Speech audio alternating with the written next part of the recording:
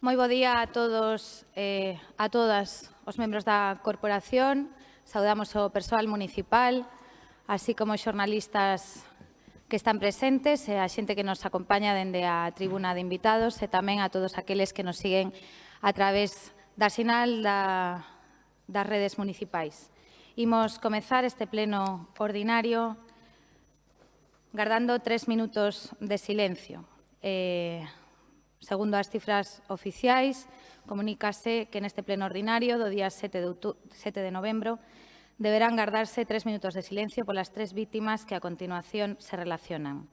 Infórmase así mesmo que no total do ano 2019, ata a data do pleno do 7 de novembro, as cifras oficiais son de 51 asasinatos de mulleres que deixan 43 menores en situación de orfandade. En data 5 de novembro existen, ademais, 3 casos en investigación. As cifras oficiais son as seguintes. 20 de outubro de 2019, Evelyn, 25 anos, Vic, Barcelona, deixa orfo un fillo de 4 anos. 22 de outubro de 2019, Elena Beslos, 44 anos, Denia, Alicante, deixa orfa unha filla de 11 anos. 31 de outubro de 2019, confirmación oficial do asasinato de M.D.M.M, 34 anos, Almería. Corpo atopado 15 de xullo. Deixa orfos 2 fillos menores de idade e 2 fillas maiores de idade. Así que, por favor, nos poñemos todos en pé.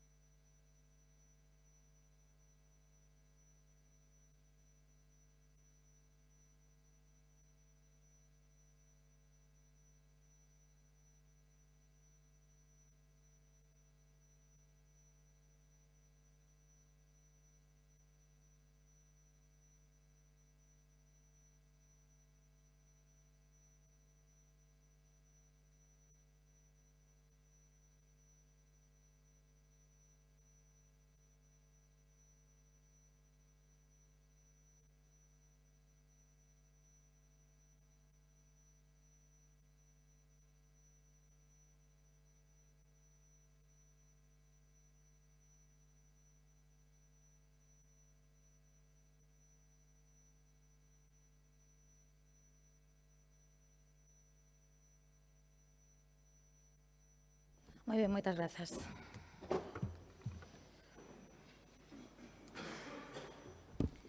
Antes de comezar coa orde do día, vou dar lectura á declaración institucional acordada por todos os partidos da corporación contra as violencias machistas, que o gallo do día 25 de novembro. O 25 de novembro é o Día Internacional pola Eliminación da Violencia contra as Mulleres. Con este motivo, a Corporación Municipal da Coruña quere manifestar de xeito unánime a súa firme condena a calquera forma de violencia machista, sexa sexual, psicolóxica, económica, estrutural, física ou obstétrica. Todas elas son produto da desigualdade entre homes e mulleres.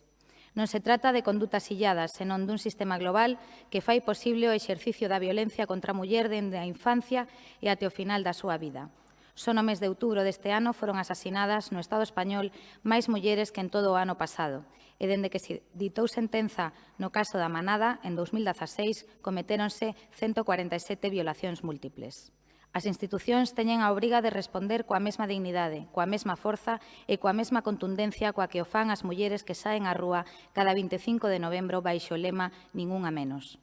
O ámbito municipal, a democracia de proximidade, é o marco idóneo para incidir de maneira decisiva na vida das mulleres e para lanzar unha mensaxe clara e contundente contra un problema tan enraizado na nosa sociedade que precisa da implicación de todas e de todos.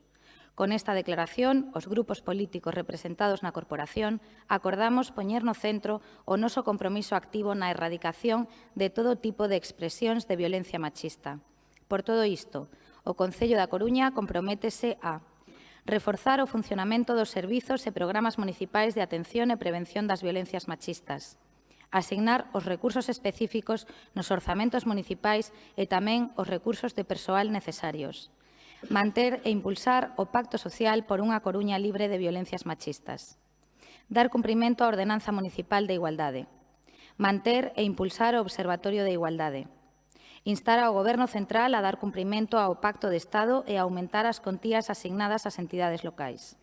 Deseñar e implementar campañas de sensibilización en materia de igualdade e de rexeitamento das violencias machistas.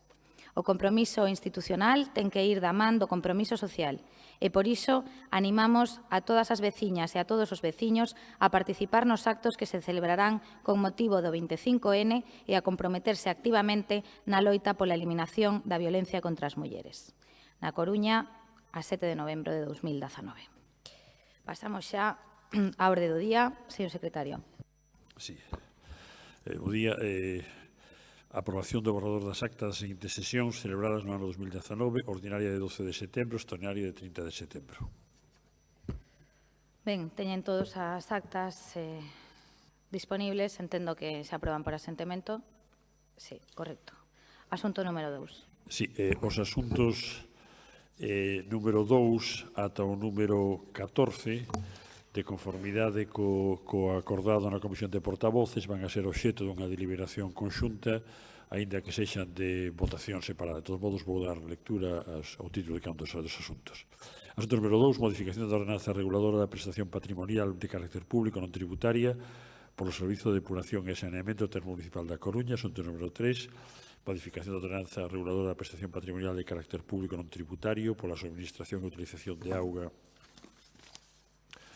potable e servicios auxiliares no Termo Municipal da Coruña. Asunto número 4, modificación da ordenanza fiscal número 6, reguladora da taxa de lixo. Asunto número 5, modificación da ordenanza fiscal número 31, reguladora da taxa por ocupación de terreos de uso público, compostos, barracas, casetas de venda, espectáculos, atraccións ou recreo, así como industrias da rúa e ambulantes e rodaxe cinematográfica. Asunto número 6, modificación da ordenanza fiscal número 28, reguladora da taxa por ocupación de terreos de uso público por mesas e cadeiras, tribunas, elementos auxiliares, tabuados e outros elementos análogos con finalidade lucrativa. Asunto número 7, modificación da ordenanza fiscal número 25 para o ano 2020, reguladora da taxa por entrada de vehículos dentro da vía pública aos edificios, locais e soares e das reservas de vía pública para aparcamento, carga, descarga e outras actividades en interese particular.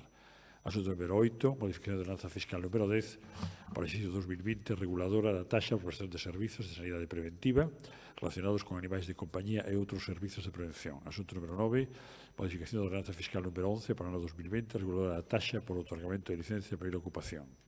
Asunto número 10, modificación da ordenanza fiscal número 9 para o ano 2020, reguladora da taxa de cemiterios municipais, conducción de cadáveres e outros servizos fúnebres. Asunto número 11, modificación da ordenanza fiscal número 7 para o ano 2020, reguladora da taxa por prestación dos servizos de rede de sumidoiros. Asunto número 12, modificación da ordenanza fiscal número 4, reguladora da taxa por intervención municipal nas comunicacións previas, declaracións responsables e o otorgamento de licencias de apertura de establecementos. Asunto número 13, modificación para o ano 2020 da ordenanza fiscal número 1, tramitación e expedición de documentos. E asunto número 14, modificación do anexo de vías públicas que acompaña a ordenanza fiscal número 54, reguladora de impostos sobre actividades económicas.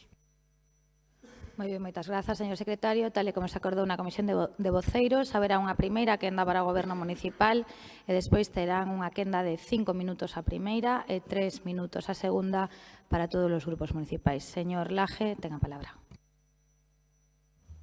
Bo día, grazas, señora alcaldesa. Presentamos hoxe a proposta xa aprobada polo Goberno local a través da Xunta de Goberno para a modificación de 13 ordenanzas que foi tramitada pola Comisión de Economía e Facenda da Administración Xeral e que xa da que dispoñen todos vostedes o dictamen correspondente, co cal me axustarei a destacar aqueles aspectos que consideramos máis relevantes, sendo todos importantes. Esta modificación de 13 ordenanzas pois é unha modificación sustancial no social, equilibrada no económico e que abre novas vías de compromiso no ámbito ambiental. Responde a un acordo cos grupos políticos cos que temos un acordo ben de mandato, ben de comenzo de mandato, co grupo da Marea Atlántica e co grupo do Bloque Nacionalista Galego, e por destacar algúns aspectos que xa foron postos en valor no seu momento, introducimos o dereito humano ao acceso a auga potable, facendo, desde logo, un firme compromiso no que se refire á actuación con respecto ás persoas que teñen máis dificultades para asumir os servizos municipais, as taxas correspondentes, que en moitos casos teñen dificultades para chegar a fin de mes. Estamos a falar, por exemplo, da ordenanza reguladora, do servizo de depuración e saneamento. Se introduce unha bonificación importante que chega ata o 75% cando se refire a persoas con rendas 1,5 do IPREN.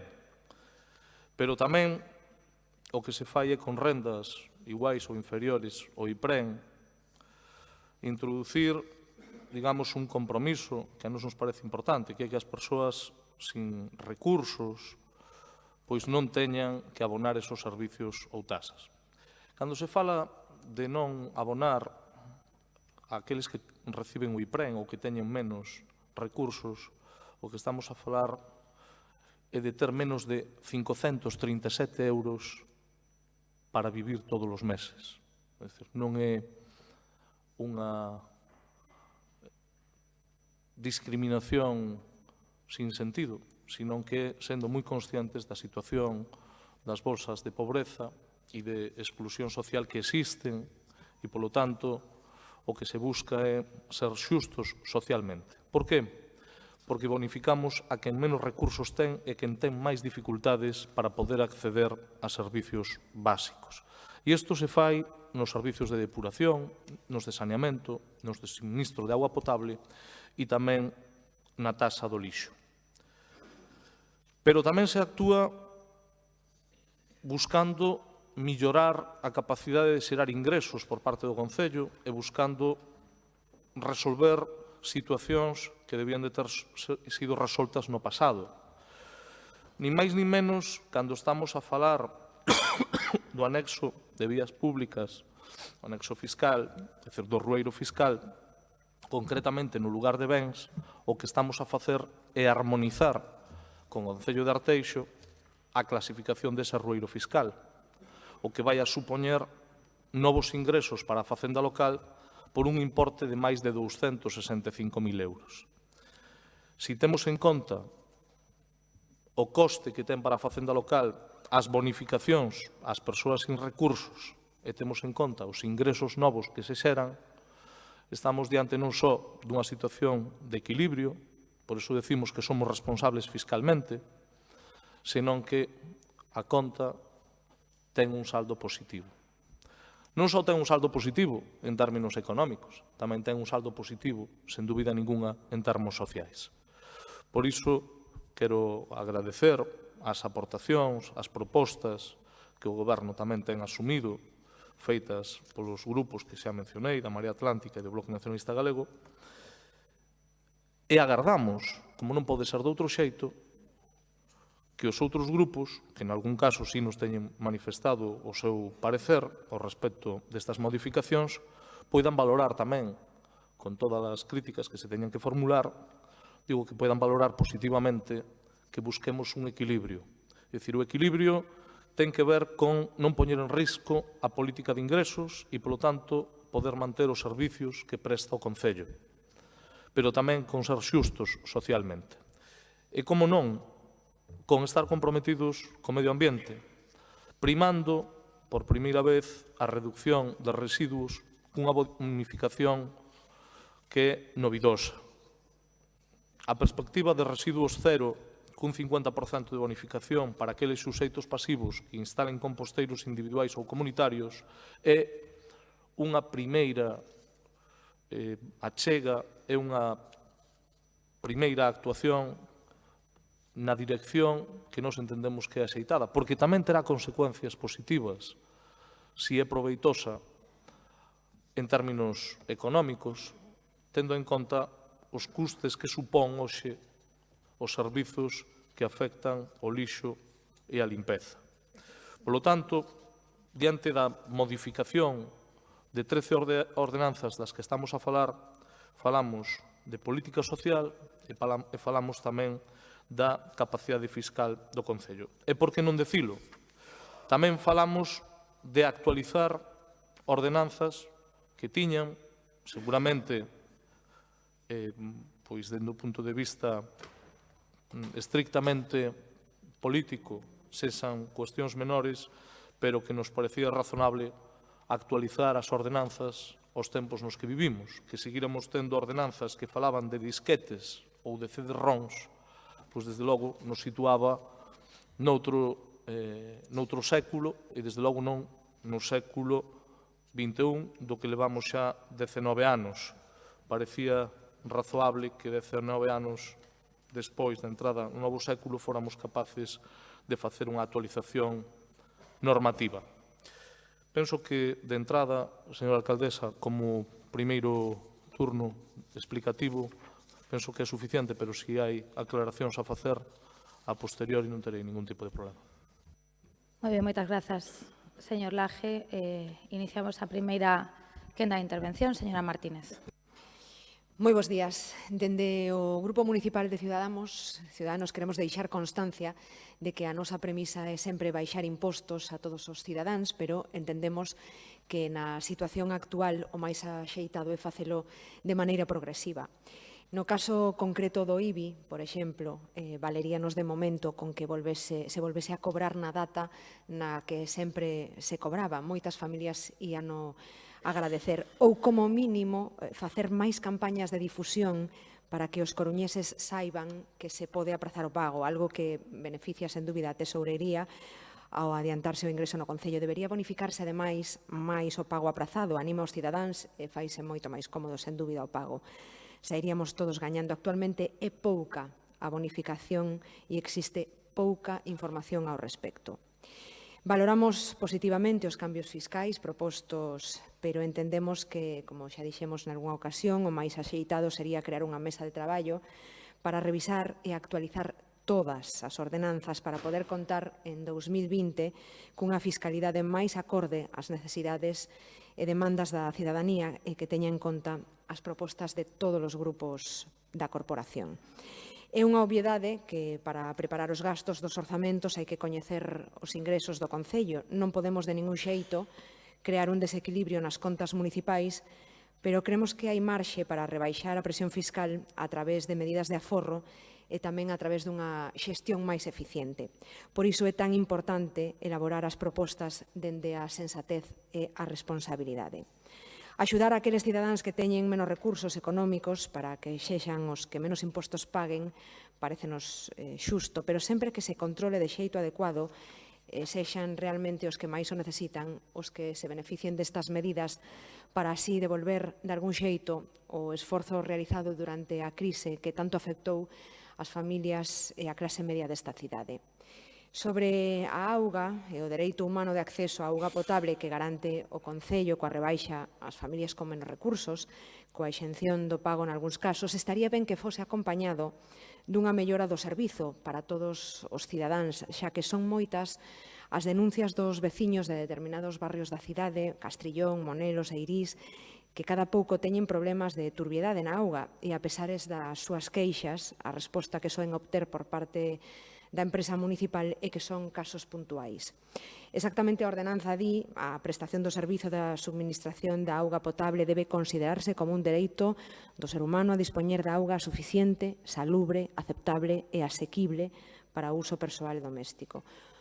Unha empresa municipal que debería coidar tamén máis o estado dos sumidoiros desta cidade, xa que non é moi normal que cada vez que chove un pouco máis da conta teñamos problemas de desbordamento que os veciños tamén denuncian con frecuencia, que din que o problema non son as intensas chuvias, sino que non se limpan as canalizacións e cando chove se atascan. Así que rebaixa fiscal para aquelas familias que atravesan dificultades económicas, sí, pero cuidemos tamén do resto dos cidadáns cun servizo axeitado a esta cidade. En canto á modificación da ordenanza número 4 e postos a revisar as taxas por apertura de licencias e pensando no desenvolvemento económico desta cidade, nós sempre defendemos que o Concello non pode ser un lastre nin un impedimento para o desenvolvemento económico do municipio. Por iso sempre abogamos por suprimir a taxa que supón a licencia de apertura ou, alo menos, a revisala e convertila nunha ferramenta para atraer a máis veciños, empresas e apoiar aos emprendedores que tratan de iniciar un novo negocio. E estamos a falar de que o ingreso que supón para as arcas do Concello a taxa por licencia de apertura dun negocio é sobre 200.000 euros anuais, que estamos seguros que non sería un desequilibrio nas contas. As trabas e custos da concesión de licencias limitan o desenvolvemento comercial e empresarial do municipio. E cos malos datos do paro, 16.584 desempregados na cidade, 289 máis que o mes pasado, non podemos ser nós os que dificultemos a creación de emprego. Teño máis cousas, pero deixoas para despois para non pasarme do tempo. Moitas grazas. Moitas grazas, señora Martínez. Polo Bloque Nacionalista Galego, señor Jorquera. Moitas grazas, alcaldesa. En primeiro lugar, quero aproveitar esta primeira intervención, como ademais é costume, para saudar a todos os membros da corporación, o persoal do Concello que nos está auxiliando nos labores deste pleno e a todo o público que está presente na sala ou sigue o pleno a través de streaming. Como xa temos manifestado en moitas ocasións, o BNG non participa da demagoxia fiscal. A que lle chamamos demagoxia fiscal? A propoñer rebaixas de impostos, cando toca falar de taxas ou impostos, e propoñer, en cambio, máis investimento cando toca falar de políticas de gasto. Dende o noso punto de vista é demagoxia porque ambas posicións non son conciliáveis. Os impostos son necesarios para financiar as políticas e os servizos públicos. Outra cousa, por suposto, é que a distribución da carga fiscal deba ser xusta e, por tanto, haxa que introducir na política impositiva criterios de progresividade e de xustiza social. Por moito que a manobra, o marxe de manobra dos concellos en materia impositiva sexa moi limitada, é nestas cousas, dende o noso punto de vista, nas que hai que centrar os esforzos. Nese sentido, a maioría das modificacións que se introducen nas ordenanzas que hoxe se someten a debate e votación son modificacións técnicas, algo que non nos parece mal, porque, como xa temos dito, non éramos partidarios de introducir grandes cambios nas ordenanzas. Con todo, valoramos positivamente o recoñecemento do dereito ao acceso á auga potável e ao saneamento como un dereito humano, trasladando as ordenanzas á Resolución 64/292 da Asamblea Xeral das Nacións Unidas, e valoramos positivamente tamén algúns dos cambios introducidos que inciden nestes criterios de xustiza social aos que antes facíamos alusión. Establecer no servizo de suministro de auga, saneamento, depuración e recollida de lixo a cota cero para as persoas con ingresos iguais ou inferiores ao IPREM ou perceptoras da Risga ou da Renda Social Municipal. Establecer tamén na taxa por estes servizos unha tarifa reducida para as persoas que non superen o 1,5 do IPREM, que terá unha bonificación do 75%. Apoiamos así mesmo que na ordenanza reguladora do imposto de actividades económicas se introduza un cambio de categoría fiscal no lugar bens refinería, que conlevará un maior esforzo fiscal por parte de Repsol, e parécenos tamén unha boa medida que na taxa pola prestación do servizo de recollida do lixo se introduzan factores que vencellen a taxa do lixo ao lixo que se xera, establecendo unha tarifa reducida con unha bonificación do 50% para os cidadáns que colaboren na redución e tratamento de residuos a través da autocompostaxe. Alén do seu impacto fiscal, creemos que un bo xeito de concienciar e de incentivar para que todos contribuamos á reducción, reciclaxe e reutilización. De todos os xeitos, concelleiros e concelleiras, por moito que o voceiro do Grupo Socialista manifestase que estes cambios son froito tamén dos acordos suscritos coa Marea Atlántica e o BNG, teño que dicir que o BNG é crítico como modelo seguido. Os cambios nas ordenanzas aprobáronse en primeira instancia nunha xunta de goberno convocada con 2 horas de antelación, sen que tivésemos coñecemento previo dos cambios introducidos. É lexítimo, así quero recoñecelo, é lexítimo porque non negamos autonomía na toma de decisións do goberno municipal e non negamos a súa capacidade de iniciativa, pero se vostedes aspiran á colaboración do BNG, esta non parece ser o mellor xeito de facilitala. E, ademais, observamos ausencias importantes. No anterior pleno aprobouse por unanimidade unha moción do BNG que, entre outras cousas, propuña elevar a taxa municipal de apertura para casinos, bingos e salas de xogo. Non se contempla nada disto nas ordenanzas que hoxe se traen a debate e votación.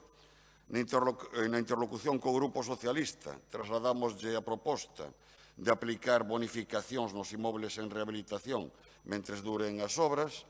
Trasladamos tamén a proposta de non repercutir o IBI das vivendas de titularidade municipal ás persoas que as disfrutan en réxime de aluguer social. Tampouco se contempla nada disto nas ordenanzas que hoxe se traen a debate e votación, do mesmo xeito que nos parecen razonáveis outras propostas que non aparecen reflexadas, como a de que no uso de instalacións municipais, culturais ou deportivas se contemple a exención de taxas para aquelas actividades nas que non se cobre entrada, non haxa beneficio económico, teñan unha finalidade cívico-social e estean organizadas por entidades sen ánimo de lucro. Sabemos que son cambios que aínda son susceptibles de abordarse porque afectan a outras ordenanzas, en algúns casos mesmo poden ter concreción sen necesidade de modificar as ordenanzas, pero en calquer caso nos gustaría saber a disposición que ten o Grupo Socialista a atender estas propostas. E xa conclúo, pero conclúo enfatizando unha cousa. Do mesmo xeito que non teño ningún problema en recoñecer na miña condición de voceiro do Grupo Municipal do BNG erros de comunicación co Grupo Socialista que son imputables á miña persoa, no sucesivo tamén nos gustaría que a interlocución co conxunto dos grupos, non só co BNG, por parte do Grupo do Goberno, non siga a pauta do acontecido con estas ordenanzas. Nada máis, esperarei para clarificar algúns aspectos a réplica. Moitas grazas. Moitas grazas, señor Jorquera. Pola Marea Atlántica, señor Martínez. Grazas, señora Rei. Moi bo día a todos e a todas, membros da Corporación, traballadores e traballadoras municipais, profesionais dos medios de comunicación, veciños, veciñas que nos acompañan tanto na tribuna como a través do streaming. Para entender o que imos debater e confío en aprobar hoxe, non tomar a xente por parva, creo que sería bo que nos remontásemos 4 anos atrás, exactamente o 9 de novembro de 2015. Ese día, señora Rei, a iniciativa do Goberno da Marea Atlántica e dun alcalde que non mentía, este pleno aprobou a creación da cota cero na taxa da auga, que logo se estendería a do lixo e ao saneamento. Repito, 9 de novembro de 2015, Xulio Ferreiro, cota cero. Ese día demoslle luz verde a maior parte das políticas fiscais que con pequenos cambios en anos sucesivos, todos eles sempre na mesma dirección, de maior xustiza social e maior xustiza ambiental, están hoxe en vigor. Recollo brevemente as modificacións máis importantes dos últimos 4 anos. Incremento do período de bonificación no IBI das vivendas protegidas de 5 a 7 anos. Bonificación do 50% no imposto sobre construcións, instalacións e obras para vivendas protegidas. Incremento ao máximo legal do 50% do recargo no IBI para vivendas baleiras, medida, por certo, pendente de aplicación porque nin o PSOE en Madrid nin o PP en Santiago fixeron a súa parte dos deberes. Rebaixa da taxa de auga tanto na cota fixa como nas variables. Cota cero nas taxas de auga, depuración e lixo para persoas beneficiarias da Risga, a renda social e prestacións análogas.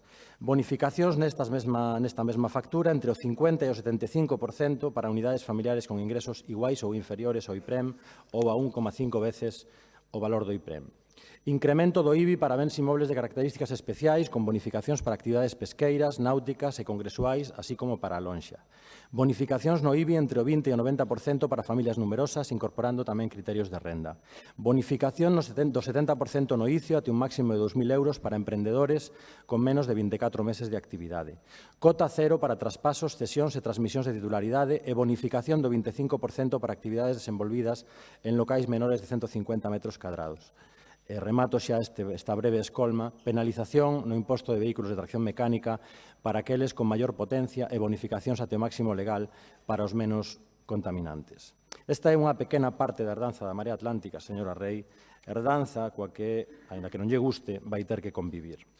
Hoxe imos aprobar outro paquete de políticas fiscais, un paquete que ten unha cousa en común co que impulsamos en 2015 nos anos sucesivos e é que avanza nesa mesma dirección de xustiza social e ambiental e tamén ten, creo, modestamente unha pequena diferencia e é que é moito menos ambicioso. Agradezo a introducción, o prólogo do concelleiro de Facenda, vou ser redundante, evidentemente, pero sí que quería aclarar as contribucións distintas a este paquete de políticas fiscais que hoxe aprobamos.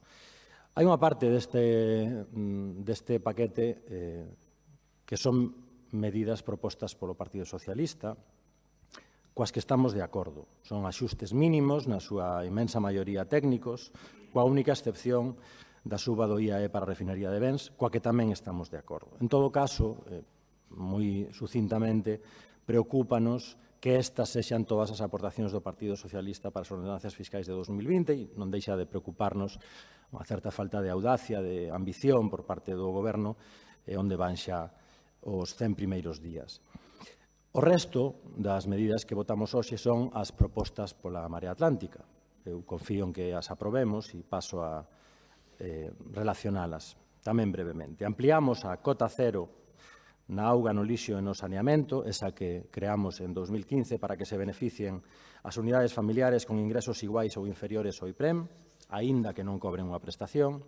Ampliamos tamén o alcance da bonificación do 50% nesa mesma factura, que agora beneficiará as unidades familiares con rendas inferiores a 1,5 veces o IPREM, para consolidar o compromiso adquirido no pasado mandato de non interromper nunca o suministro da auga ás persoas en situación de vulnerabilidade, aínda que non puidesen facer fronte á factura, incorporamos o mínimo vital garantido, como recomenda a Organización Mundial da Saúde, e o recoñecemento do dereito humano á auga. E, por último, como primeiro paso na filosofía do pago por xeración de residuos, incorporamos esa bonificación do 50% no lixo para quen instale e empregue composteiros, sexan estes individuais ou comunitarios.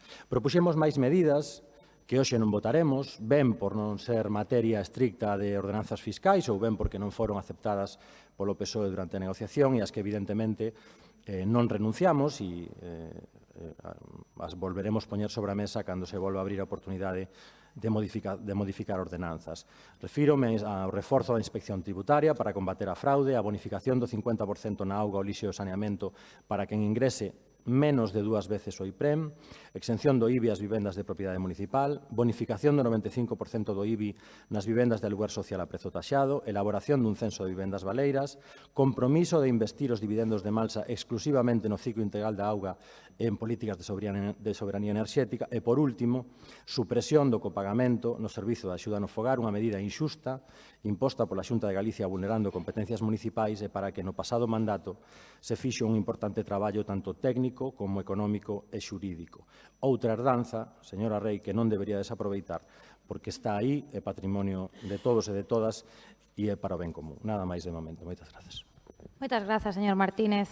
Polo Partido Popular, señora Gallego. Bueno, muchas gracias. Muy buenos días a todos. Hoy traen la aprobación inicial para la modificación de 13 ordenanzas fiscales. Parece mucho, pero no es más que un maquillaje, lo acaba de decir el señor Martínez, para decir que realmente que bajan los impuestos, pero realmente no se afronta ninguna reforma fiscal. Antes de debatir el fondo, queremos hablar de las formas. El Grupo Popular denuncia la falta de transparencia del Gobierno municipal que desde su llegada ha dictaminado la práctica totalidad de los asuntos del Pleno en comisiones y juntas urgentes, pactadas previamente con sus socios preferentes, la Marea, tal y como reconocen públicamente. De hecho, ahora la medalla pues parece ser que es de la Marea y no es del Gobierno municipal. El último ejemplo ha sido la Junta de Gobierno en la que se aprobaron las ordenanzas fiscales, convocada precipitadamente una hora antes de su celebración, exactamente a las 11:07 para celebrarla a las 12:30, con el informe preceptivo del Tribunal Económico Administrativo Municipal firmado unos minutos antes de celebrarse la Junta.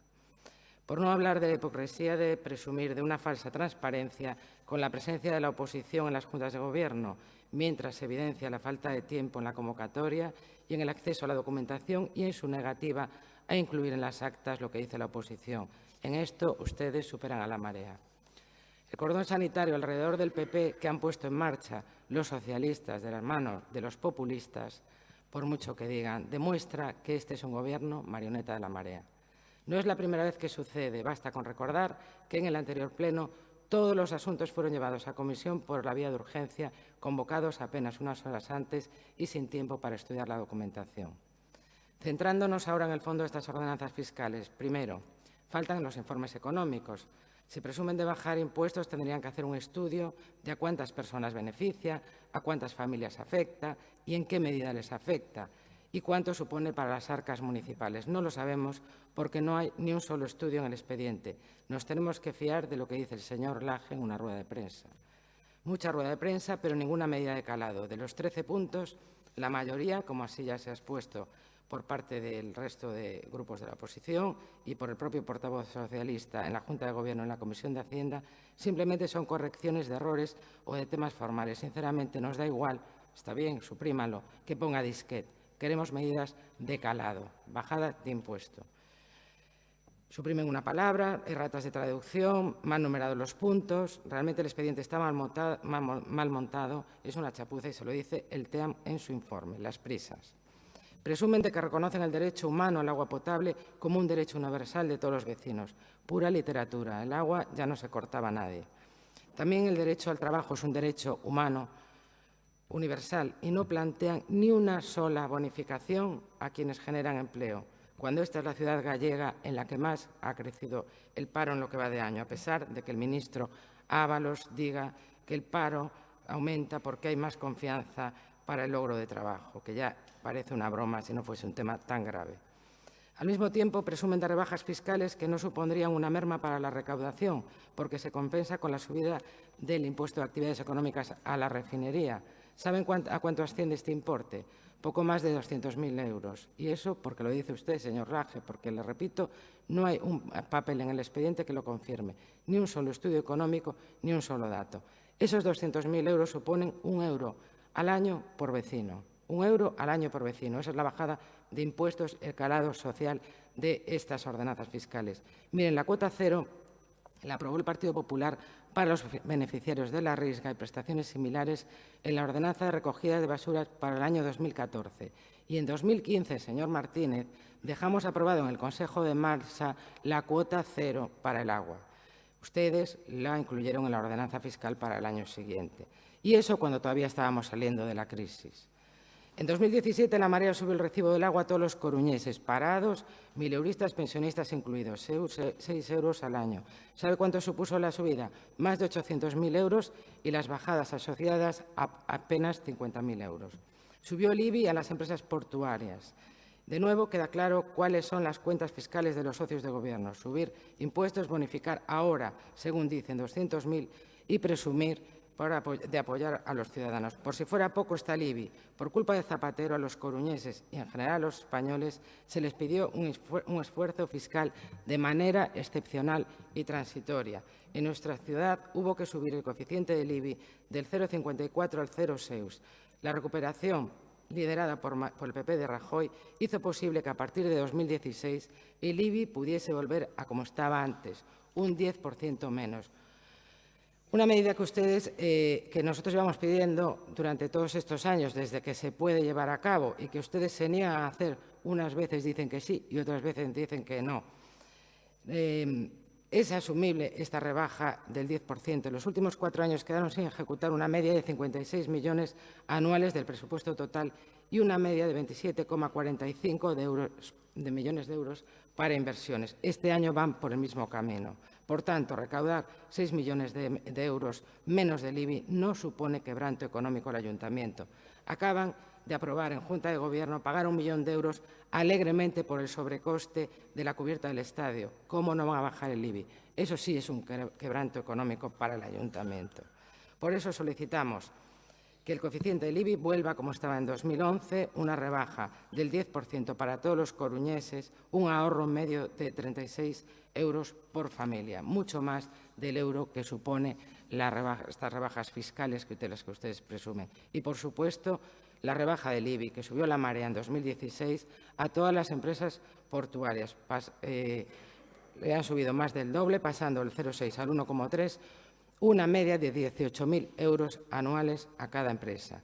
Echamos también de menos alguna medida en las ordenanzas para, tras 4 años de parálisis, reactivar la actividad empresarial en la ciudad de Galicia, donde más sube el paro, como demuestra la EPA y el paro registrado en octubre. Muchas gracias.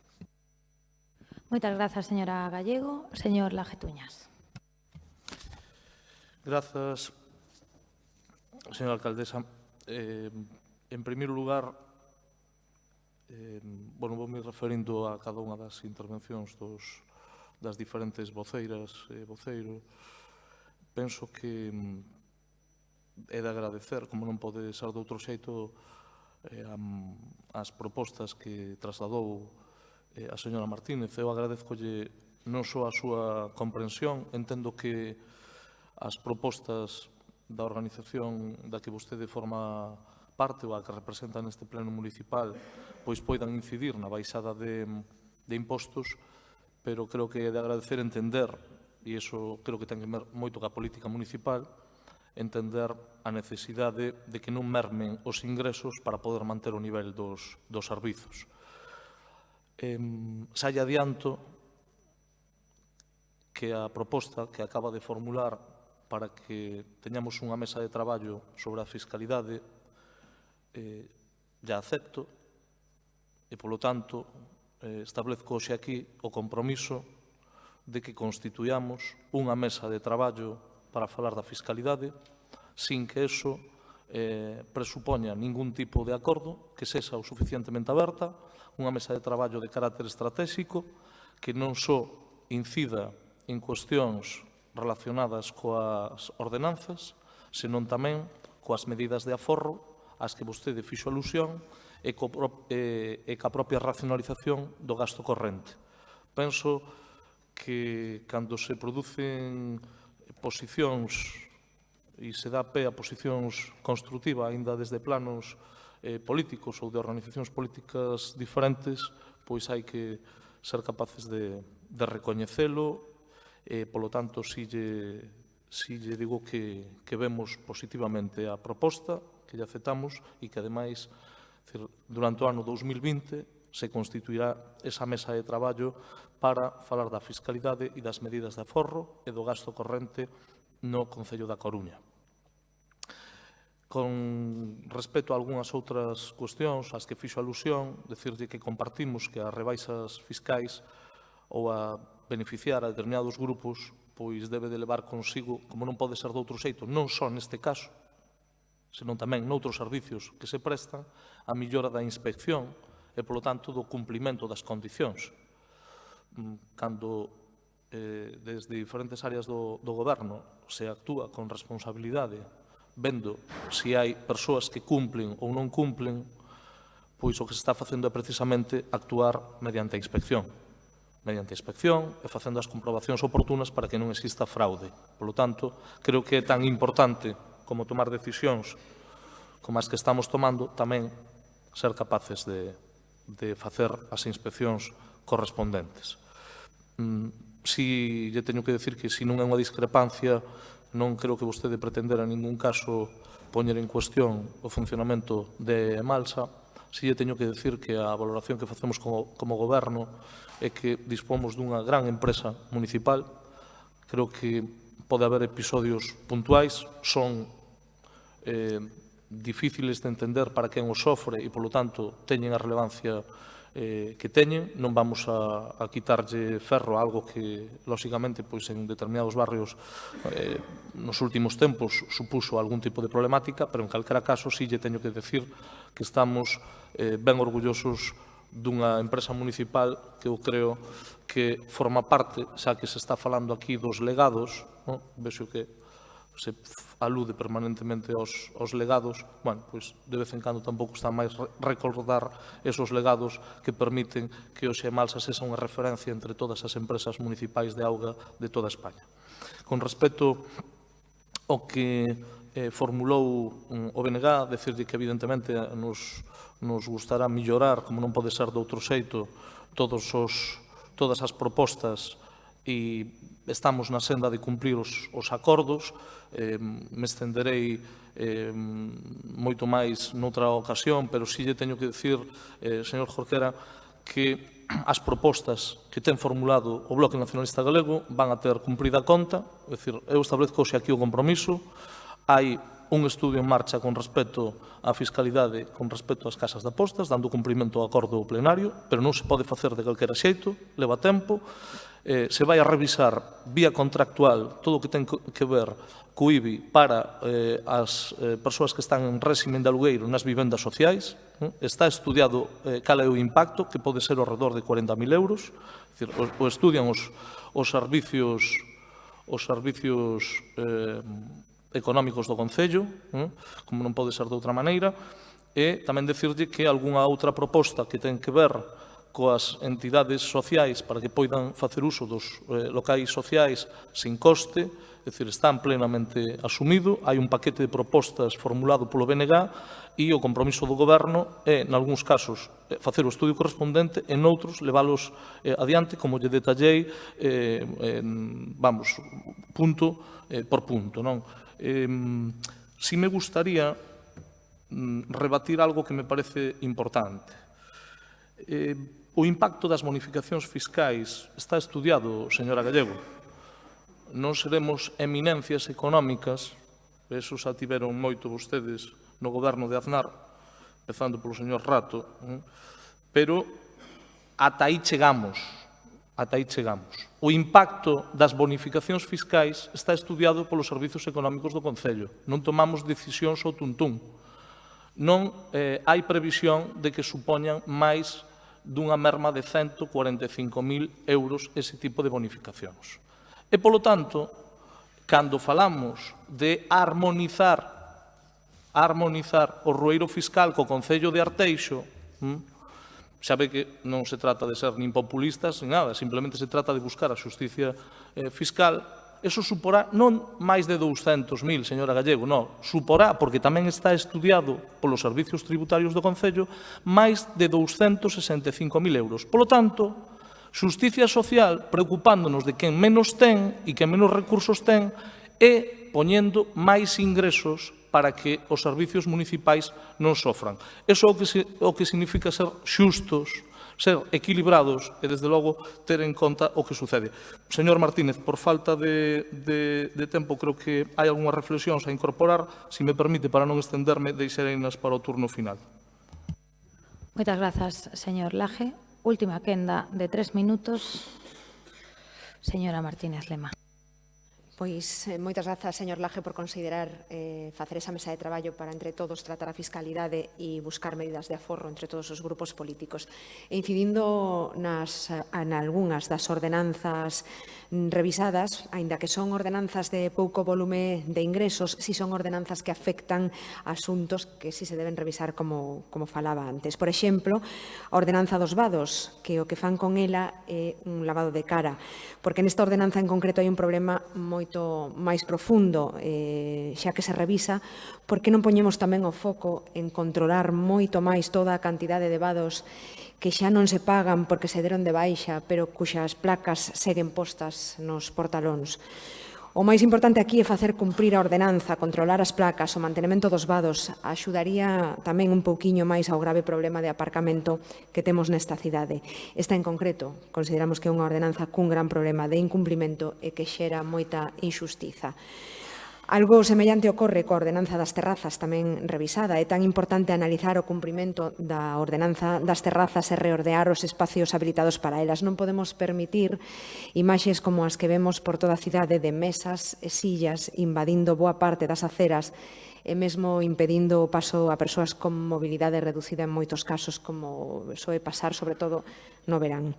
E un último apuntamento sobre a ordenanza número 31, reguladora da taxa por ocupación de terreos de uso público, compostos, barracas, casetas de venda, espectáculos, atraccións ou recreo, así como industrias da rúa e ambulantes e rodaxe cinematográfica. Dado a especial afectación que supoñen as datas que se achegan, gustaríanos que se protexera ao comercio da cidade da competencia desleal que supón a venda ilegal de produtos na contorna das tendas. A incumplimento da ordenanza municipal únese a competencia desleal que xera cos comerciantes legalmente establecidos que crean emprego e tributan como é debido, e a comisión de actividades xa directamente delictivas en forma de delitos como a propiedade industrial. Todo iso co conseguinte prexuízo tamén cara ao turismo.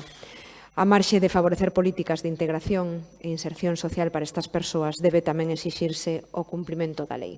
Moitas grazas. Moitas grazas, señora Martínez. Señor Jorquera.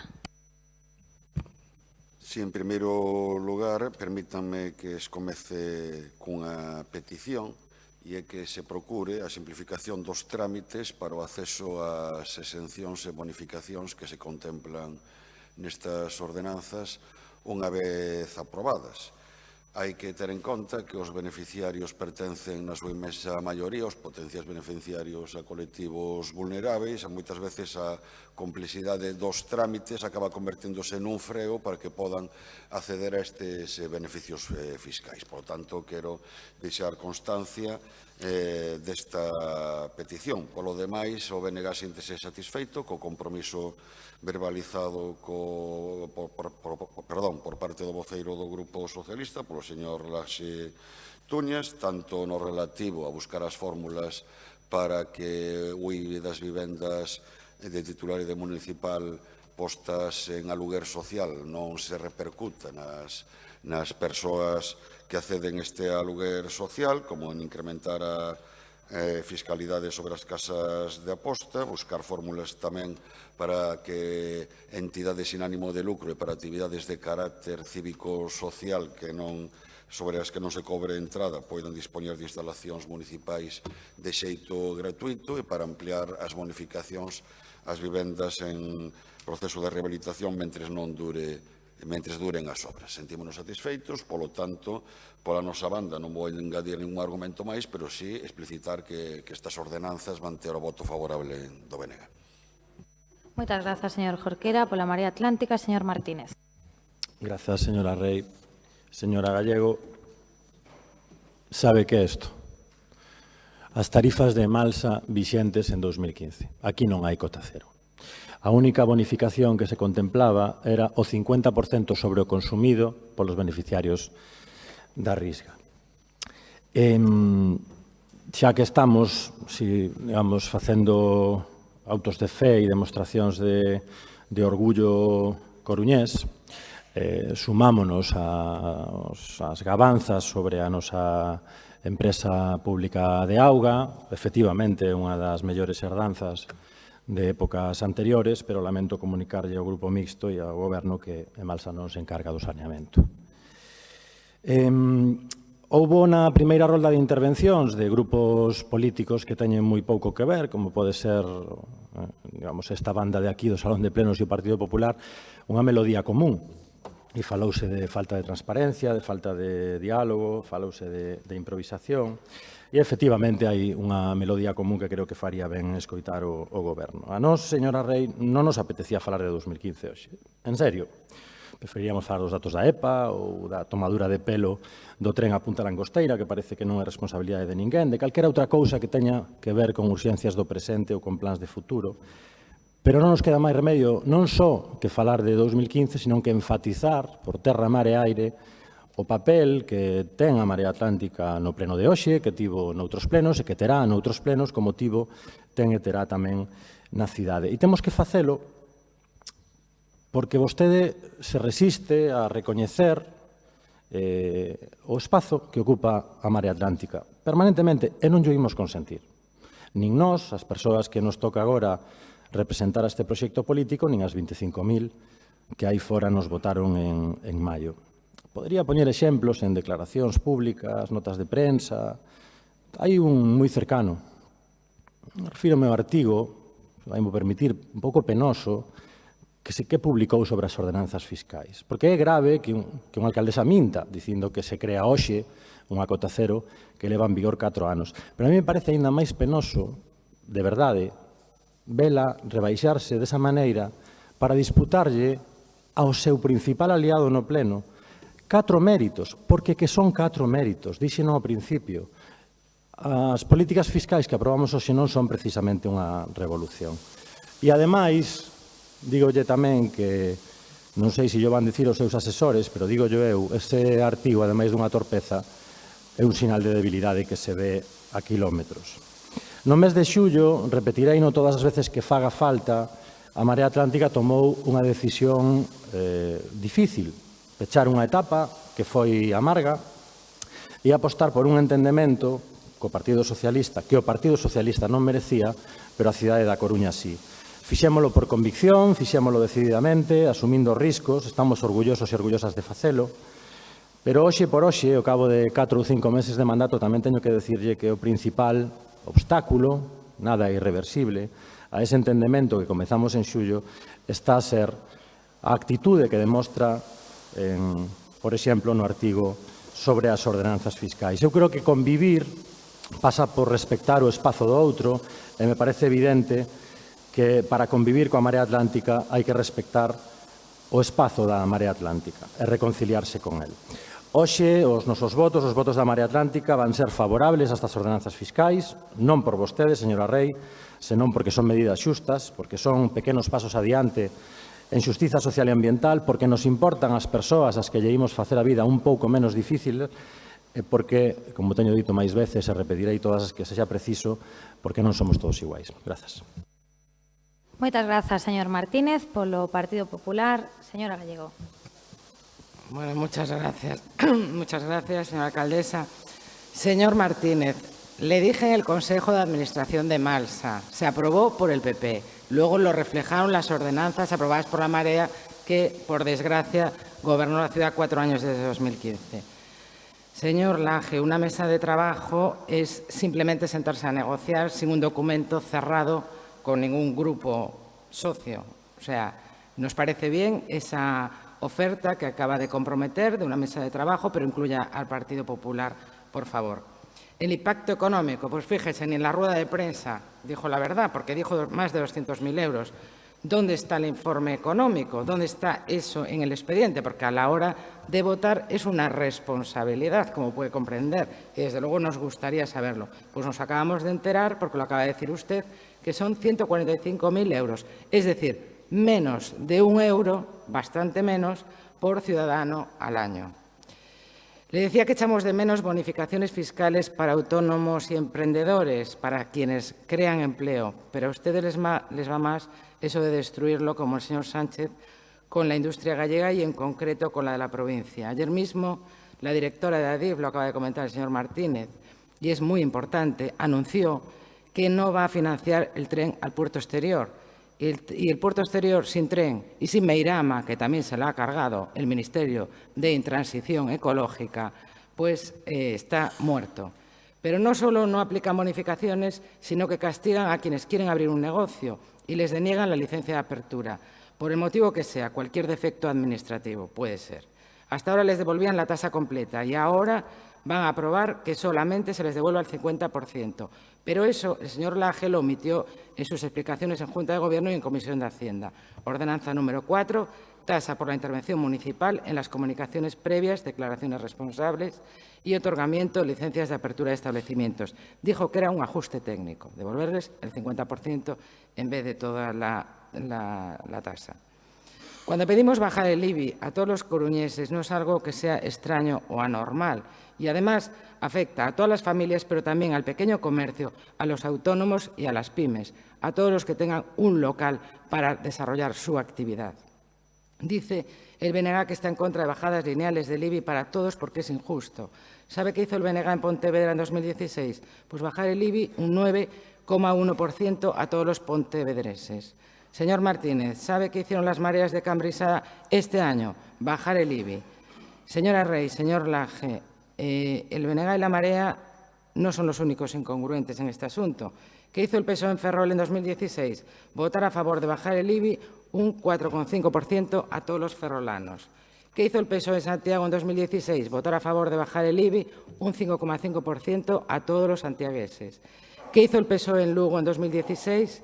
Votar a favor de bajar el IBI un 7% a todos los lucenses de manera lineal.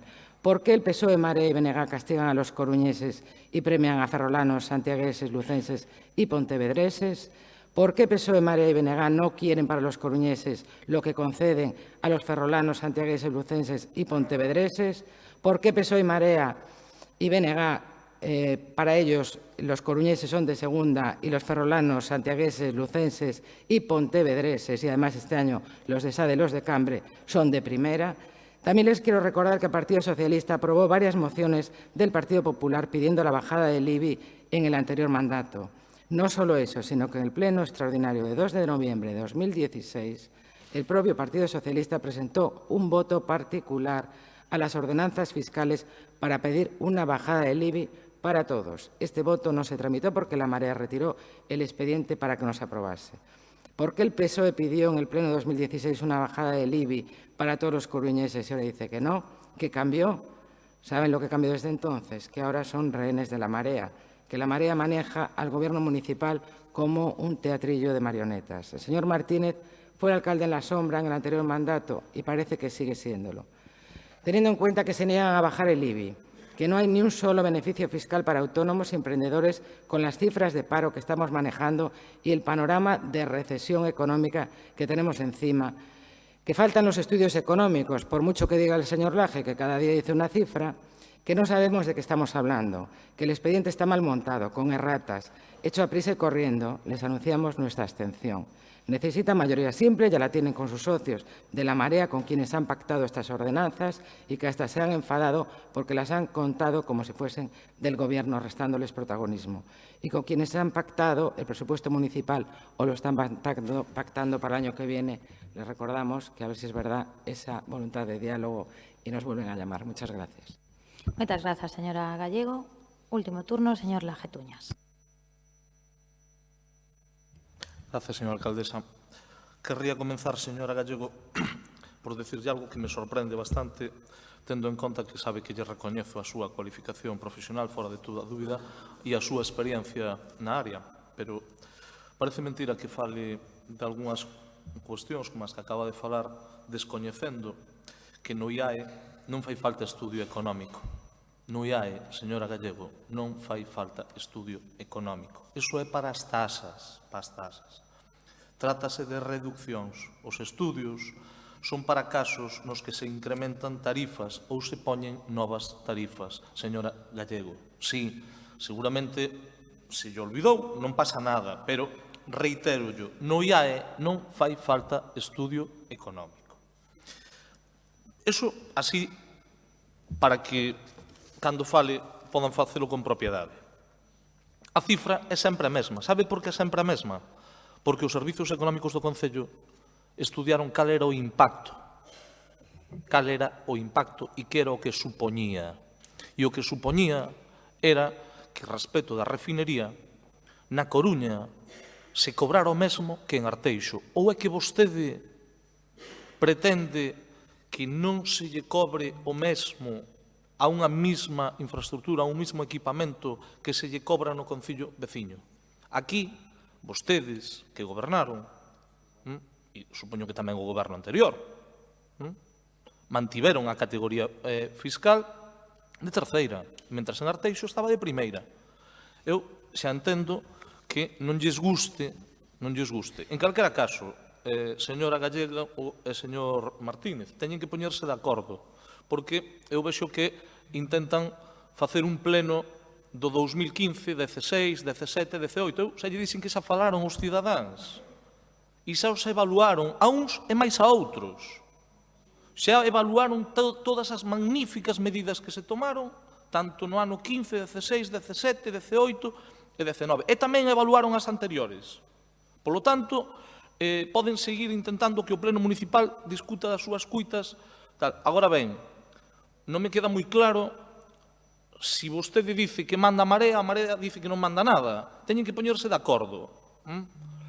Intenten poñerse de acordo, porque entendo que cada un fai o seu xogo político, pero escoitando, dame a impresión que debemos de estar bastante acertados dando cumplida conta ao que nos dixeron os cidadáns, que era falar con todos, escoitar a todos e acordar a ser posible coas organizacións progresistas sempre e cando fagan posible eso. E, sobre todo, tendo en conta que os intereses da cidade e os intereses da Coruña e dos coruñeses e das coruñesas están por riba de todo. Señor Martínez, vostede, que non lle puden postar antes por falta de tempo, dice que queremos invisibilizalos. É o que lle entendín. Mira, teño que decirlle que o goberno municipal que lidera a nosa alcaldesa pois está sendo un goberno municipal que toma decisións, como non pode ser de outro xeito. Non é un goberno tutelado, é un goberno que toma decisións.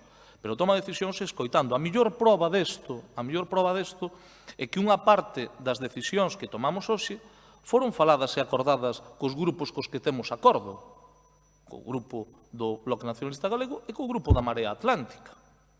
Polo tanto, a diferencia entre chegar a acordos programáticos e a acción de goberno é que, claro, lóxicamente, señor Martínez, a Xunta de Goberno adirixe a señora Rei, que é a alcaldesa deste Concello, evidentemente, e o goberno toma decisións, e unha boa parte das propostas que vostedes fixeron foron tidas en conta. Cree vostede que iso é invisibilizalos? Eu creo que non. Fíxese que vostede fala de que nos falta audacia. A mí me parece que o que temos é a capacidade de escoitar e ter en conta propostas coas cales podemos acordar ou podemos coincidir.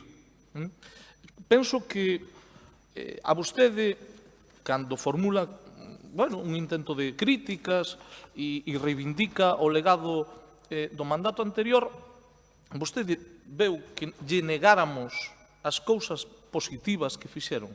Non lle negamos nada, pero teremos que mirar para adiante. Imagínese vostede que eu, igual que vostede, intenta formular unha crítica e facer un ataque a nosa alcaldesa, que, por outro lado, creo que ten pouco que ver con esas verbas de intentar decir, o entendemento e tal. Despois non entenden algunhas cousas, pois é moi fácil de entender. Quero dicir, a súa atitude, desde logo, neste pleno non manifesta insatisfacción, pero non se sabe moi ben por qué. Porque as propostas son recollidas e son acordadas. Por lo tanto, creo que hai que actuar de outro xeito. Imagínese vostede que eu lle dixera, señor Martínez, que vostedes non lle subiron a través do anexo do roiro fiscal, que non lle subiron a refinería de Repsol, unha multinacional, que non lle subiron o que estamos facendo nós agora. Eu non o critiquei por iso. E vostedes tuveron 4 anos de goberno e iban a cambiar o mundo.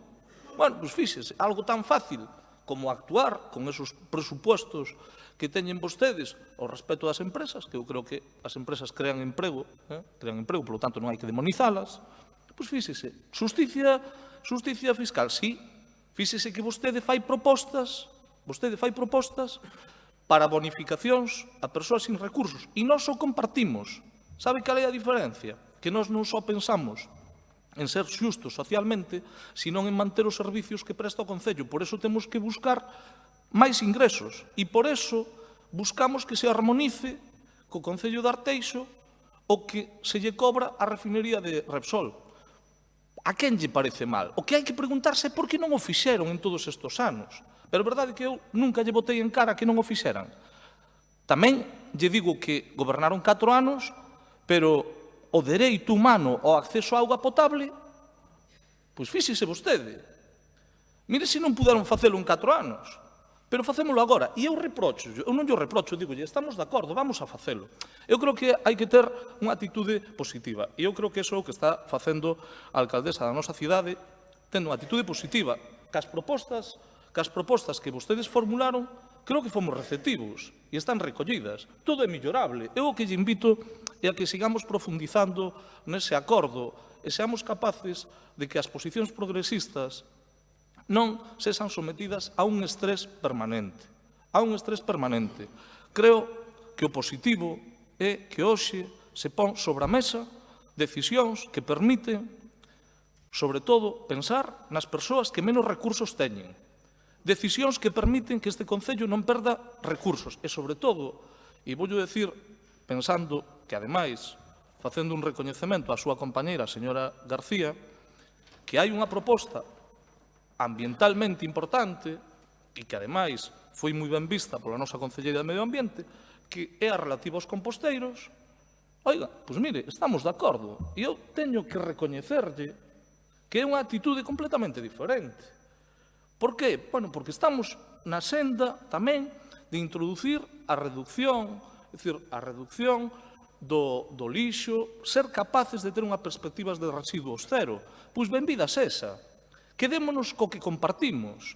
Agora ben, creo... Señor Laje, vaya rematando, por señora favor. alcaldesa, simplemente decirlle que agradezco a todos os grupos as súas aportacións, agradezco o voto favorable a Marea Atlántica, o Bloque Nacionalista Galego, agradezco moitísimo a proposta feita pola señora Martínez e decirlle, señora Gallego, que polo feito de que sexa un grupo con menos representación, a proposta non ten menos relevancia e a mesa para a fiscalidade, o aforro e o gasto corrente vai a ir adiante, porque veña de quen veñan as propostas, temos que ser respetuosos e temos que ser construtivos. E esa proposta foi respetuosa, construtiva e interesante para este Concello. Nada máis e moitas grazas.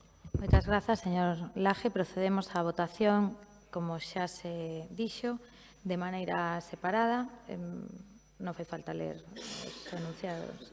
Sí, ben, pois asunto por asunto. Asunto número 2.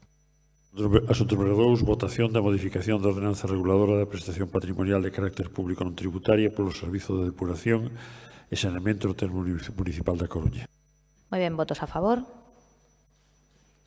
Moitas grazas. Votos en contra. Abstencións. Grazas. Asunto 3. Modificación da ordenanza reguladora da prestación patrimonial de carácter público non tributario pola suministración e utilización de auga potable e servizos auxiliares no termo municipal da Coruña. Votos a favor. Grazas. Votos en contra. Abstencións. Moitas grazas. Asunto 4. Modificación da ordenanza fiscal número 6, reguladora da taxa de lixo. Votos a favor. Grazas. Votos en contra. Abstencións. Moitas grazas. Asunto 5. Modificación da ordenanza fiscal número 31, reguladora da taxa por ocupación de terreos de uso público, compostos, barracas, casetas de venda, espectáculos, atraccións ou recreo, así como industrias da rúa e ambulantes e rodaxe cinematográfica. Votos a favor.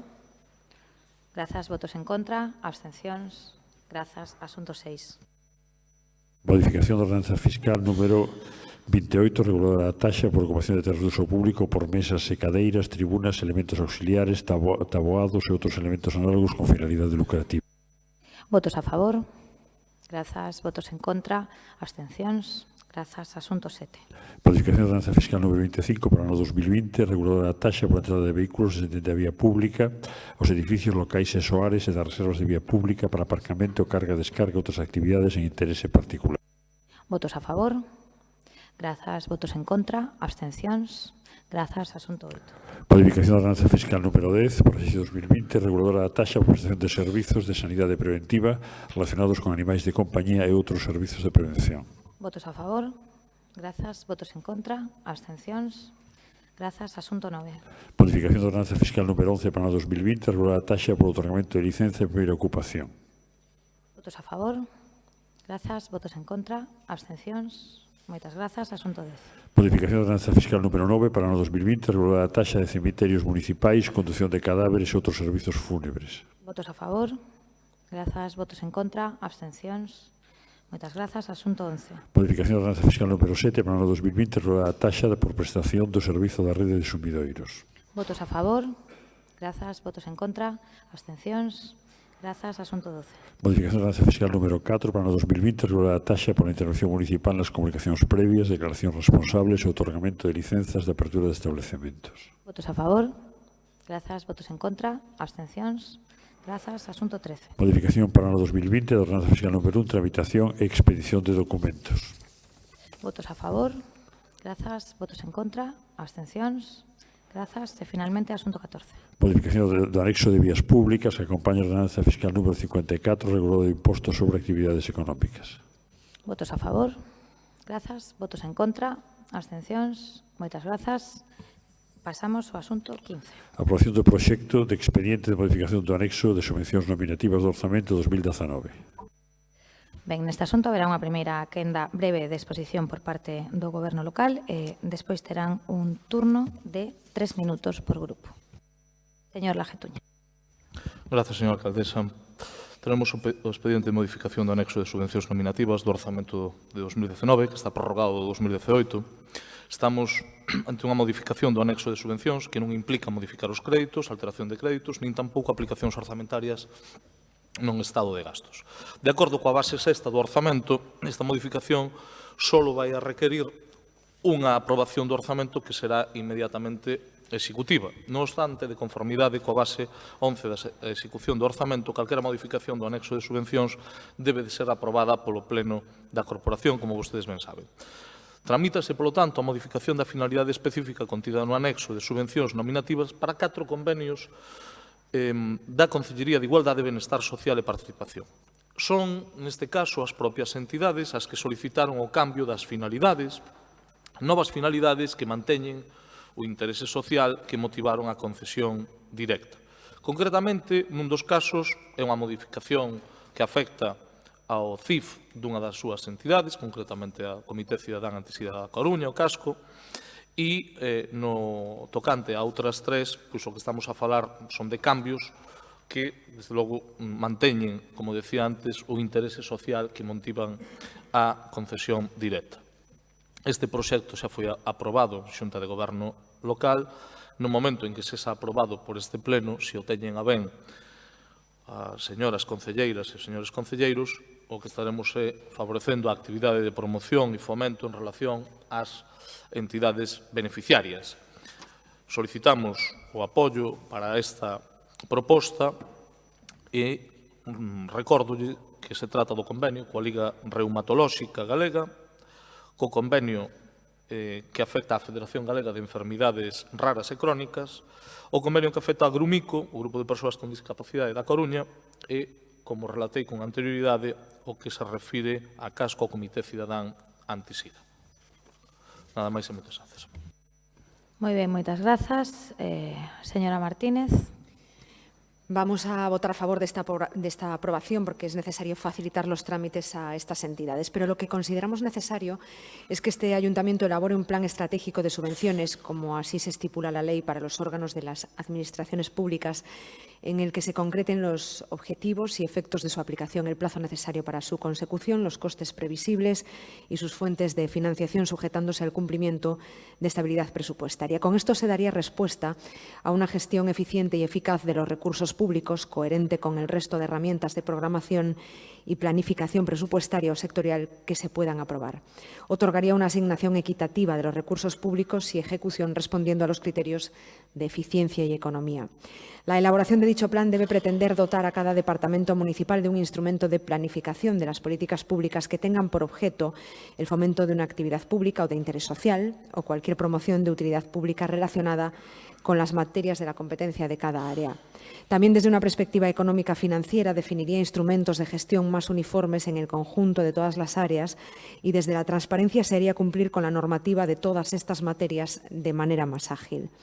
Un seguimiento de los logros de ese plan permitiría mejorar y perfeccionar planes estratégicos que se puedan realizar en un futuro. Hay unos principios generales en la regulación jurídica en materia de subvenciones fundamentales del plan estratégico y que deben regir la gestión municipal en materia de subvenciones, como son el principio de la publicidad, el principio de objetividad, los principios de transparencia e igualdad y no discriminación en la asignación de los recursos públicos, principios de eficacia y eficiencia, principio de adecuación a la estabilidad presupuestaria y de regla de gasto, principio de control y análisis de la adecuación de los fines de las entidades solicitantes y me voy a parar en el principio de libre concurrencia. Dicho principio se materializa en la determinación de los requisitos que deben cumplir los beneficiarios, no restringiendo el acceso a quienes se encuentran en igualdad de condiciones, de tal manera que se garantice la concurrencia e igualdad en la distribución de fondos públicos, ello sin perjuicio de la posible concesión directa que, de conformidad con lo establecido en la norma aplicable, deberá contar con carácter previo con las debidas disponibilidades presupuestarias. Muchas gracias. Moitas grazas, señora Martínez. Polo Bloque Nacionalista Galego, señor Jorquera. Sí, moitas grazas. Nos imos ser moi breves porque se trata simplemente, como xa foi explicado, de cambiar as finalidades, de aprobar o cambio nas finalidades previstas inicialmente en 4 convenios. No caso de Fegueré, Grumico e a Liga Reumatolóxica Galega, petición das propias entidades. No caso do Comité Antisida da Coruña, para que a finalidade sexa congruente coa documentación aportada por esta entidade para a suscripción do convenio. En calquer caso, o cambio nas finalidades non altera o interese social que motivou a concesión das subvencións nominativas, razón pola cal o Bloque Nacionalista Galego vai votar a favor deste proxecto de modificación. Nada máis. Grazas, señor Jorquera. Polo Grupo da Marea Atlántica, señor Martínez. Grazas, señora Rei. Brevemente, como xa apuntaban tanto o concelleiro na introdución como os grupos que interviron antes ca nos, é un asunto de trámite, son modificacións técnicas que non afectan nin ao obxecto social nin ás contías económicas para 4 entidades como son Fegueré, Grumico, Casco e a Liga Reumatolóxica Galega que fan un traballo indispensable na cidade, co que apoiaremos este punto e daremos o noso voto favorable. En todo caso, aproveitando que pasa un modificativo, o terceiro por aquí, pois estaría ben tamén que saber por que, por exemplo, non constan neste modificativo modificacións dos convenios con entidades sociais coas que teóricamente se están a cubrir as prazas eliminadas no Centro Aveiro ou por que aínda nesta altura, sabemos o porqué, pero estaría ben que o debatísemos, non pasaron polo pleno investimentos financeiramente sostibles.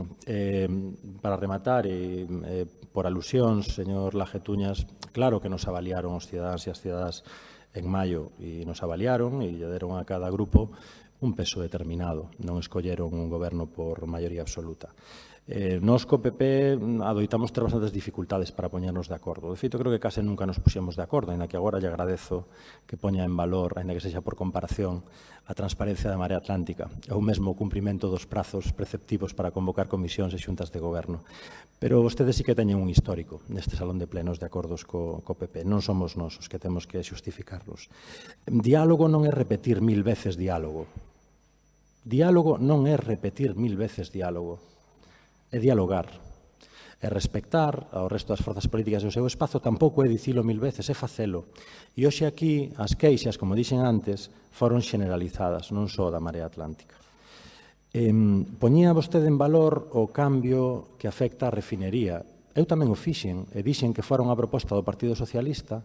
Eu creo que, felicito, creo que non lle vai dar un lugar de privilexio no ceo do rupturismo, pero é unha medida positiva e nós recoñecémolo. Recoñecemos que é unha proposta do Partido Socialista e apoiámola. Non temos ningún problema. En todo caso, agradezo a nota final na que aboga por profundizar no marco de entendemento que iniciamos en xullo, cousa, como sabe, que compartimos no Grupo Municipal da Marea Atlántica. Nada máis, grazas. Moitas grazas, señor Martínez. Polo Partido Popular, señora Gallego. Muchas gracias. Pues fíjese que nos vamos a poner de acuerdo. Efectivamente, diálogo no es repetir 1000 veces diálogo. Totalmente de acuerdo, señor Martínez. Pero que se queje la Marea de que no hay diálogo y fíjese, aprueban las ordenanzas conjuntamente y hasta que la Marea no dé el ok, no va a negociar el presupuesto con nadie más. Bueno, Marea y BNG, eso nos dijo ayer. Bien. Por cierto, 7 de noviembre teníamos que estar hablando del presupuesto en este pleno, no de una modificación de unos convenios que efectivamente lo piden las entidades y no tenemos nada que decir. Es el cuarto modificativo de este año, no tiene coste económico y no hay mucho más que hablar. Sí me gustaría destacar el primer modificativo de este Gobierno, porque sí, este es el cuarto, pero el primero fue el 31 de julio en un pleno extraordinario. No fue para la renta social tampoco, se lo llevaron más tarde sabiendo que no había fondos suficientes. Era muy urgente pagar el sobrecoste, consignar el crédito suficiente para pagar el sobrecoste de la cubierta del Estado de Riazor que la Marea dejó encima de la mesa. La Marea no lo quiso pagar y llegaron ustedes y ya lo incluyeron en el presupuesto. Se comprometieron a hacer una investigación y, por lo que vimos en el expediente de la Junta de Gobierno, no hay nada más que un informe normal y corriente, no hay ninguna investigación. Yo, sinceramente, me habría levantado de esa Junta de Gobierno, porque o bien la empresa es la responsable, y en ese caso habría que ir al juzgado, o bien aquí hay un concejal responsable en el mandato anterior. Y ahí sí que hay que hacer una investigación, qué es lo que pasó con ese sobrecoste que es totalmente ilegal. Que, por cierto, supone 5 euros por vecino y los impuestos bajan menos de 1 millón, se lo quiero recordar. Traen esta modificación, pero también lamentamos otra cuestión, y es que no puedan aplicar el superávit a inversiones financieramente sostenibles, porque siguen incumpliendo el periodo medio de pago, igual que ya hacía la Marea, señor Martínez, que también se ha quejado usted. En agosto, 60 días, en septiembre, 36,46. Lo han bajado, pero siguen incumpliendo. Da lo mismo, no pueden aplicarlo a inversiones. Marea y PSOE, tanto monta tanto. La Marea ya perdió 15 millones el año pasado y ahora que tuvo que adjudicar a los bancos, entregar a los bancos, y ahora con el PSOE, pues 3/4 de lo mismo. En el expediente, y esto sí quiero destacarlo, como es obligatorio, presentan el estado de ejecución del presupuesto. A 1 de noviembre, a menos de 2 meses de que termine el año, el resultado es lamentable. Del presupuesto total llevan ejecutado el 59%, básicamente gasto de personal y gasto corriente, porque fíjese en inversiones.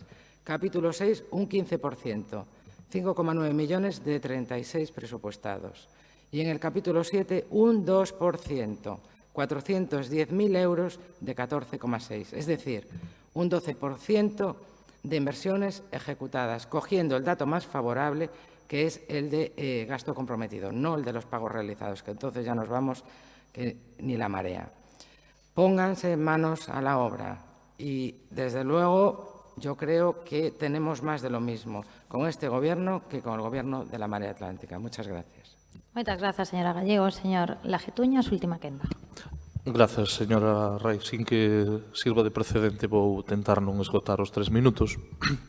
En calquera caso, agradecerlle a todos os grupos que vayan a apoiar esta modificación e, máis alá de que se utilicen os puntos de orden do día para que cada un fale do que considere convinte, que, en fin, teño a miña opinión, por respeto á presidencia non a manifestarei. En calquera caso, agradezco que haxa recoñecemento ao diálogo agradezco moitísimo que haxa un recoñecemento explícito a que se fala cos grupos, como fixo a señora Gallego, que ás veces fai de notario neste pleno para dar conta de que sí, efectivamente, falamos cos grupos cos que temos acordo. É unha costumbre bastante razonable. A vostede chama a atención que non presentemos o orzamento sin que intentemos chegar a acordo primeiro cos grupos cos que temos ese acordo. Eu só lle podo decir, señora Gallego, que por agora aínda me aparto dos coches. Non me dá así como para tomar decisións á lixeira, e o diálogo significa precisamente que cando unhas ordenanzas fiscais como as que vimos de debatir poden acadar a maioría bastante ampla deste salón de plenos e son vostedes os únicos e as únicas que non teñen unha posición favorable, pois o mellor, cando van todos os vehículos nunha autopista nunha mesma dirección e hai uns sós que van na outra, o mellor, digo eu, señora Gallego, o mellor é que pode darse a circunstancia de que o mellor non estemos tan equivocados. O mellor non estamos tan equivocados. Eu respeto que vaya noutra dirección, pero polo menos tamén teña en conta que as decisións que tomamos pois son medidas e, desde logo, son despois do diálogo, que non é unha palabra que se repite de forma permanente, sino que dá os froitos que hoxe se puideron ver aquí neste salón de plenos. Porque se non houbera diálogo, non habería ordenanzas. Nada máis e moitas gracias. Increíble, señor Laje. Sobroulle tempo. Ben, procedemos á votación do asunto número 15. Votos a favor. Moi ben, pois moitas grazas. Queda aprobado. A continuación, señor secretario, asuntos 16, 17 e 18. Sí, de conformidade co acordado na Comisión de Portavoces de onte, só se efectuará unha explicación polo Goberno Municipal, se debe proceder individualmente á votación de cada un deles. Asunto número 16, expediente 2019-2 de aprobación de recoñecementos extrajudiciais de obrigas para imputar ao orzamento 2019. Asunto 17, aprobación inicial do acordo de imposición e ordenación de contribucións especiais para a ampliación do servizo de extinción de incendios do Concello da Coruña. Asunto número 18, recoñecemento de compatibilidade da funcionaria María Mercedes González Vázquez. Moi ben, señor Laje, para expoñer os tres asuntos. Entendo que é unha única intervención ou é unha por punto? É unha única intervención para resumir sobre unha sobre o 16, outra sobre o 17, outra sobre o 18 e despois procedemos á votación, salvo que solicite expoñer e votar. Non.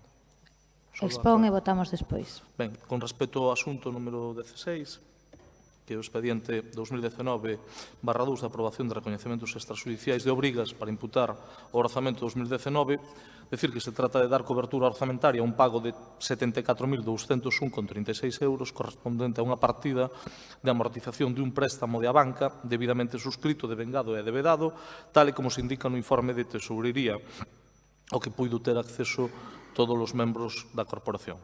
Por un defecto na previsión orzamentaria non se imputou e non se contabilizou orzamentariamente, aínda que si foi cargado en conta. Está pagado, o pago está debido, pero efectuouse sin a precisa cobertura presupostaria. A imputación ao orzamento do 2019 é posible, en tanto que existe crédito presupostario suficiente neste exercicio económico. Os informes de tesourería da Oficina Orzamentaria e de Intervención son favorables a dar cobertura orzamentaria a aquel pago efectuado a finais de 2017 a través do recoñecemento extrajudicial de créditos. Esta operación non representa nesta data unha saída de fondos das arcas municipais. Con respecto ao asunto número 17, decir que se trata da aprobación inicial do acordo de imposición e ordenación de contribucións especiais para a ampliación do servicio de extinción de incendios no Concello da Coruña. O acordo de imposición e ordenación de contribucións especiais para a ampliación do Servicio Público Municipal de Extinción de Incendios supón un incremento de 92.580 euros, posto que o recadado por este concepto no ano 2018 foi de 930.000 e para este ano 2019 é de 1.022.793,41. Por lo tanto, existe unha maior recadación no 2019 a efectos de levar a cabo programas de adquisición de dispositivos técnicos para as tarefas de extinción de incendios, melloras nas instalacións dos parques de bombeiros e na accesibilidade dos vehículos ao parque. E, no referido ao asunto 18, falamos dun recoñecemento de compatibilidade para a actividade privada solicitado por unha funcionaria, doña Mercedes González Vázquez. A solicitante é unha funcionaria interina a media xornada, ocupa un posto técnico de media de xestión, un A2 nivel de complemento de destino 18, a actividade privada a que solicita a compatibilidade do exercicio da abogacía por conta propia. Esta actividade, según manifesta a solicitante, consistiría na prestación dos servicios de investigación xurídica e asesoramento en relación coa aplicación da Directiva 2015/29 e a mellora da defensa e protección das vítimas de delitos enmarcadas no desenvolvemento dos proxectos europeos PROVI e SER. Consta todos os informes favorables dos servicios de persoal no referido á Lei de Compatibilidades. Tamén se incorpora a este expediente o informe da asesoría xurídica que ratifica os anteriores e, polo tanto, o que se fai é tramitar o recoñecemento da compatibilidade que queda condicionada á previa solicitude de minoración do importe do complemento específico correspondente ao posto, na cuantía que exceda da porcentaxe do 30% da retribución básica. Eses son os asuntos 16, 17 e 18, a falta de que alguén requira algunha explicación adicional. Moi ben, moitas grazas. Ninguén require, procedemos á votación. El primeiro, asunto 16, expediente 2019-2 de aprobación de recoñecementos extrajudiciais de obrigas para imputar ao orzamento de 2019. Votos a favor? Moitas grazas. Votos en contra? Abstencións? Moitas grazas. Asunto 17. Aprobación inicial do acordo de imposición e ordenación de contribucións especiais para a ampliación do servizo de extinción de incendios do Concello da Coruña. Votos a favor? Moitas grazas. Queda aprobado. Asunto 18. Recoñecemento da compatibilidade da funcionaria María Mercedes González Vázquez. Votos a favor? Grazas. Votos en contra? Abstencións? Moitas grazas.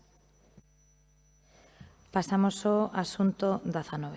Declaración de excepcionalidade e singularidade das actividades culturais para as que se solicita unha subvención á Deputación Provincial da Coruña.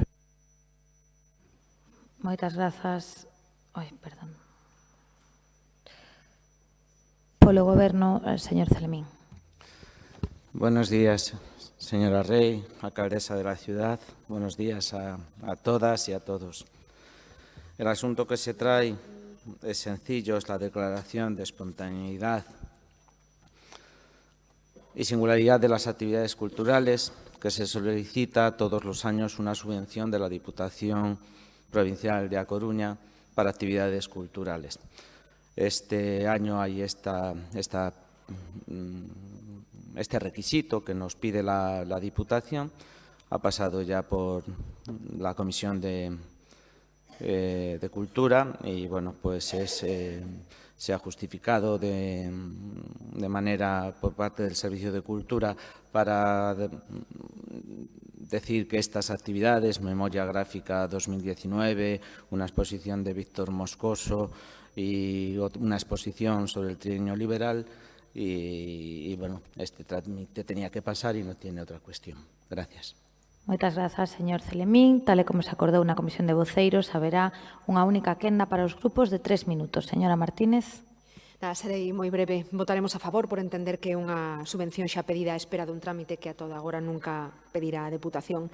Lido o informe, esperamos que a Deputación non sexa moi rigurosa e lle sirvan as explicacións para defender a excepcionalidade e singularidade das 3 propostas culturais.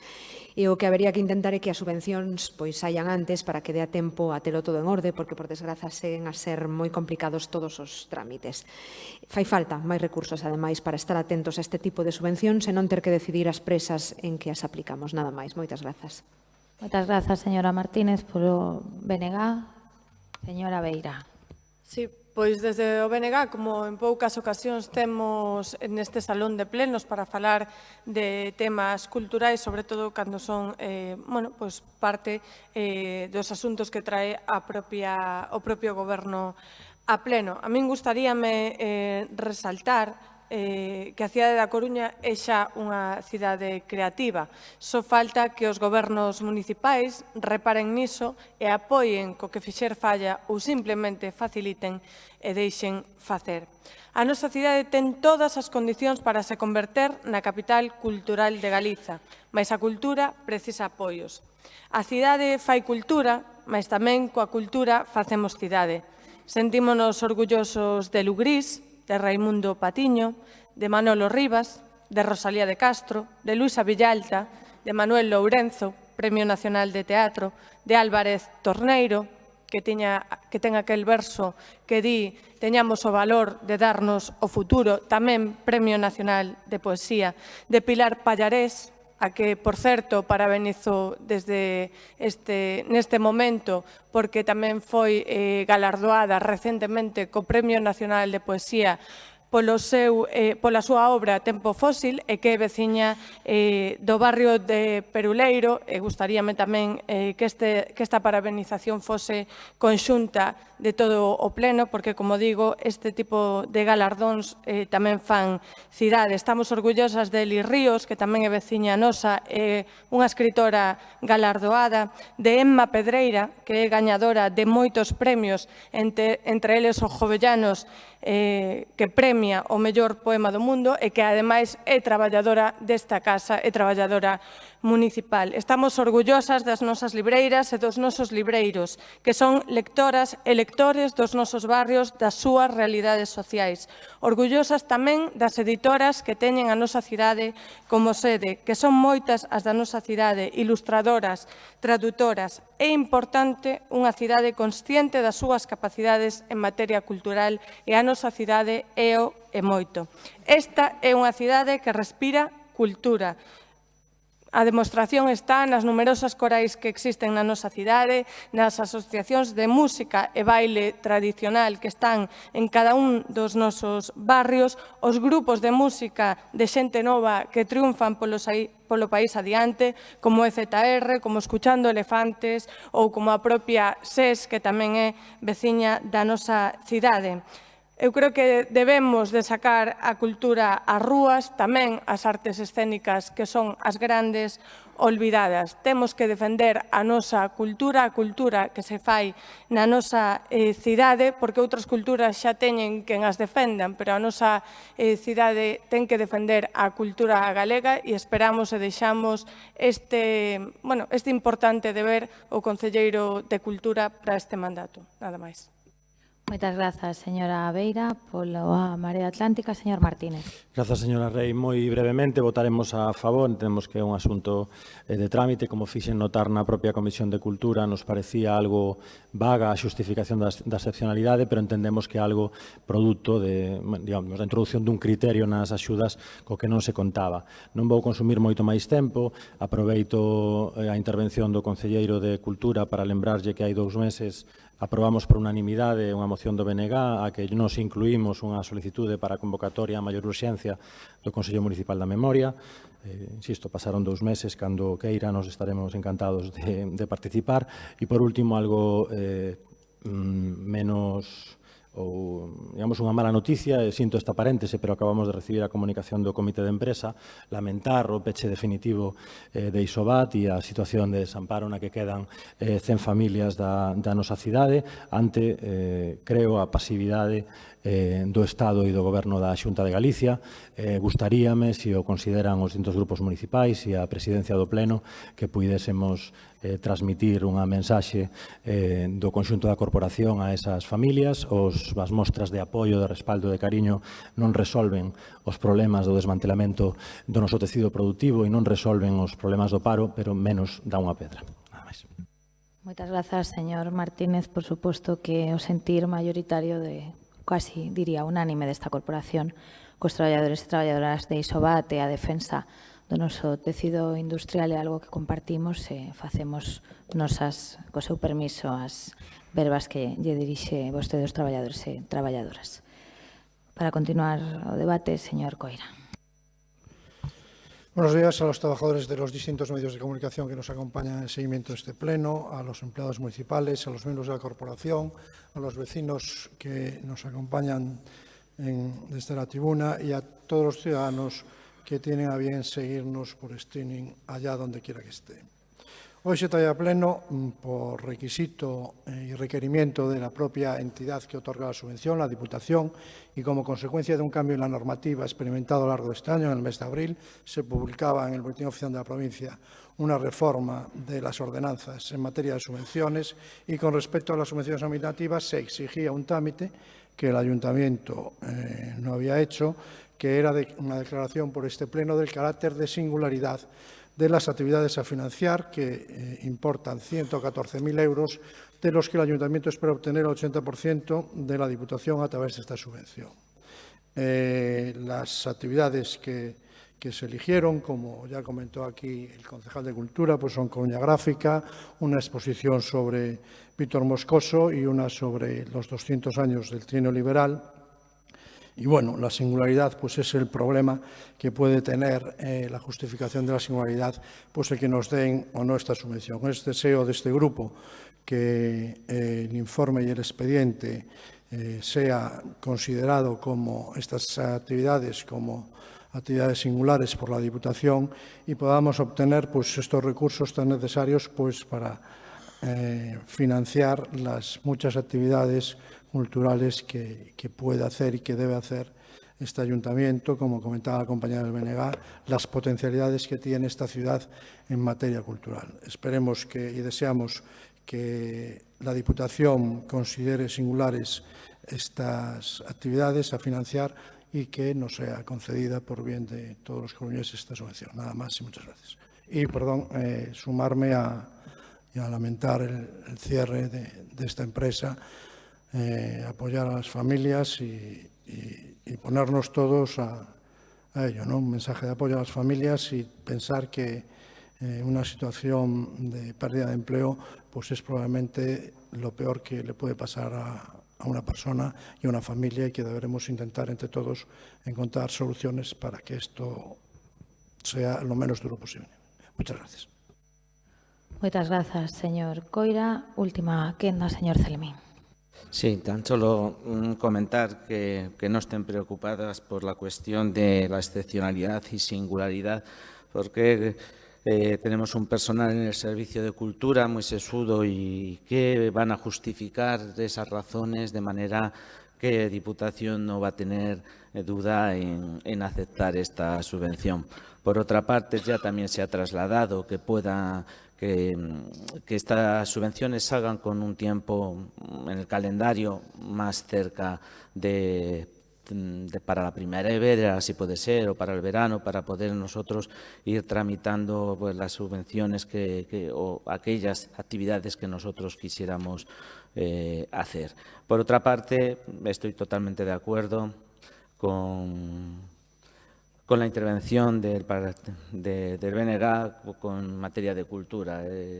Coruña creo que es la capital de la cultura de Galicia, no me cabe duda, por la cantidad de actividades culturales de todo tipo a lo largo de todas las semanas y no digamos cuando llega el fin de semana que se solapan.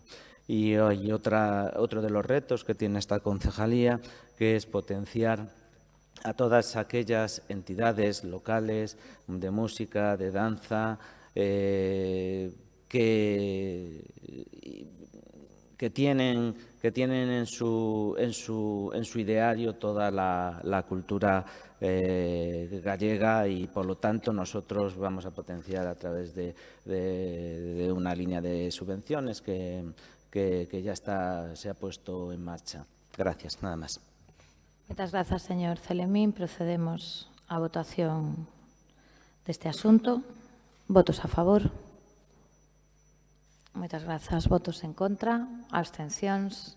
Moitas grazas. Asunto 20. a aprobación inicial do Plan Municipal de Prevención e Defensa contra os incendios forestais do Concello da Coruña. Ben, polo Goberno ten a palabra a señora Fontán Prado. Gracias, alcaldesa. Bos días a todas e a todos. Traemos a este pleno como é preceptivo a aprobación inicial do Plan de Prevención de Incendios do Concello da Coruña. A Lei 3/2007 de Prevención e Defensa contra os Incendios Forestais de Galicia establece que os concellos deberán elaborar e aprobar os plans municipais de prevención e defensa contra os incendios forestais. Engade que os concellos, para exercer as súas competencias nesta materia, poderán contar coa colaboración técnica e ou económica da Xunta. O 10 de xullo de 2019 deste ano, o Concello da Coruña adhiriuse ao convenio de colaboración entre a Xunta de Galicia, o FEGAM e o SEAGA en materia de prevención e defensa contra os incendios forestais para o establecemento dun sistema público de xestión da biomasa nas faixas secundarias. Este convenio implica que a Xunta presta apoio técnico aos concellos para a elaboración dos plans municipais de prevención de incendios e para a determinación das faixas secundarias e se encarga da execución subsidiaria nas parroquias priorizadas, como foi este verán o caso de San Pedro de Visma. Os concellos asumen a obriga de aprobar o Plan Municipal de Prevención e Defensa contra os incendios forestais. Consecuencia deste convenio, a Xunta remitiu ao noso Concello unha proposta de Plan Municipal de Prevención de Incendios que foi revisada no Servizo de Medio Ambiente dende o punto de vista técnico e xurídico, aínda que pouco tiña que revisar porque todos son determinacións que veñen preestablecidas pola lei, non habendo marxen de apreciación discrecional. O ámbito do plan poderá abranguer todo o Concello ou irse desenvolvendo por zonas. O marco xeográfico xeito do presente plan abarca a totalidade do Concello da Coruña cunha superficie de 37,8 km cuadrados e distribuído nas 5 parroquias que a continuación se recollen: Elviña, Oza, San Cristóbal das Viñas, Visma e A Coruña. A Xunta de Goberno Local aprobou o proxecto de Plan Municipal de Prevención e Defensa contra os incendios forestais o pasado 9 de outubro e agora procede a aprobación inicial polo Pleno, que é o trámite no que nos encontramos agora mesmo. Posteriormente, un trámite de información pública, publicando no BOP 30 días para alegacións e suxestións, a resolución das delegacións se soubera e o informe preceptivo da Xunta para volver definitivamente ao Pleno para a súa aprobación e publicación posterior. Por último, sinalar que o Plan Municipal de Prevención e Defensa contra os Incendios Forestais integrarase nos plans municipais de emerxencia conforme establecido na legislación galega de emerxencia. Nada máis. Moi ben, moitas grazas, señora Fontán. Señora Martínez Lema, un segundo, aquí eran 4 minutos por grupo, unha quenda para cada un dos grupos. Sí, antes de empezar, por suposto, tamén lamentar o peche de Isoguate. Desde este grupo amosamos tamén o noso total apoio aos traballadores e as familias. Nas nosas mans está a buscar solucións. En canto ao plan de prevención, os incendios en Galicia son un problema permanente, difícil e complexo. Os graves feitos sucedidos no ano 17 e 18 fixeron que se tivera que revisar a actual política forestal. Pasaron varios gobernos pola Xunta e os incendios sempre estiveron aí. De feito, o 2006 pasará a historia como un dos peores anos para o monte galego cando gobernaba o bipartito. Nese 2006, estando Feijóo na oposición, declaraba que os incendios se debían á imprevisión, indolencia e irresponsabilidade do bipartito. Hoxe, 13 anos despois, pouco cambiaron as tornas.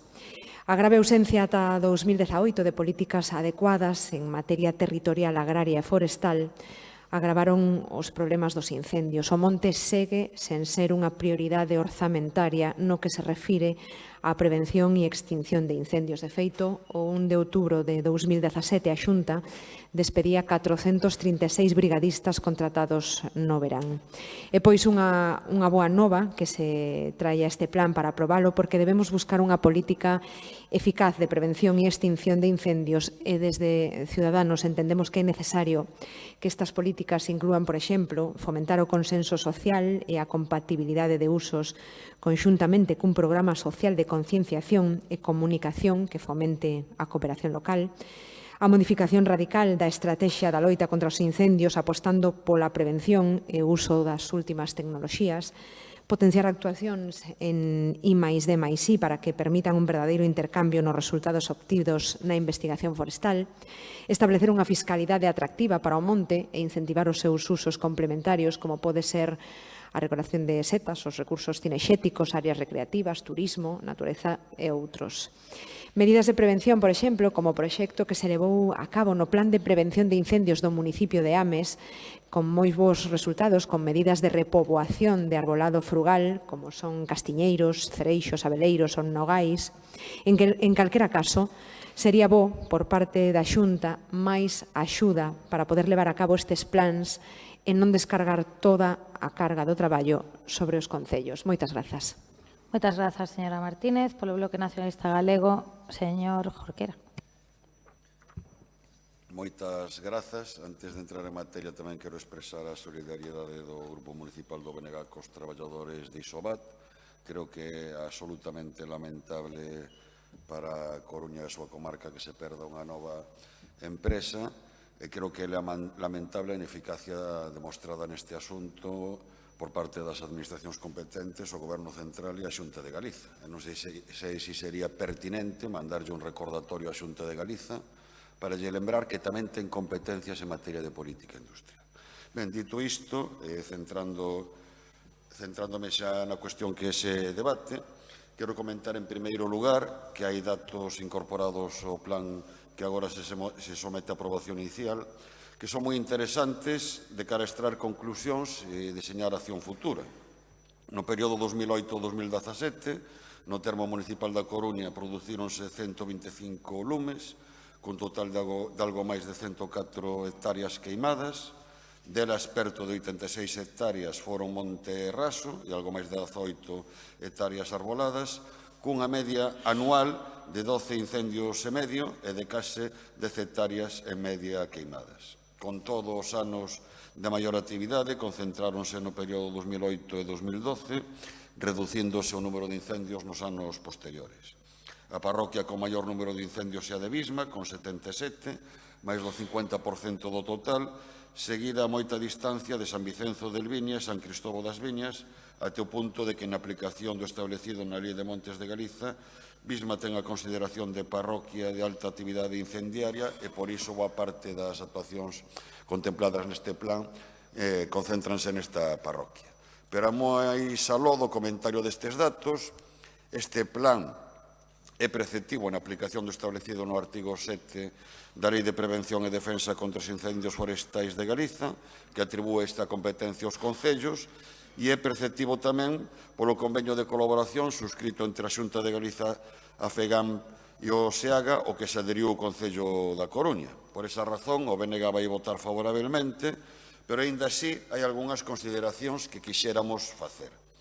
Non negamos a necesidade de que os concellos colaboren no exercicio das súas competencias, nos labores de prevención e defensa contra os incendios forestais.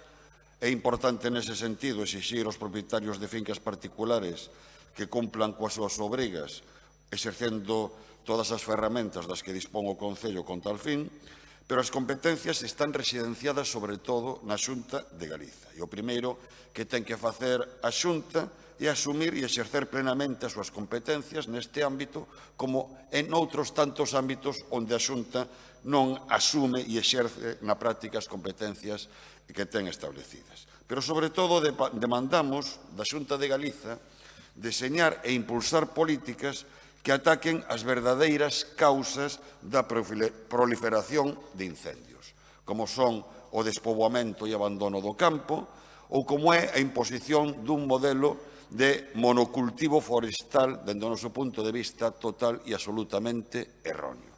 Erróneo non só porque ataque a biodiversidade característica do monte galego, senón que atenta tamén contra o carácter multifuncional que debe de ter o monte, porque o monte non debe de ser só unha fonte de recursos maderables, é importante favorecer a súa coexistencia con outros aproveitamentos produtivos que, ademais, favorecen manter un monte limpo e, polo tanto, menos propenso ao lume, mas, a parte do aproveitamento económico, o monte debe ser un espazo de disfrute e lecer e ten un valor ambiental e paisaxístico de primeira orde que é preciso protexer. Algo que é incompatível co modelo de converter Galiza nun inmenso eucaliptal ao servicio dunha empresa que se chama ENCE. Mas, en calquer caso, reiteramos o noso voto favorável a este plan. Moitas gracias. Moitas grazas, señor Jorquera. Pola Marea Atlántica, señora García. Sí, moi bo día a todas as persoas que están aquí no Salón de Plenos e tamén as que nos escoitan polo streaming. Antes de entrar en materia, me gustaría agradecerlle ao voceiro do Partido Socialista pois a súa satisfacción sobre ese traballo colaborativo na modificación da ordenanza de lixo, satisfacción que fago extensiva a todo o grupo municipal, pois é todo o grupo municipal, a Marea Atlántica, o que creo que está tendo unha actitude positiva, propositiva, colaborativa, creativa e de iniciativa política, non? E tamén é todo o grupo municipal da Marea Atlántica que pode sentir certa decepción cando pois non se recoñece, eu creo que esa actitude positiva e constructiva que creo que estamos tendo de maneira efectiva. Dito isto, a aprobación inicial do Plan de Incendios Forestais iba a someterse simplemente a unha aprobación sen intervención. Si eu creo que os incendios forestais nunca deben considerarse unha cuestión de trámite, e si un asunto do que hai que falar e hai que debater, e máis, pois, bueno, pois tendo na bancada de enfronte ao partido que efectivamente dende a Xunta ostenta as competencias en materia forestal que lle fan pois responsable deste sector e ademais persoas que tiveron pois responsabilidade, como todos sabemos, na Consellería de Medio Ambiente, non? Hai que falar dos incendios forestais e hai que falar de que os incendios forestais están cambiando de comportamento e agora resulta que cada vez menos lumes queman maiores superficies de terreo, non? Si en 1989 se necesitaban meses para que arderan 100.000 hectáreas ou centos de milleiros de hectáreas, en 2006 pasaron a ser 6 días e en 2017 arderon máis de 100.000 hectáreas en menos dun día. Os incendios se están facendo absolutamente imposibles de apagar por medios humanos, están gañando en rapidez e están gañando tamén en víctimas humanas, xa non só o territorio, e isto ten que ver co cambio climático e co desenvolvemento ou desmantelamento máis ben do rural, ou seja, que a previsión de futuro non é boa. Dende o Concello da Coruña nos tomamos en serio este tema, se multiplicaron por 3 o número de expedientes que se iniciaban para rozar parcelas, se iniciaron os procesos de deseucaliptización das parcelas municipais, tamén a denuncia dos eucaliptos ilegais que non cumprían as distancias ás casas, e se iniciou unha relación fluida e colaborativa co Distrito Forestal da Xunta de Galicia porque nos tomamos este tema en serio. A mí me gustaría saber se a Xunta se toma este tema en serio. E realmente, ademais de elaborar un plan de prevención de incendios que en realidade é unha relación de parcelas, de fincas, que hai que requerir e non é máis, que decir, o plan de prevención de incendios é unha relación de parcelas as que o Concello lle ten que requerir a roza da biomasa con un enorme esforzo administrativo, eu me pregunto se a Xunta vai facer algo máis. Eu me pregunto se a Xunta vai atender as súas responsabilidades, porque eles, por exemplo, son responsables de atender as faixas primarias, é dicir, as das vías de comunicación, e están como están. Eu me preguntaría se a Xunta se vai dedicar por fin a denunciar as plantacións ilegais de eucaliptos que se están poñendo en prados e en terrenos agrícolas onde está prohibido plantar eucaliptos e de oficio non se inicia nin a primeira denuncia. Me pregunto se a Xunta se vai preocupar diso. Me pregunto se a Xunta se vai preocupar tamén de poñerlle coto á expansión dunha especie absolutamente pirófita e que está xerando mares de combustible que van ser moi difíciles de apagar cando teñamos un verán de seca. Me pregunto se a Xunta vai facer como fixo Portugal e vai limitar a expansión do eucalipto ou vai seguir indo na dirección contraria, instalando inmensas centrais de biomasa que van ser auténticos sumidoiros para o eucalipto e acaparando todo ese eucalipto que ven de Portugal e que agora xa non se pode plantar ali. Por suposto que hai que falar de incendios forestais. Por favor, nunca o tratemos como unha cuestión de trámite, pero hai que falar e hai que facer. E estamos esperando a que a Xunta dé os pasos por fin na dirección axeitada. Moitas gracias. Moitas grazas, señora García. Polo Partido Popular, señor Rodríguez. Sí, gracias, señora alcaldesa. Bo día aos compañeros de corporación, traballadores municipais, medios de comunicación que nos seguen e tamén, por suposto, a ciudadanía que o ben asiste aquí no pleno nos segue a través das redes sociais. Hai unha diferencia esencial entre facer política contra lume e facer política do lume. E vimos de ter un clarísimo exemplo hoxe aquí. Parece ser, señora Fontán, que eu son o único que atendeu ao que vostede dixo e que veño coa intención de falar do que hai que falar, pero que, por certo, do ámbito das competencias municipais. A ver, claro, aquí hai cuestións que xa son de base, non? É dicir, pois, señora García, claro, é que eu agora me explico parte do desastre que foi a súa xestión nos anteriores 4 anos. É que, claro, se vostede para falar de incendios forestais chamaba a Consellería de Medio Ambiente, que non ten competencias na materia, pois claro, o mellor aí había unha certa explicación de por que foi o que foi a súa área nestes últimos 4 anos. Insisto, a miña intención é falar das competencias municipais e deste plan, que ten un plan importante, pero tamén hai que ter en conta pois outras cousas que aquí se dixeron e que foron certamente incorrectas, é dicir, pois, bueno, traer aquí a colación determinados episodios de vagas de lumes e intentar relacionalos con presuntos despidos que non foron tal, senón que foron remates de contratación que foron prorrogados porque nos últimos anos esa realidade do cambio climático que ten demostrado que cada vez se prolonga a tempada de posibles episodios de lumes, pois, bueno, pois, en fin, queremos xogar o que queremos xogar ou queremos falar das competencias municipais. Segundo a Lei 3/2007, como ben dixo na súa exposición a señora Fontán, pois está claramente establecido cal é a competencia que corresponde aos concellos, que é elaborar e aprobar os plans municipais de prevención e defensa contra os incendios forestais e adoptar as medidas de prevención de incendios forestais que les correspondan en terreos da súa titularidade, así como ordenar a execución das obras necesarias para conservar e manter o solo e a biomasa nas condicións precisas que eviten os incendios e, en particular, xestionar as redes secundarias de faixas de xestión de biomasa e faixas laterais das redes viarias da súa titularidade. Faixas secundarias, efectivamente, aquí ninguén ven a negar que as faixas primarias e tamén as terciarias, por certo, son competencia da Xunta de Galicia. Pero o que estamos a falar aquí é o que está a facer a Xunta no exercicio de competencias municipais. E por eso, ese convenio que tamén aludiu a señora Fontán entre Xunta, FEGAN e SEAGA, ao que está adherido este concello, que permite que acceda a diferentes servizos segundo o nivel de prioridade establecido atendendo a criterios obxectivos.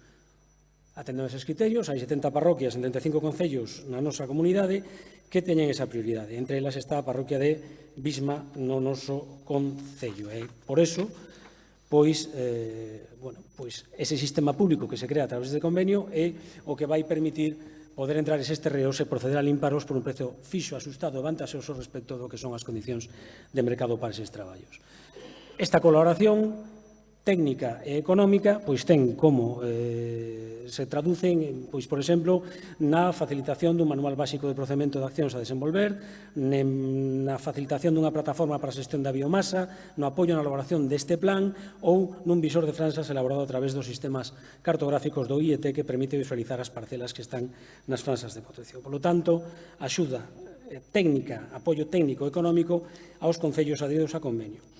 Pero que, ademais, vostedes veñen aquí a negar unha realidade que estamos traballando, que se está a colaborar dende a Xunta en competencias dos concellos, están en contra dunha instrucción do ano xa 2018 que explicaba cales eran estas competencias en materia das obrigas de xestión da biomasa, que é do que estamos a falar hoxe nas fases secundarias, na que claramente se di que os concellos son as administracións competentes para vixiar o cumprimento das franxas de protección contra lume, que serán os concellos os competentes para proceder á execución forzosa dos traballos e que a Xunta será competente para vixiar o cumprimento das franxas de protección en torno ás vías de comunicación. Pero que veñen vostedes a negar incluso a propia FEGAN. Por qué? Porque a FEGAN, e así o recoñeceu na primeira adenda a ese convenio, veu a establecer importes de aportación por parte dos propios concellos, porque unha competencia propia con cargo a un fondo que se crea no Fondo de Cooperación Local e que incrementan a dotación económica total do convenio, aínda que así é a dobre a que pon a Xunta sobre a que pon os propios concellos. Pero non me gustaría, a pesar de terme que dedicado a estas explicacións, deixar de falar efectivamente deste plan. Este plan, que hoxe se somete a aprobación inicial, a espera das posibles alegacións que se poidan facer ao mesmo da súa aprobación por parte da Dirección Xeral de Defensa do Monte, aí é onde había que chamar, señora García, pois certamente é un documento que sí que merece unha serie de reflexións. A primeira, pois que é un documento que, ainda que parte dun contido mínimo que facilita a Xunta de Galicia, chama a atención por a súa extensión, porque é ata 6 veces inferior esa extensión a de outros plans municipais de cidades como a nosa. Isto en si mesmo non quere dicir nada, pero que sí que hai certas omisións que son rechamantes. Por exemplo, que non inclúa un capítulo sobre o índice de dificultade de extinción identificando as zonas onde se debe prestar atención para a mellora das infraestructuras, tanto puntos de auga como fundamentalmente vías de acceso.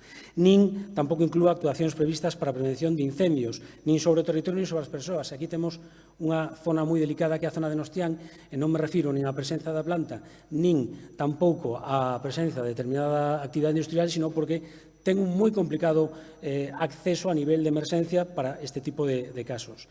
Nin tampouco contempla un capítulo para os medios de prevención cos que se conta de cara a posible extinción, nin tampouco unha regulación dos usos que poden dar lugar a lumes forestais. Non ven acompañado un informe de intervención municipal, que podría ser un non preceptivo en función do compromiso económico, pero que, sin dúbida, sería necesario para a correcta formación da vontade corporativa, como sinala o secretario xeral no seu informe. Tampouco se menciona nada da documentación facilitada sobre un posible proceso de participación pública seguido na elaboración do mesmo, ferramenta fundamental no desenvolvemento de calquera clase de planificación pública. Non inclúe dentro da caracterización do medio natural, e nomeadamente no capítulo relativo á climatoloxía, ningunha referencia á incidencia do cambio climático en relación á posible anticipación na evolución do risco de incendio. E, por último, ese remato non ten que ver estrictamente co plan, pero sí entendemos necesario facer dúas reflexións. A primeira é que o plan integrarase no Plan Municipal de Emerxencias. Isto non é unha competencia da Consellería de Medio Ambiente, pero sí é oportuno lembrar que o último plan de emerxencias homologado nesta cidade data do ano 2000. É certo que houve unha actualización posterior impulsada por o Goberno do PP rematada no ano 2015 e que coa que actualmente se está a traballar, pero que segue sin ser, 4 anos despois, elevada á Xunta de Galicia para a súa validación polo Departamento correspondente.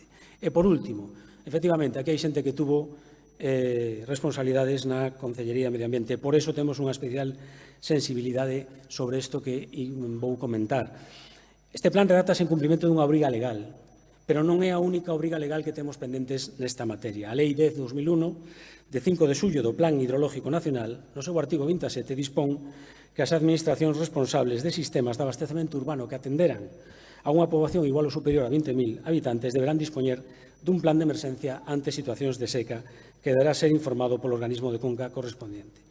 É certo que co que se desencadenou hai apenas unos minutos, co que está a chover esta semana, parece que non é o máis aceitado falar de prever eventos de seca, pero neste caso, pois, créanme que por experiencia teño que dicirlles que é mellor non ter que esperar a acordarse de Santa Bárbara, neste caso, cando deixe de tronar. Mais nada, moitas gracias. Moitas grazas, señor Rodríguez. Señora Fontán, última quenda. Gracias, señora alcaldesa. Bueno, pouco que decir, porque moitas das intervencións son redundantes. Agradecer a Ciudadanos a referencia que fixo a un concello gobernado polo Partido Socialista, porque reflicte o sentir e a forma de facer política medioambiental respecto pola biodiversidade que temos os socialistas. Agradecer tamén o apoio manifestado a este plan. Totalmente de acordo con vostede, señor Jorquera, nada que engadir a todo o que dixo na súa intervención. Tampouco moito máis que engadir ao que dixo a señora García da Marea. Sobre a súa intervención, señor Rodríguez, esas características técnicas que vostede bota en falla no plano que ven hoxe a pleno poden ser engadidas ou subsanadas a través dos 30 días que temos agora para suxestións e alegacións. Porque, mire, os técnicos da Consellería de Medio Ambiente son os técnicos magníficos, pero ninguén é perfecto. Por tanto, cando alguén trae un documento aquí, pois, precisamente para ver se pode mellorar na súa redacción. No que comenta do plan de emerxencia, xa tamén o dixo vostede, unha exixencia do propio plan de incendios, formar parte dese plan de emerxencia municipal, algo que non compete, lóxicamente, a Consellería de Medio Ambiente. No que, fala de que bota tamén en falla un plan de emerxencia para épocas de seca, ainda que hoxe non sexa o día máis oportuno para sacalo aquí, pois, tomo nota e valoraremos na Consellería de Medio Ambiente. Nada máis, señora alcaldesa. Gracias.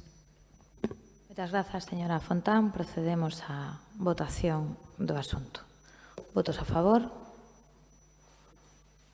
Moitas grazas. Votos en contra? Abstencións? Moitas grazas. Rematada a parte resolutiva, pasamos á parte non resolutiva. Señor secretario.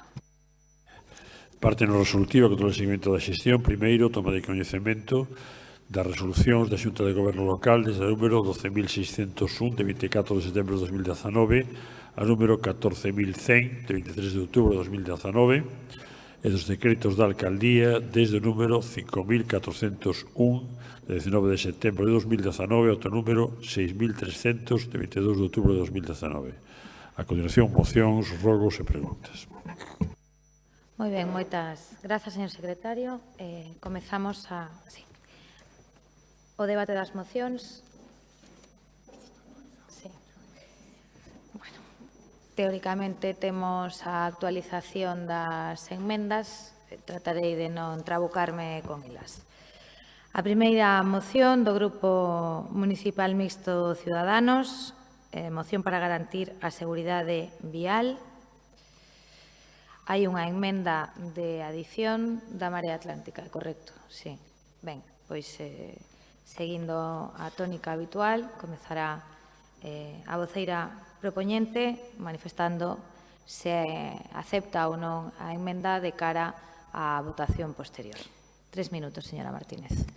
Sí, aceptamos a enmenda, así que pasarei xa a ler os puntos despois cos propostos por a nosa moción. La seguridad vial es un punto vital en el día a día de nuestros vecinos y como tal es deber de la Administración local adoptar las medidas adecuadas a la mejora de la misma. La Coruña cuenta con 3.018 pasos de peatones. En los primeros 7 meses del año se produjeron 518 accidentes, de los cuales 128 fueron en pasos de cebra. Esto supone un 29,38%. 24 vecinos resultaron heridos en algunos de ellos. A principios del mes pasado, con la aparición de las lluvias, la cifra se incrementó por culpa de los resbalones. Es evidente que el Código de Circulación actual ha quedado obsoleto. Es obligación inexcusable del Gobierno municipal adoptar las medidas que lleven a una actualización en busca de la máxima seguridad de los viandantes. En nuestro país hay múltiples empresas que aplican nuevos métodos con el objetivo de mejorar su competitividad en base a su I+D.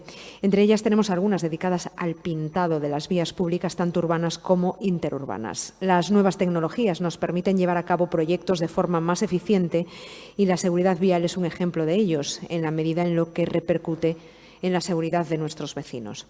Hoy en día disponemos de señales lumínicas tipo LED de bajo consumo y excelentes resultados, así como imágenes virtuales proyectadas con láser. Seguramente por separado ninguna de ellas daría el rendimiento que es preciso para optimizar la seguridad vial. Por ello debería ir más allá y crear un proyecto generoso y actualizado al siglo XXI en la búsqueda de la máxima seguridad en las vías de circulación de nuestro municipio, tanto para peatones como para conductores. La Coruña tiene multitud de puntos negros relacionados con los pasos de cebra, destacando entre ellos la calle San Diego, bajo el viaducto, Avenida del Puerto, el Jardín de San Carlos, la calle Ramón y Cajal, datos reseñados en el estudio de FISECBI que estudia en profundidad la seguridad vial. Teniendo presente todo lo anterior, Ciudadanos presenta al Pleno Ordinario los siguientes acuerdos. Solicitar a la señora alcaldesa, a su equipo de gobierno y al resto de grupos municipales que se traslade a la Mesa para la Movilidad, en la que estarán presentes, entre otras voces relevantes en materia de seguridad vial, la necesidad de dar prioridad al apoyo a un proyecto que desarrolle un plan integral de seguridad vial que incluya las siguientes medidas urgentes. Realizar un estudio genérico de los pasos de cebra existentes, un análisis de los flujos de peatones, vehículos, bicicletas y patinetes, además de una evaluación de riesgo de los mismos y valorar la idoneidad de su ubicación para maximizar la visibilidad del peatón. Realizar un gran proyecto de actualización en seguridad vial, donde La Coruña sea pionera en el aprovechamiento de datos para la modernización de los sistemas aplicados a los pasos de cebra, realizando para ello un estudio piloto en los puntos anteriormente mencionados u otros seleccionados y de este modo poder cotejar la efectividad de los nuevos equipos respecto a años anteriores.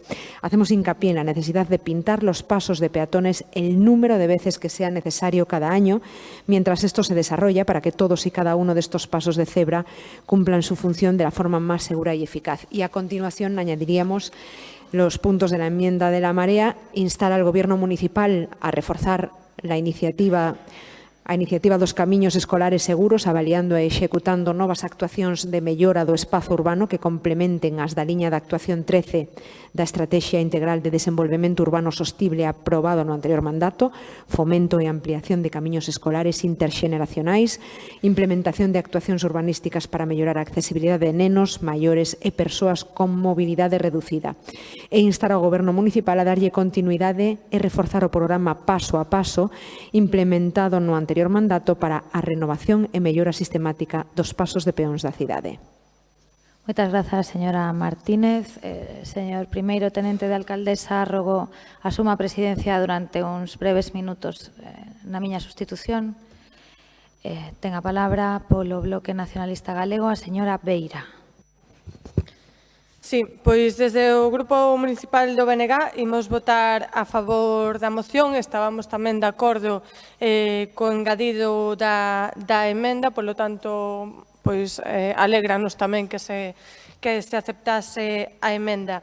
Xa o temos dito en múltiples ocasións neste salón de plenos, no pasado mandato en este, que sempre nos van a topar naquelas medidas que vayan na dirección de mellorar a mobilidade, de facer da mobilidade da nosa cidade unha mobilidade sostíbel, e especialmente naquilo que nos denominamos como a democratización do espazo público. É dicir, facer o espazo público democrático, accesível a todo o mundo, independentemente da súa condición económica, da súa condición física, da súa idade ou do seu xénero.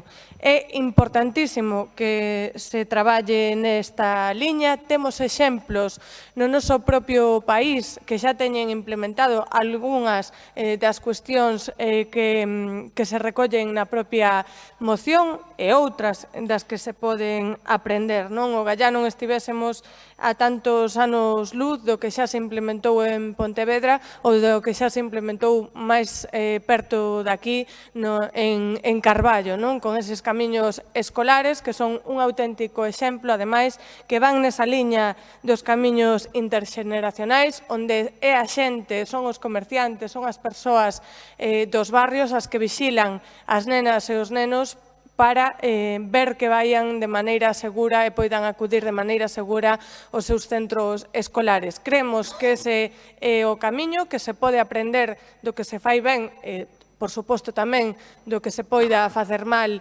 destes lugares e, por suposto, reiterar que o Goberno municipal nos terá sempre na liña do traballo dunha mobilidade, de acadar unha mobilidade sostíbel na nosa cidade. Nada máis. Gracias, señora Veiga. Ten a palabra pola Marea o señor Varela. Gracias, señor Borrego. Bueno, a súa moción, señora Martínez, nos parece adecuada, nos parecía insuficiente e, por eso, efectivamente, fixemos as alegacións que nos alegra que se incorporen a moción. Vou ensinarlle unha cousa. Non é un adoquín, é un libro. Eu creo que é máis interesante, bastante máis interesante que un adoquín. Non sei se coñece este libro que se chama A cidade dos nenos, de Francesco Tonucci. A cidade dos nenos é un libro editado no ano 96, de un autor italiano, que fala esencialmente de que a cidade ten que estar pensada para os máis débiles, para os máis vulnerables. Bueno, coincidindo co que decía a señora Beira. Porque se está pensada para os máis débiles e para os máis vulnerables, servirá para todos, de alguma maneira. Se está pensada para os nenos, se está pensado para a xente maior, servirá para todas as persoas. E será amable e segura para todas as persoas. Bueno, esta filosofía que efectivamente se reflicte en actuacións en cidades de Galicia, do Estado, de todo o mundo, bueno, guiou de alguma maneira tamén a nosa acción de goberno no último mandato. Abordando ao mesmo tempo, como prioridade, as demandas históricas dos barrios que, por desgracia, nesta cidade eran moitas. Voulle poñer algún exemplo. Non sei se coñece vostede o núcleo de Nostián. Bueno, no núcleo de Nostián, hasta fai semanas, prácticamente non se podía chegar camiñando. non? Por un percorrido seguro. Bueno, actualmente, despois da implantación da refinería, quedara illado e non tiñan un percorrido seguro, unha beirarrúa a través da que poder chegar ao núcleo. Agora mesmo si a teñen.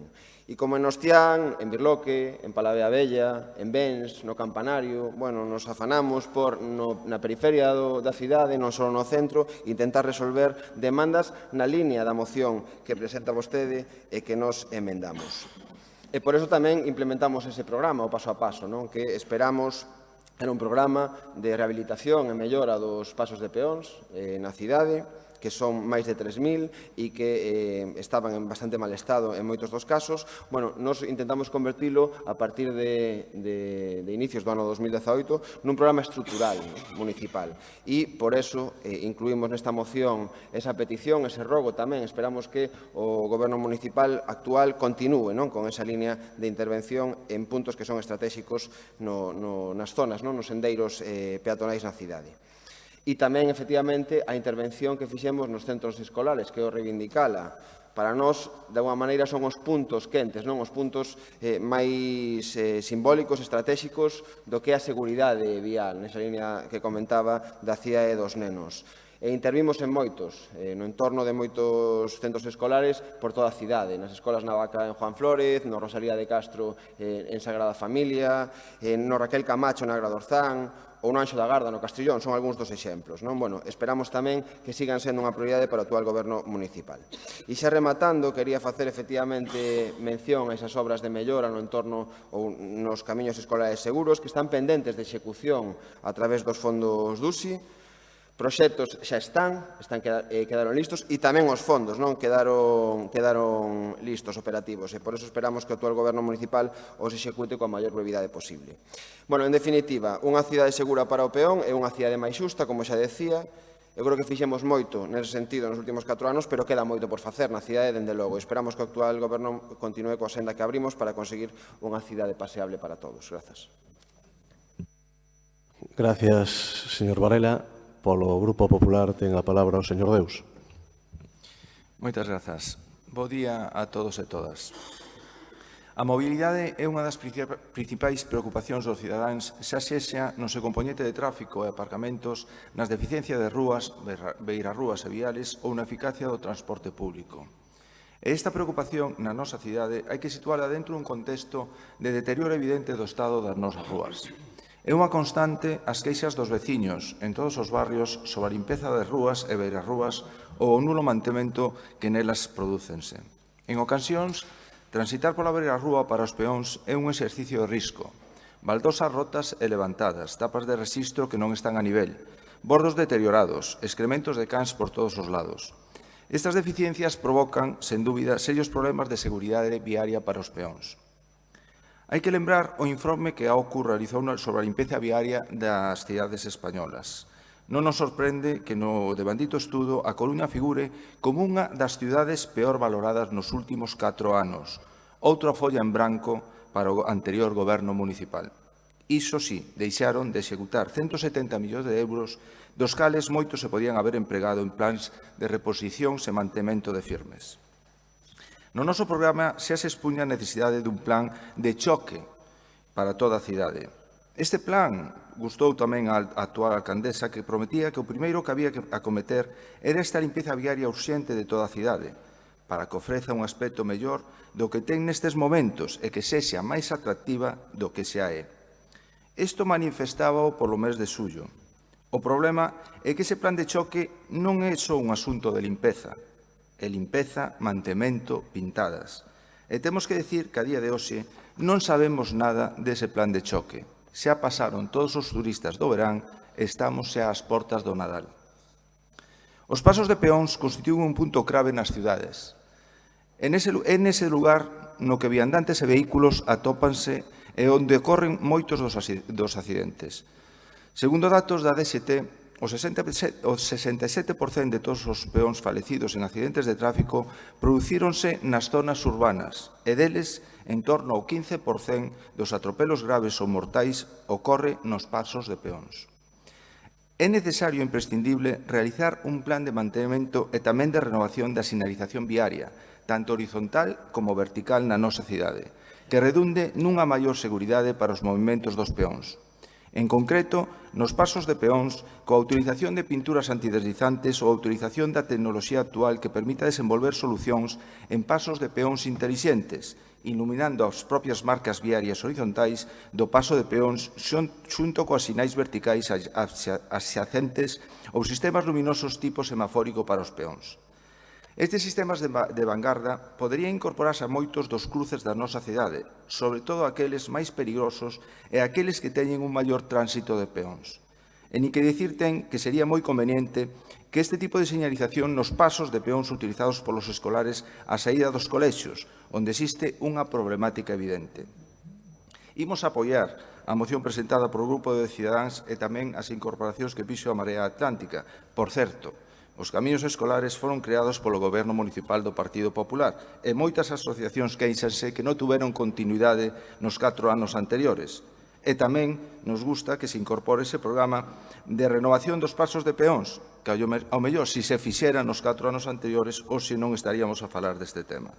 Somos conscientes da precariedade de sinalización en moitas zonas da nosa cidade, cunha actuación prioritaria nos barrios e zonas periféricas da cidade, onde existe unha gran necesidade de intervención no repintado da sinalización viaria. Moitas grazas. Moitas grazas, señor Deus. Señor Villoslada. Sí, gracias, señora alcaldesa. Eu creo que, quero agradecerlle ao Grupo de Ciudadanos a presentación desta moción, o aspecto absolutamente constructivo que ten esta moción, porque compartimos de principio a fin as súas consideracións e, basicamente, a primeira cuestión que formula, como que a seguridade vial é un punto no día a día dos nosos veciños e veciñas e, como tal, é deber da Administración local, como se di na entrada da propia moción, adoptar as medidas axeitadas á mellora da mesma. Tamén compartimos a emenda que presenta Marea Atlántica. Para min é unha certa mágoa pois que tanto Marea Atlántica como o Partido Popular aproveiten un pouco esta moción constructiva de Cidadáns en materia de mobilidade, que é unha cuestión central para a cidade, para tratar de sacar réditos de éxitos ou fracasos pasados. Eu creo que estamos a falar, eu insisto, creo que no marco daquela declaración institucional pola mobilidade sostible que acadamos por consenso neste pleno pasado día 3 de outubro. E, en ese sentido, por iso que nos apoiamos absolutamente esta moción, parécenos o máis axeitado canalizar estas propostas a través da próxima constitución da Mesa da Mobilidade. O que si non me parece axeitado, insisto, é tratar de aproveitar esta cuestión, porque eu diría que a mobilidade, o emprego e a vivenda son as preocupacións esenciais dos veciños e das veciñas desta e de prácticamente todas as cidades e ámbitos máis urbanos e, en ese sentido, insistir no noso máis sincero apoio. Alguna consideración, o fío de alguna das intervencións, eu creo que non é de recibo, señor Deus, aínda que podan ter argumentarios preelaborados para calquera intervención, de misturar coas problemáticas da mobilidade un tema da limpeza das vías públicas, son cuestións que, están, interesadamente correlacionadas, ou facer ver que os proxectos DUSI estaban en marcha cando ao remate do mandato anterior, compromiso de gasto adquirido en fase D en proxectos DUSI, 0. Pero sí que os levaremos adiante, por suposto. O que sí me parece necesario advertir é que unha cuestión é traballar arreo pola mellora da seguridade vial e porque, sobre todo, as políticas de mobilidade que sempre se fala do bus, sempre se fala da bicicleta, sempre se fala de carril bus, etc., se centren dunha forma e non esquezan dunha forma importantísima precisamente os viandantes, os peóns. A cidade hai que recuperala para os peóns, non podemos ter máis do 60% do espacio público das vías públicas ocupadas por vehículos particulares, pero sí que tampouco creo que debamos alarmar excesivamente si acudimos aos datos precisamente de atropellos nos informes elaborados sistemáticamente pola Unidade de Tráfico da Policía Local. Nos últimos informes de outubro, eu quero reseñar como na comparativa dos anos 14 a 18 e algúns datos, aínda sin peche, evidentemente, do exercicio 19, as persoas feridas en atropelos no ano 2014, que foi o ano tal vez punta, foron 169, 145 no ano 2015, no 2016 148, no 17 112, no 18 139 e no que vai deste ano 19 100 situacións de feridos en atropelos. Quero dicir que despois dese punto álxido de feridos en atropelos que foi o 2014, a tendencia sigue sendo a reducción, pero iso non nos pode facer baixar a garda no interese en mellorar cada día máis as condicións de seguridade vial. Por certo, de todas as ruas da cidade, a que ten máis perigo, por suposto, é a Ronda do Outeiro. En ese sentido, e para finalizar, quero dicir que, por lo menos desde o mes de xuño ata agora, os servizos técnicos de infraestructuras e mobilidade interviron en actuacións de mellora en 126 pasos de peóns. Tamén é certo que os controis para evitar a doble fila, e de forma nomeada tamén na Rúa de Outeiro, seguramente terá moito que ver nesta prevención da sinistralidade laboral para os peóns, porque mellorarán, evidentemente, as condicións de visualización tanto para conductores como para os propios peóns. Entón, en ese sentido, e para rematar, apoiar dunha forma decidida esta moción coas emendas e insisto en que, bueno, pois eu preferiría que se respetare o carácter constructivo máis alá de debates de éxitos ou fracasos. Máis nada, gracias. Moitas grazas, señor Villoslada. Procedemos xa a votación da moción coa emenda que aceptou a señora Martínez. Votos a favor? Moi ben, pois queda aprobada por unanimidade. Segunda moción de Ciudadanos para a defensa da igualdade de trato entre as parellas de feito e os matrimonios no acceso á pensión de viuvez. Constan dúas emendas presentadas, unha emenda de adición de Marea Atlántica e unha emenda de sustitución do Partido Socialista. Señora Martínez, a súa quenda. Sí, neste caso vou aceptar a do PSOE e vou rexeitar a da Marea. Entonces, bueno, pois paso a ler a moción. Actualmente se da en España una situación de grave desequilibrio entre ciudadanos que deciden contraer matrimonio y aquellos otros que optan por registrarse oficialmente como parejas de hecho. Esta situación es generada por las deficiencias que la actual legislación en materia de parejas de hecho lleva aparejada en cuanto a los requisitos de acceso a la pensión de viudedad.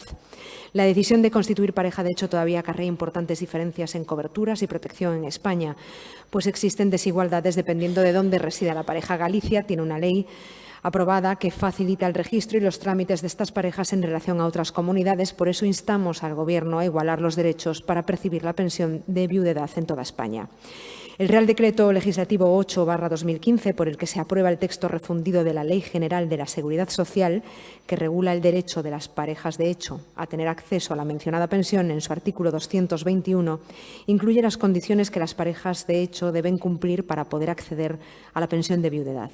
Entre los mismos se impone la necesidad de que dichas parejas estén constituidas por un periodo mínimo de 5 años. De igual modo, se establece que los ingresos económicos del miembro de la pareja de hecho superviviente no alcanzara durante el año natural anterior al fallecimiento el 50% de la suma de los propios y de los del causante en el mismo periodo o el 25% en caso de la existencia de hijos, convirtiendo la situación en injusta para quienes optan por este tipo de unión de parejas. Es cierto, como dijimos antes, que Galicia fue más allá, creando además el registro de parejas de hecho, y esta normativa gallega facilita inscribirse con tan solo cubrir determinados formularios oficiales por parte de los miembros de la pareja. En este registro, la pareja queda formalmente constituida, con todos los beneficios que ello conlleva, siendo uno de ellos el derecho a la pensión de viudedad, y por tanto tendrá derecho a la pensión la que acredite, mediante un certificado de empadronamiento, una convivencia estable y notoria y con duración ininterrumpida de 5 años.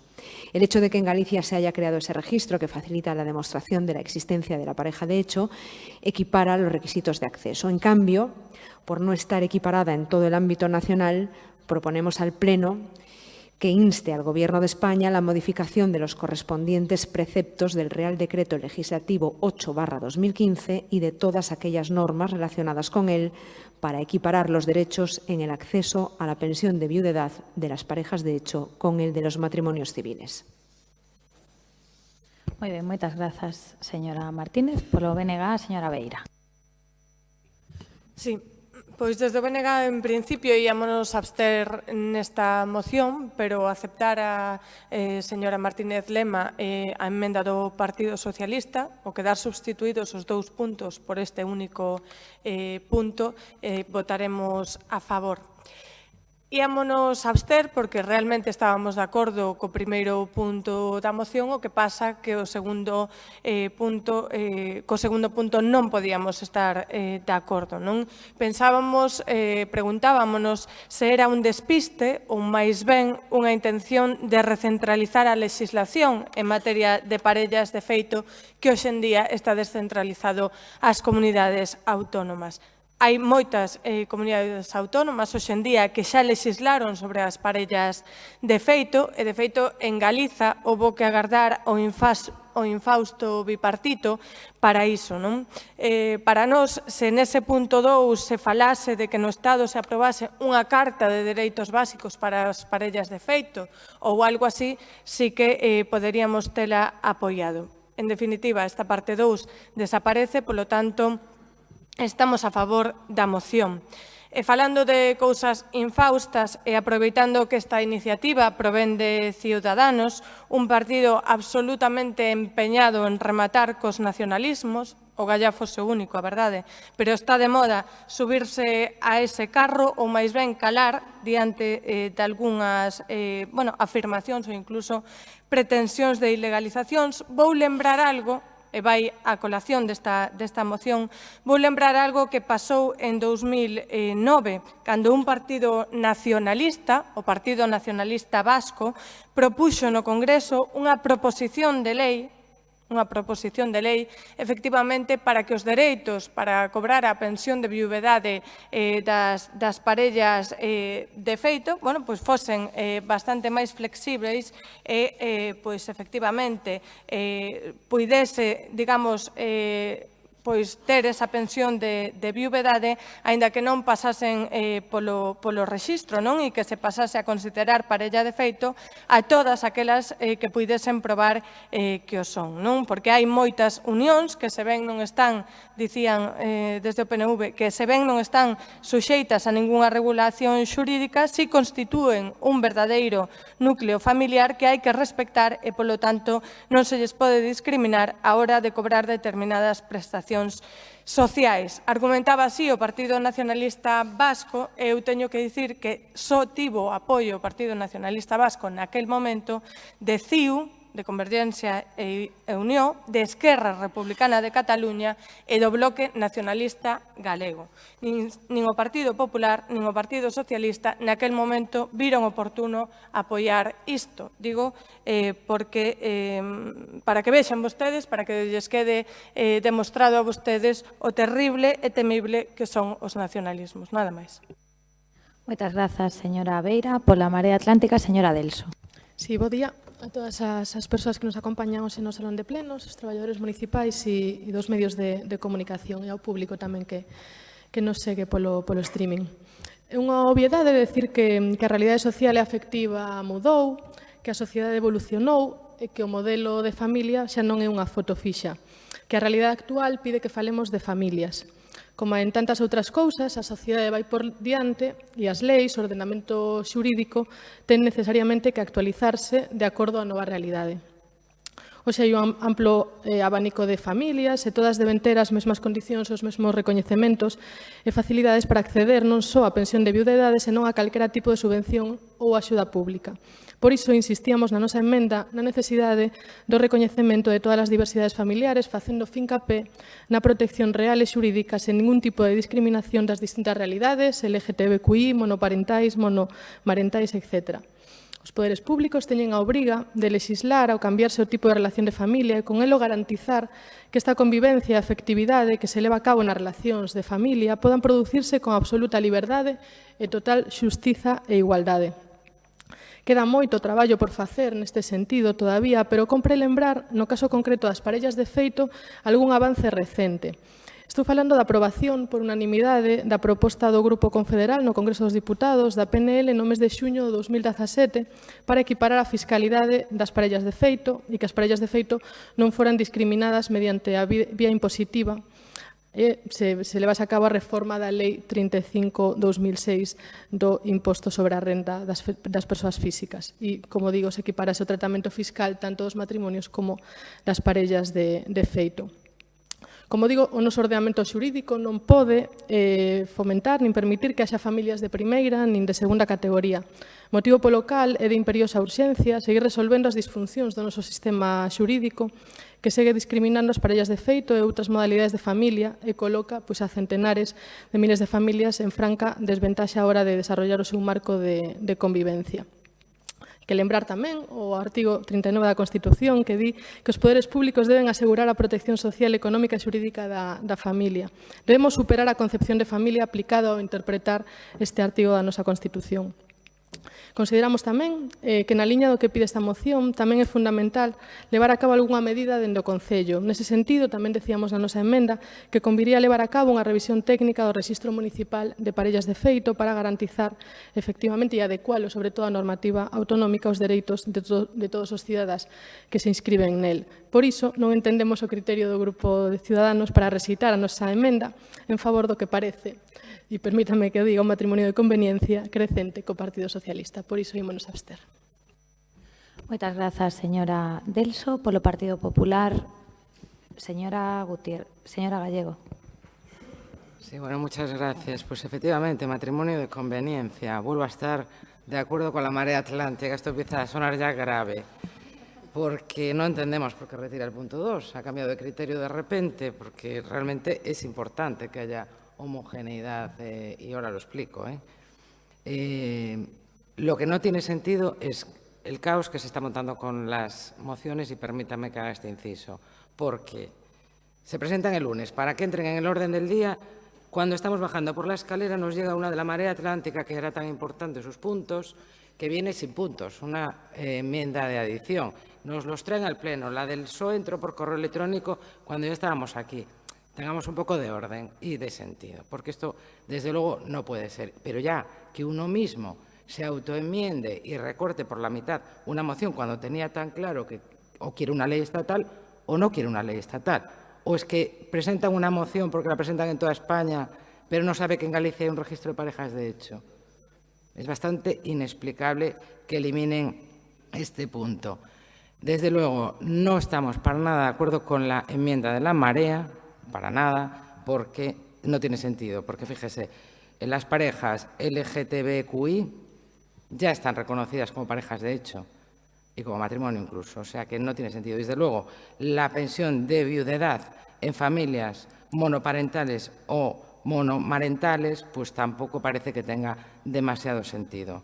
Y luego, bueno, pues lo que sí es verdad que existe el registro de parejas de hecho de Galicia, que se basa en la Ley de Derecho Civil de Galicia y que contempla la equiparación de las parejas de hecho inscritas al matrimonio a los efectos establecidos en dicha ley para materias civiles reconocidas en el artículo 149.1.8 de la Constitución española, competencias que en todo caso deben ser salvaguardadas. Pero eso no quiere decir que los requisitos para que alguien tenga derecho a una pensión de viudedad o tenga derecho a beneficios tributarios o tenga derecho a ser pareja de hecho o no, sean distintos en unas comunidades autónomas u otras.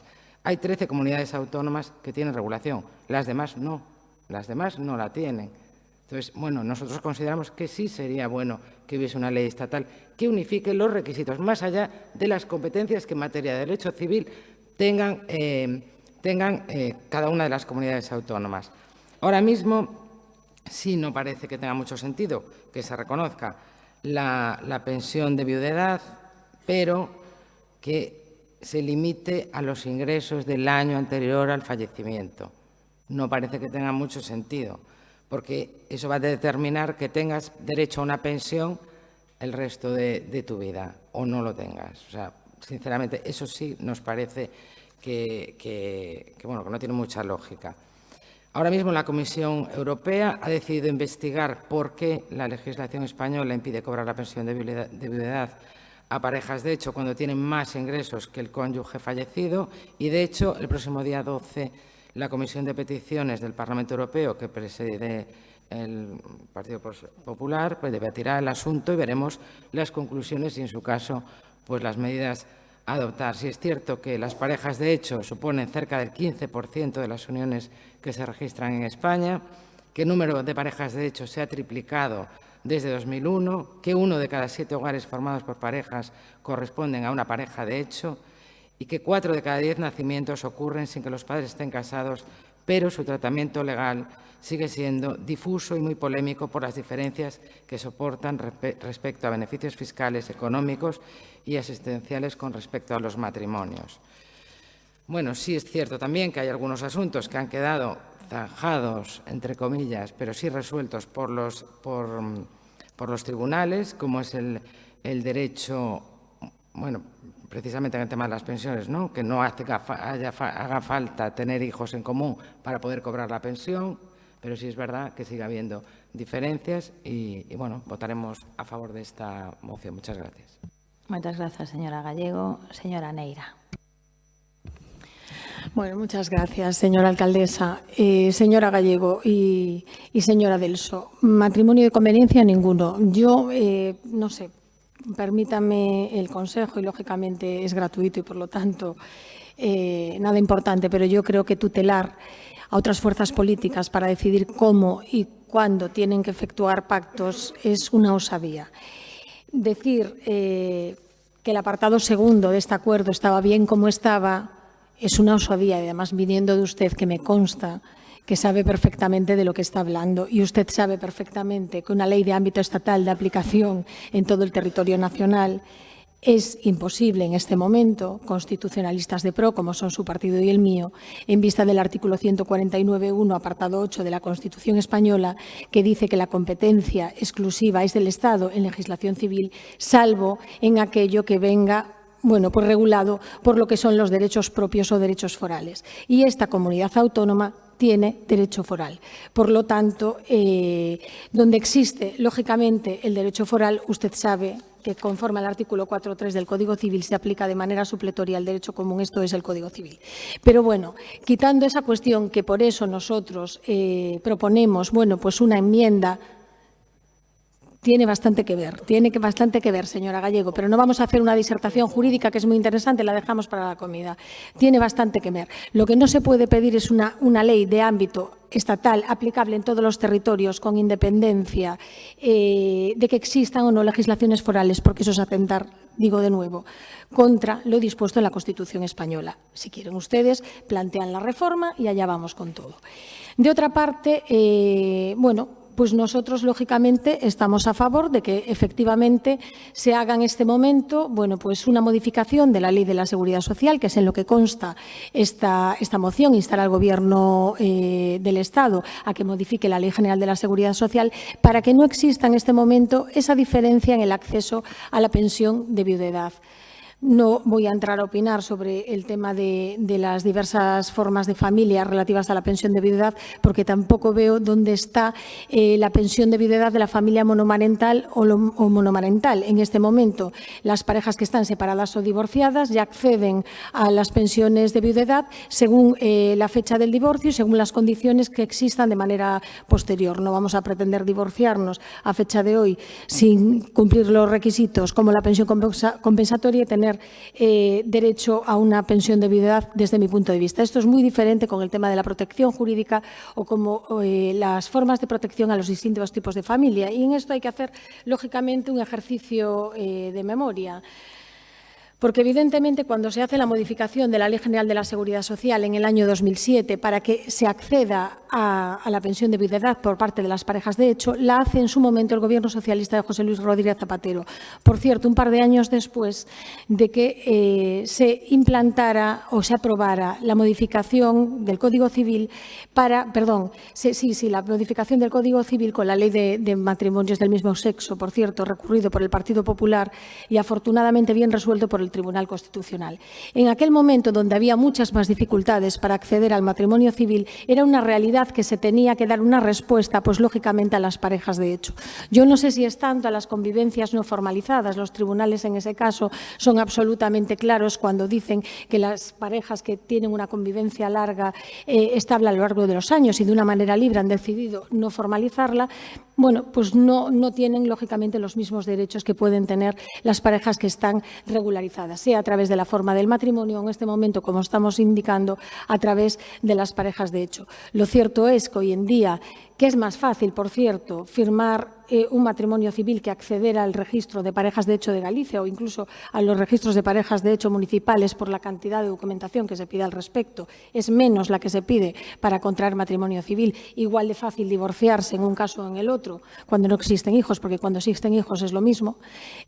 Bueno, pues nos encontramos que lógicamente se tendrá que dar una respuesta en ese momento a esa situación. Pero quienes en este momento, donde existe esa facilidad para parejas del mismo sexo, para parejas de sexo diferente, de formalizar una situación cuando no se hace, se entiende que existe una voluntad implícita de no sujetarse, bueno, pues a todos los requisitos que puede implicar o a todos los derechos o a todos los deberes que puede implicar tanto una forma de contrato como es el matrimonio, como puede ser pues la inscripción en un registro de parejas de hecho.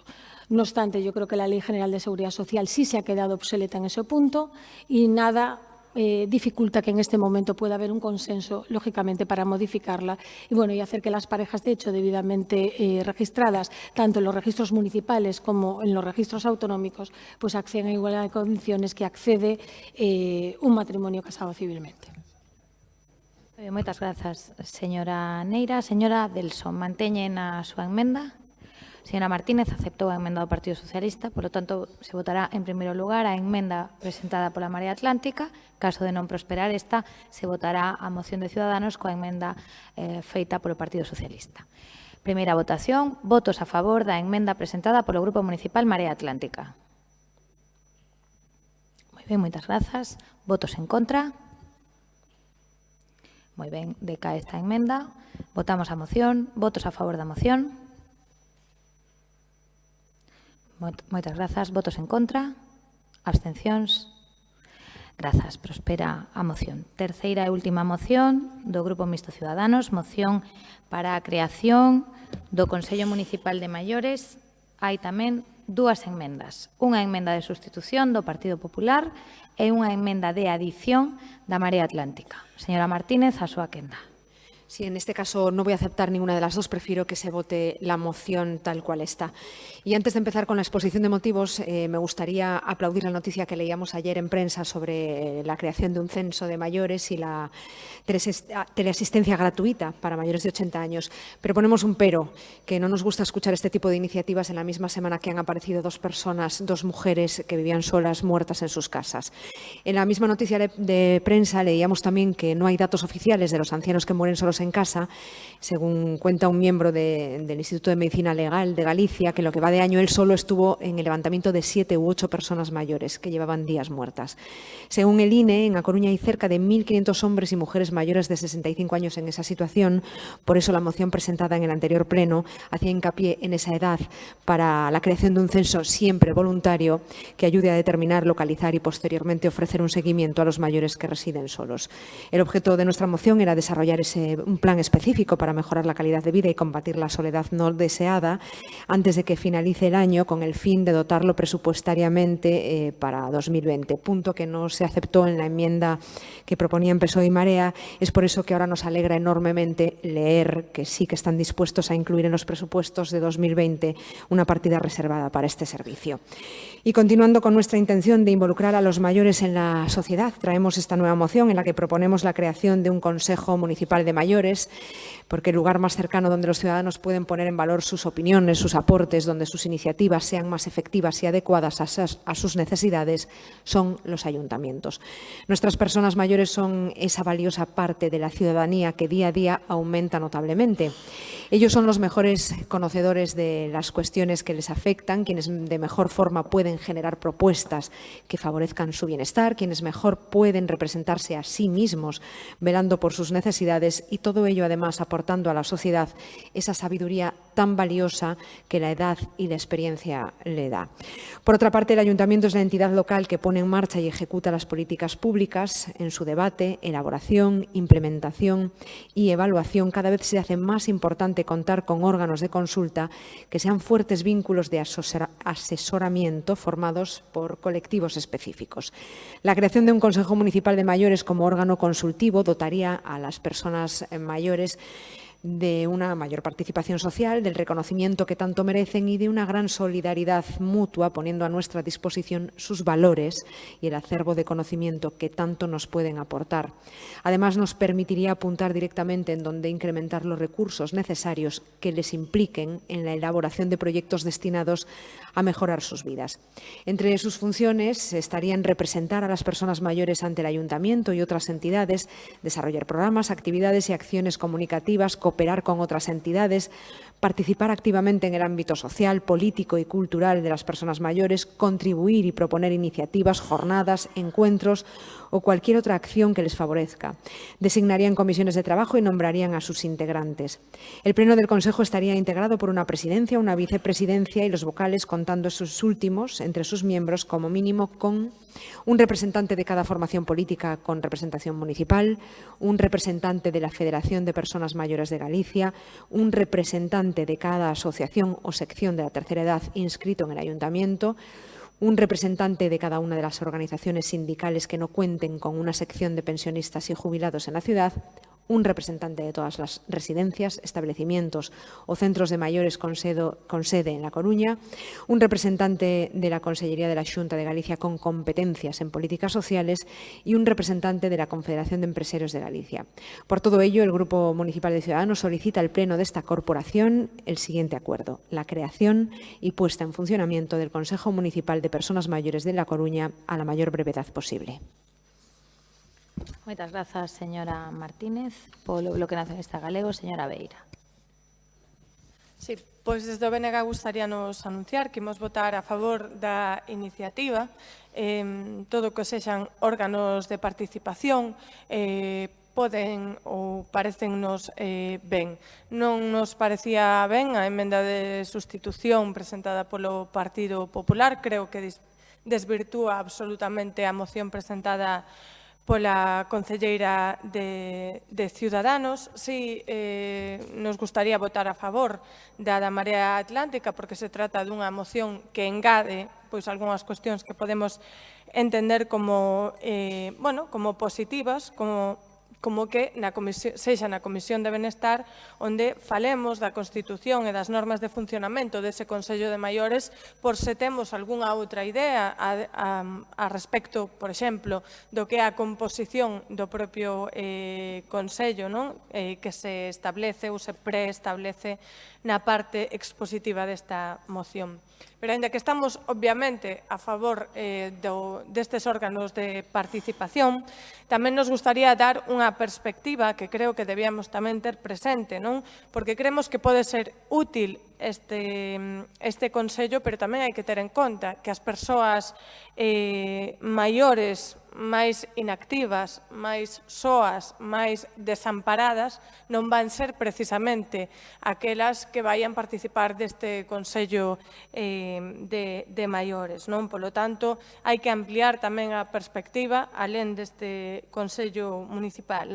E tamén me gustaría poñer o acento nunha cuestión que é a situación social e socioeconómica da nosa xente maior, porque ao final parece que solucionamos todo con pequenos retoques, pero hai un problema estrutural de como viven as nosas persoas maiores, que ten moito que ver con unha sociedade cada vez máis individualista na que vivimos, e hai que construir unha sociedade cada vez máis organizada e cada vez máis diversa e máis atenta, os uns atentas os uns dos outros, hai outra cuestión que ten que ver tamén coa cuestión económica, co sustento económico co que viven as nosas persoas maiores, non?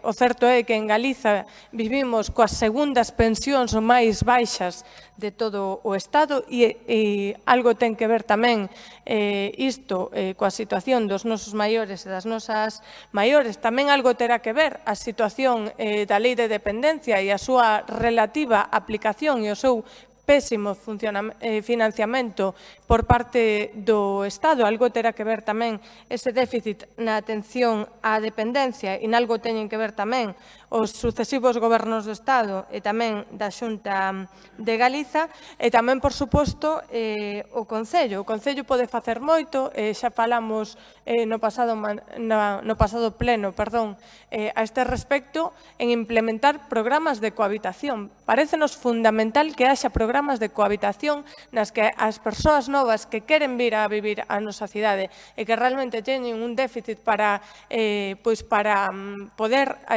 entrar nunha vivenda, non? E vivir nunha vivenda, poidan facelo tamén con xente maior, poidan cuidar a esa xente maior e así poderemos tecer tamén un pouco máis a nosa sociedade. Así que convido ao Goberno Municipal a traballar nun programa destas características porque creemos que vale a pena e sería unha boa maneira tamén de traballar contra a soidade dos nosos maiores e das nosas maiores.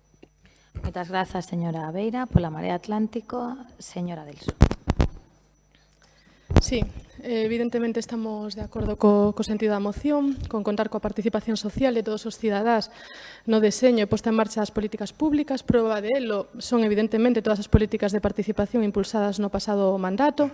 Puxemos en marcha o Consello Local de Igualdade, o Consello Local de Inclusión Social e o Consello Local de Saúde, entre outros.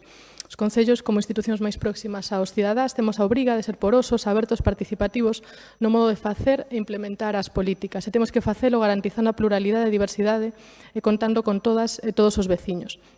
No pasado mandato fixemos un traballo específico para fomentar a participación infantil e da mocidade a través de distintos proxectos, pero tamén cos nosos maiores.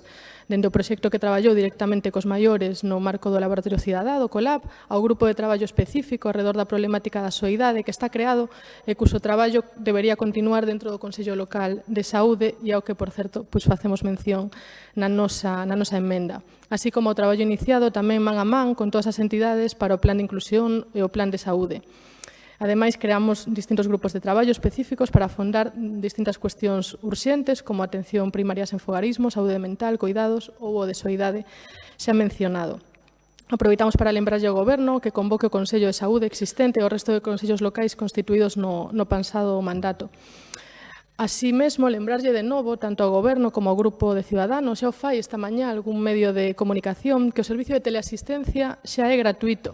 En 2018 atendeu a 1.624 persoas. Desgraciadamente, nas últimas semanas producíronse varias mortes na nosa cidade de persoas que vivían en situación de soidade non desexada, por iso é tan importante un programa como programa de teleasistencia e, desgraciadamente, temos que denunciar o oportunismo que entendemos que hai no anuncio do Goberno e lembrarlle as súas palabras cando gobernaba a Marea Atlántica e se decía que, gobernando o Partido Socialista, nunca habería ningunha morte de persoas en soidade na nosa cidade e, desgraciadamente, eso non está sucedendo así. Así que temos que colocar entre todos os recursos ao servizo de todas as políticas que atendan a maiores. Nese sentido, compre de novo lembrar cousas que se fixeron no pasado mandato no noso traballo cos maiores.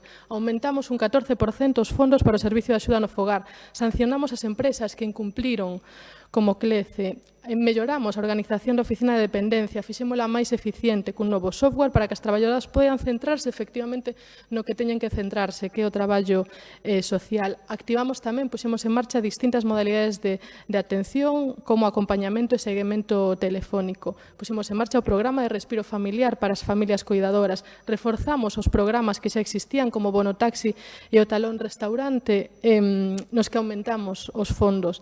Iniciamos tamén os trámites para a eliminación do copago no servizo de axuda ao fogar e puxemos en marcha un programa pioneiro como Redeiras, que parece que o Goberno acaba de descubrir, e que é un programa que nos alegra saber que van a continuar con el, que trata precisamente precisamente da prevención da soidade non desexada a través da creación dunha rede de apoio veciñal e de axentes sociais da cidade que pon o foco sobre as persoas maiores e as necesidades que teñen no seu día a día.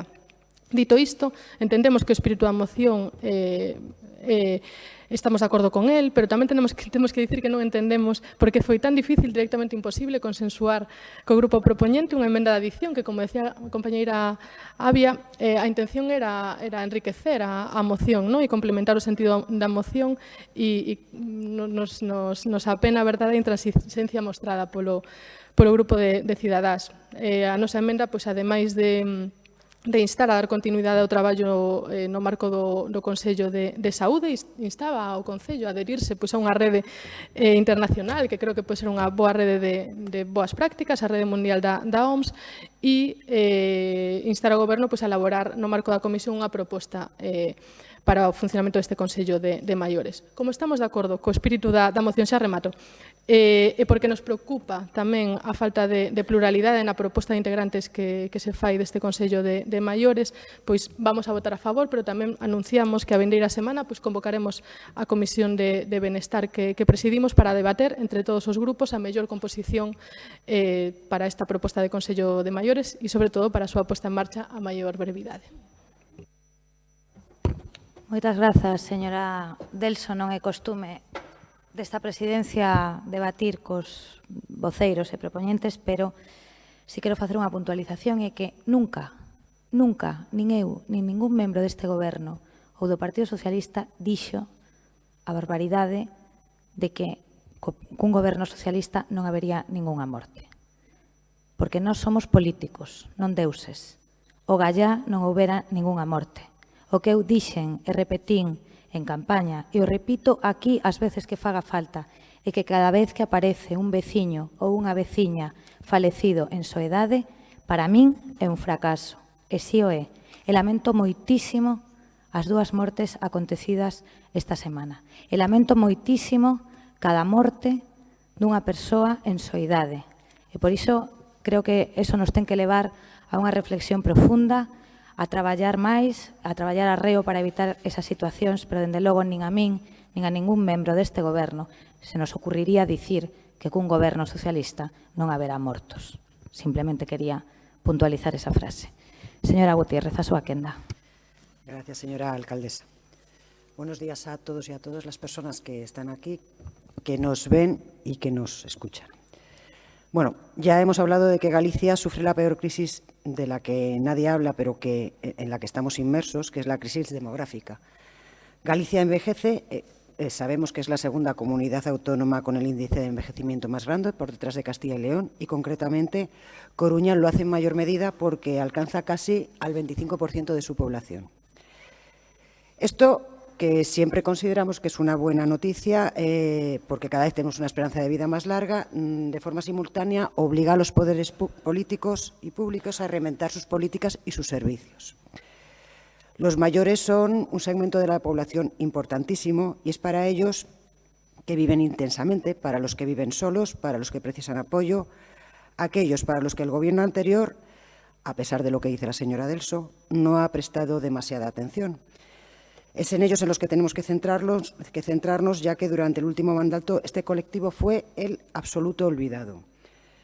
¿Por qué digo esto? Lo digo porque no hubo ni un solo servicio nuevo, no hubo ni una nueva programación en los centros existentes. No se apoyó el servicio de talón restaurante con una inmensa lista de espera, quejas continuadas de los hosteleros y de los usuarios a los que ni siquiera se recibió, y esto ya lo hemos comentado en algún otro pleno. Se ignoró la ayuda para ascensores en los edificios antiguos donde viven nuestros mayores o en las calles, dificultando así el acceso de estas personas. No hubo ni un solo centro de día nuevo ni un nuevo centro social. Y lo que es peor, las ayudas para el servicio a domicilio otorgadas por la Xunta quedaron sin ejecutar en el torno de 86.000 horas. Es decir, 313 personas sin atención, dependientes sin atención. A la vista de estos datos, parece que han sido 4 años perdidos en esta materia, como en tantas otras, claro. Por todo ello, debemos dirigirnos a los que son más, ese casi 25% de la población coruñesa, y entendemos que la mejor manera es la que proponemos en nuestra enmienda, por, entre otros motivos, la transversalidad de las acciones. Por ello, proponemos la puesta en funcionamiento del Consejo de Ciudad como promotor de acción conjunta de la política municipal, integrando a los principales sectores e impulsando desde este Consejo un acuerdo social con la ciudadanía, a través del cual promover espacios de concentración con entidades sociales para desarrollar la política social municipal, en especial lo relacionado con los mayores. Por último, también consideramos urgente poner en marcha el Plan Municipal Específico para mejorar la calidad de vida y combatir la soledad no deseada de las personas mayores en Coruña. Es un trabajo que no es fácil, pero es necesario y es la responsabilidad de este Consello gestionarlo. Sin duda, tenemos todo un camino por andar. Es urgente atenderlo. Estamos ante un colectivo que padece en silencio la falta de atención más próxima y cercana, que es la de su ayuntamiento. A ello le debemos dar una rápida respuesta. No obstante, lamentamos que nuestra enmienda no haya sido aceptada, aunque votaremos a favor de la moción. Gracias. Muy bien, muchas gracias, señora Gutiérrez. Señora Neira. Gracias. Bueno, pues nosotros vamos a apoyar la moción que presenta Ciudadanos, pues por razones obvias. Yo creo que las razones de fondo, con matices o sin ellos, estamos todos de acuerdo. Hay un problema de envejecimiento de la población y de las dificultades que tenemos las administraciones públicas para llegar a dar respuesta, bueno, pues a un sector de la población que junto con los niños es la parte más vulnerable, quizás más.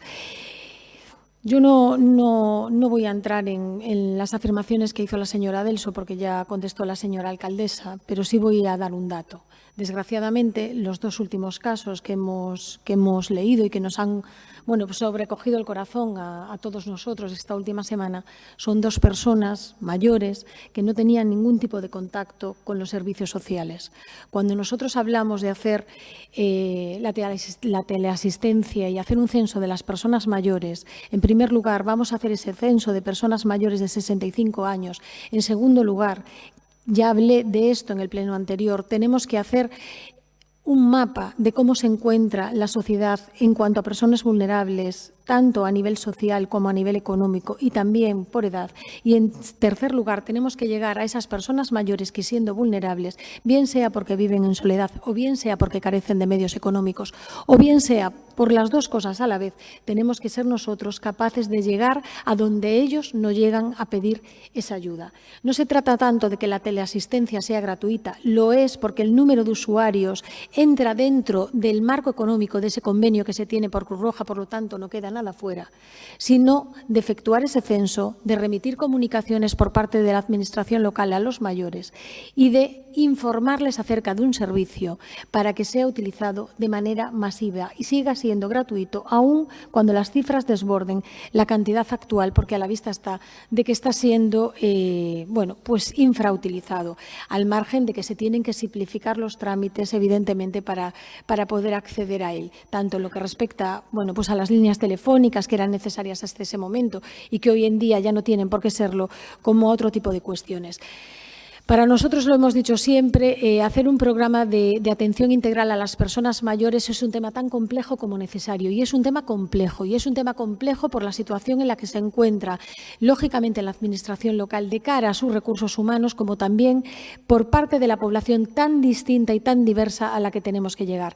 Tenemos que poner medidas, efectivamente, pues para la convivencia intergeneracional. A ver si da el resultado.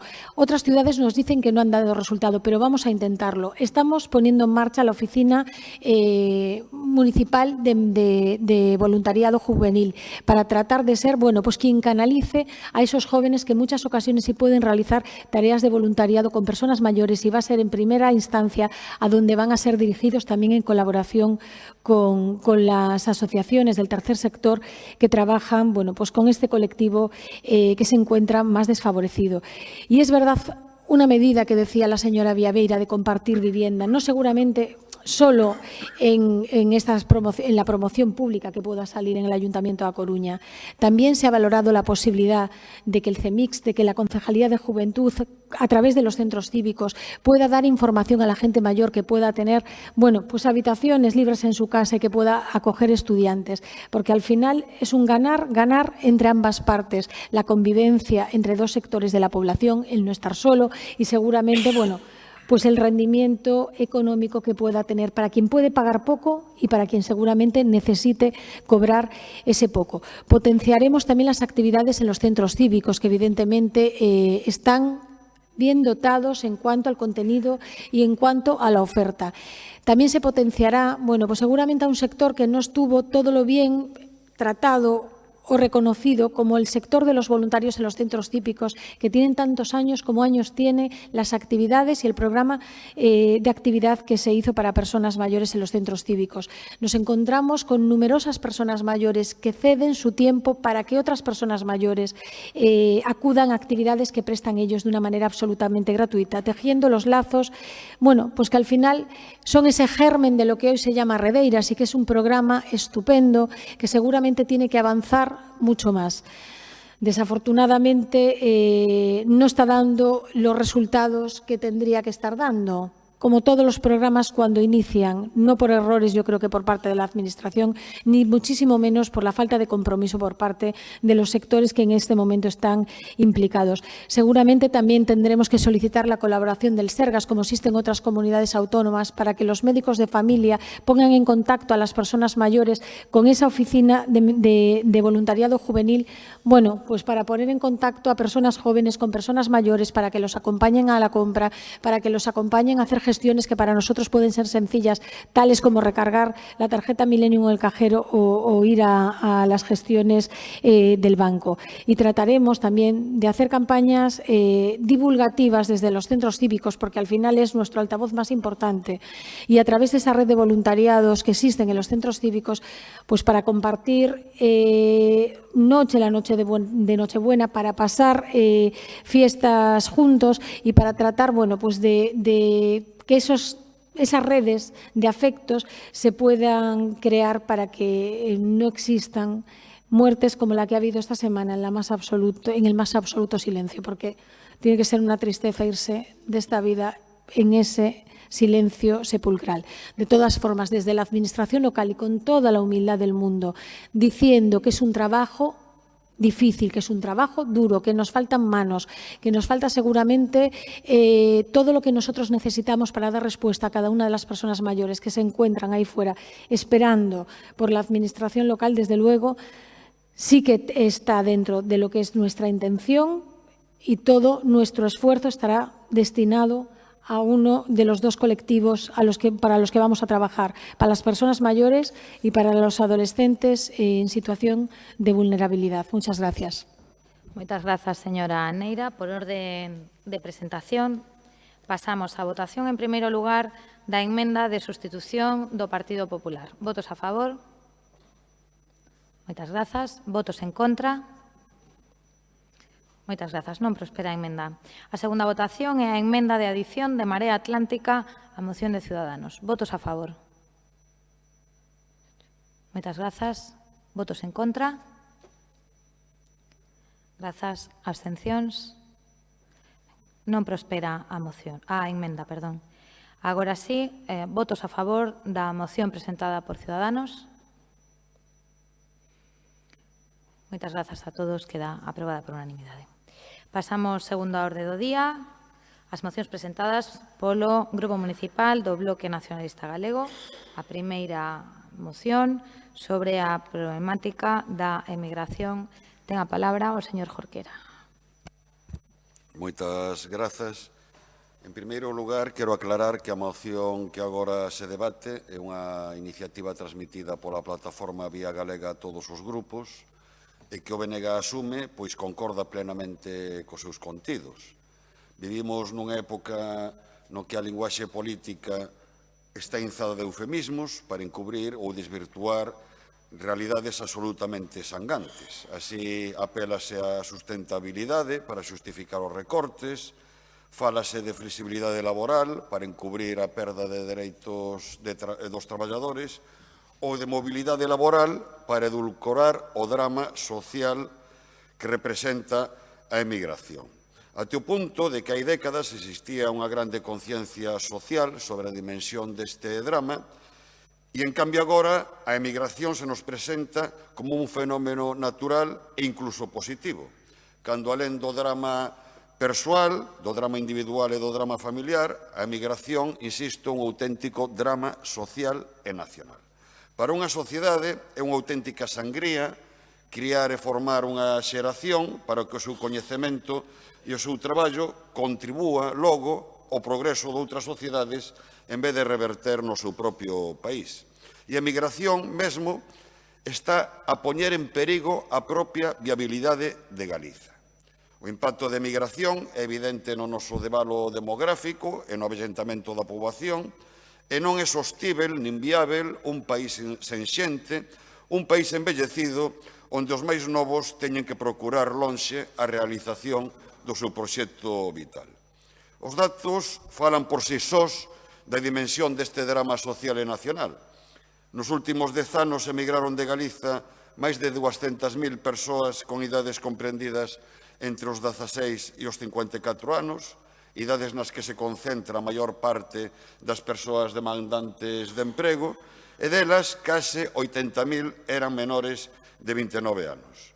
Resulta que hoxe a poboación activa en Galiza, isto é, as persoas de entre 16 e 65 anos que están traballando ou buscan emprego, representa xa menos da mitade da poboación total. E se falamos da nosa evolución demográfica, a poboación de Galiza representaba o 11,5% do total estatal a mediados do século XIX. 100 anos despois, a mediados do século XX, a porcentaxe descendera xa o 9,26%, e este debalo non só continuou, senón que se acelerou, sobre todo nos últimos 10 anos, até o ponto de que en 2018 xa só representaba o 5,74% e por primeira vez, dende que hai rexistros, a densidade de poboación de Galiza situouse por baixo da media estatal. A condición periférica e subordinada da nosa economía, a destrucción de parte importante da nosa base productiva, a precariedade no emprego e a ausencia de políticas ambiciosas de igualdade e de fomento da conciliación están na base do debalo demográfico do país e no aumento da emigración, como di a plataforma que tomou esta iniciativa, non emigramos, expúlsanos. Por iso, esta situación só é reversible se se impulsan políticas que atacan as súas causas como as que se propoñen na parte resolutiva desta moción para o que solicitamos o apoio de todos os grupos para reverter dunha vez esta situación que, insisto, un auténtico drama social e nacional. Moitas grazas. Moitas grazas, señor Jorquera. Señora Martínez. Si, ademais dos datos que nos aporta na moción, outro dato máis, hai unha franxa de idade moi preocupante. A factura que deixou a última década na pirámide de idade de poboación galega é de case 2.500 mozos menos de entre 20 e 39 anos que se marcharon ao estranxeiro ou a outros lugares de España en busca dun mellor futuro laboral. A crise económica, o desemprego e a mellorable oferta de estudos profesionais son algúns dos motivos deste éxodo. Para que as medidas como as que se propoñen nesta iniciativa destinadas a que os galegos non se vexan abocados a emigrar deberían de ir acompañadas dun programa integral de retorno do talento para mozos emigrados. Para iso debe existir coordinación entre as administracións, accións específicas e axudas concretas.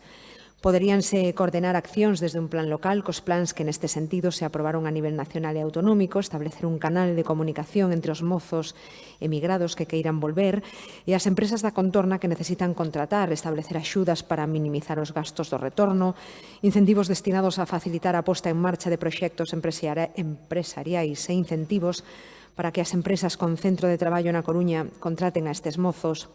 Por outro lado está a emigración que parte concretamente das zonas rurais. En Ciudadanos temos claro que é unha prioridade e unha cuestión de igualdade para nós. Necesitamos garantir que os cidadáns que viven nas zonas rurais teñen os mesmos servizos e as mesmas infraestructuras que os que viven nas cidades. É coñecido o Pacto de Estado que estamos impulsando desde Ciudadanos contra a despoboación, intentando que conte con máis amplo consenso político social posible para garantir solucións a medio e longo prazo contra a despoboación. Baixar impostos, atraer talento, xerar novas oportunidades e reverter a poboación no mundo rural galego, garantindo servizos de sanidade e dependencia, solucionando a brecha digital e defendendo a caza e a pesca como motores económicos e factores de sustentabilidade. Isto revitalizará a actividade económica para que os galegos non teñamos que irnos da nosa terra. Os tempos cambian e xéranse novas oportunidades que con políticas públicas acertadas farían de Galicia ese lugar ao que todos quixeran vir e ninguén irse. A conservación e posta en valor do noso patrimonio histórico e artístico incalculable, a conservación dos espazos naturais, amósannos que estamos dotados de múltiples recursos e oportunidades, pero sobre todo estamos dotados dunha terra chea de persoas con talento. É un deber de todas as forzas políticas poñer todas as solucións na primeira liña política. Moitas grazas, señora Martínez. Pola Marea Atlántica, señora García. Sí, gracias. Bueno, como persoa que emigrou no seu momento, a verdade é que me sinto moi identificada ca moción e creo que non son a única que afirma que poucos sitios hai realmente tan amigables e tan de tal calidade para vivir como pode ser Galicia, sempre e cando se teña traballo, e sempre e cando se teña un traballo digno e un traballo estable, unha condición sine qua non. Moitas persoas se ven obrigadas a emigrar, efectivamente, ante a falta de traballo, pero xa non só a falta de traballo, a precariedade que che impide pagar un aluguer, que che impide consolidar unha familia, que che impide botar raíces nun sitio, e realmente, bueno, pois, por moitos plans de retorno que nos propoñamos, que posiblemente sexan necesarios e podan ter a súa eficacia inmediata, ese retorno está moi dificultado se realmente non hai unhas políticas de fixación da poboación que abarquen a todos eses ámbitos. Realmente a xeración de emprego, a acceso a unha vivenda asequible, as posibilidades tamén de crear unha familia e poder consolidar e conciliar co traballo. O saldo migratorio de Galicia últimamente está sendo positivo, a verdade é que esas saídas de galegos e galegas se están vendo compensadas ata certo punto pola entrada de persoas estranxeiras de outros países que ainda viven en peores condicións que a nós, seguramente en contextos de violencia, en contextos de extrema desigualdade, pero eso non nos ten que facer descansarnos. O saldo vegetativo, a diferencia entre mortes e nacementos é absolutamente atroz. En 2018 era o peor do Estado español e iso ten moitísimo que ver coa saída de poboación nova que se ve incapacitada e imposibilitada para crear unha familia e unha vida estable en Galicia. As causas, tanto desa saída de persoas emigrantes como dese saldo vegetativo tan negativo, son as mesmas. E a falta de futuro en Galicia. Hoxe recibimos outro mazazo, non? Cando nos din que outra industria se ve abocada ao peche ante, bueno, pois de alguma maneira inoperancia ou medidas ineficaces por parte das administracións. Chamoume moita atención cando fomos ao Parlamento de Galicia no último debate sobre o Estado de Autonomía a lixereza con que o presidente da Xunta se tomaba esta cuestión, non? Cando os diferentes grupos da oposición lle pasaban revista ao Estado, realmente da industria, ao Estado, do sector primario, ao abandono do rural, realmente a imposibilidade de poñer en valor de maneira efectiva os sectores productivos, a mí me dá a impresión de que o presidente da Xunta reaccionaba con arrogancia, reaccionaba arremetendo contra os grupos da oposición, que nese caso tiñan unha postura bastante unánime, e esquecendo que leva mandatos gobernando con maioría absoluta, e que ese cara ten que dar explicacións do que está pasando, non? Sí que creo que fan falta políticas activas, xa non só de retorno de persoas emigrantes, que sí son necesarias, senón de realmente de darlle un futuro a Galicia, políticas que teñan que ver con emprego, vivenda, calidade de vida, os servizos públicos, educación, sanidade, e que realmente faciliten que as persoas que queremos vivir aquí e que queremos quedar aquí e realmente traballar por isto, pois podamos facelo. E creo que falo en nome de moitísimas persoas. Así que votaremos, por suposto, a favor da moción. Moitas grazas, señora García. Señora Peñalosa. Buenos días a todos los presentes y a los que nos siguen por streaming. Mire, saben que les gusta mucho crear alarmismos con este tema, pero en los últimos 4 años, por poner una franja temporal, el flujo migratorio ha sido en todo momento positivo. Ha sido un crecimiento año a año. En el 2015, 1.380. En el 2016, 4.949. En el 17, 7.209. En el 18, 13.015 personas. Es decir, Solo en el año pasado salieron de nuestra comunidad 11.168 personas y entraron 24.183. Saldo positivo de 13.000. Porque quizás hay que recordarles que la movilidad geográfica laboral no siempre viene dada. En el siglo XXI, mucha gente elige. Dicho esto, y fuera de alarmismos, entendemos que haya gente que de un modo u otro se haya ido y que quiera regresar. Y ahí es donde el Ayuntamiento tiene que hacer algo. ¿Por qué no hablamos de los coruñeses que por las nulas políticas de este Ayuntamiento en el anterior mandato y en este se han tenido que emigrar? ¿Por qué no hablamos de lo que va a hacer el Ayuntamiento de A Coruña para conseguir que vuelvan a la ciudad? Pero no, ustedes solo quieren hablar de la Xunta, de lo que hace. No entiendo cómo ustedes vienen aquí a hablar de la Xunta cuando pueden hacerlo en el Parlamento gallego. Pero hablemos de lo que la Xunta hace, porque claro está que es mucho más que lo que el PSOE y sus socios van a hacer por la economía de nuestra ciudad. La Xunta está... Se me han caído... Yo soy como Celemín, ¿eh? Pero bueno. Es el ímpetu. Señora munícipe. Está, Bueno. sí.